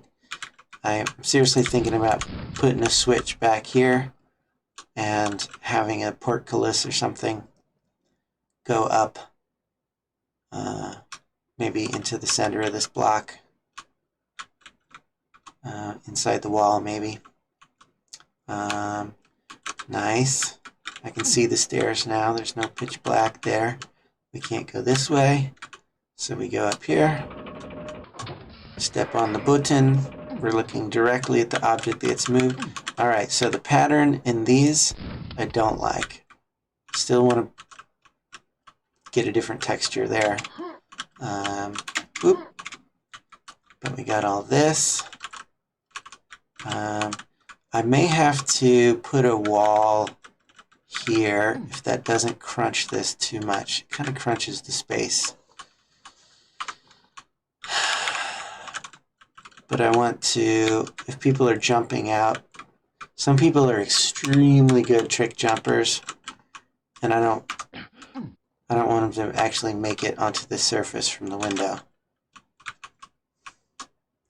And I don't really like the way this texture looks here next to this one. So I've got that to figure out as well. But this I'm okay with.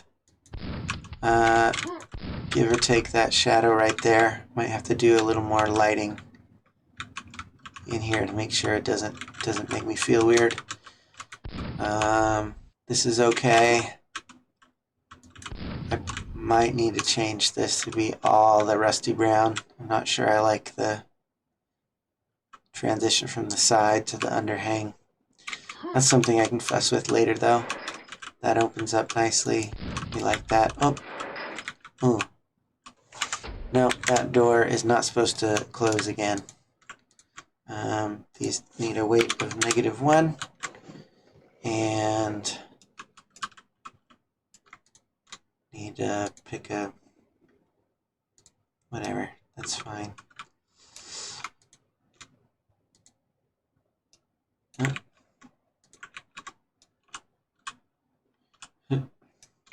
Trying to get inside a brush to look at another brush. Okay, just since we'll see those. I feel like there is a key to brighten up those spots. But this is functional. This is half the map blocked out. Got some loopbacks and whatnot. Things are coming together.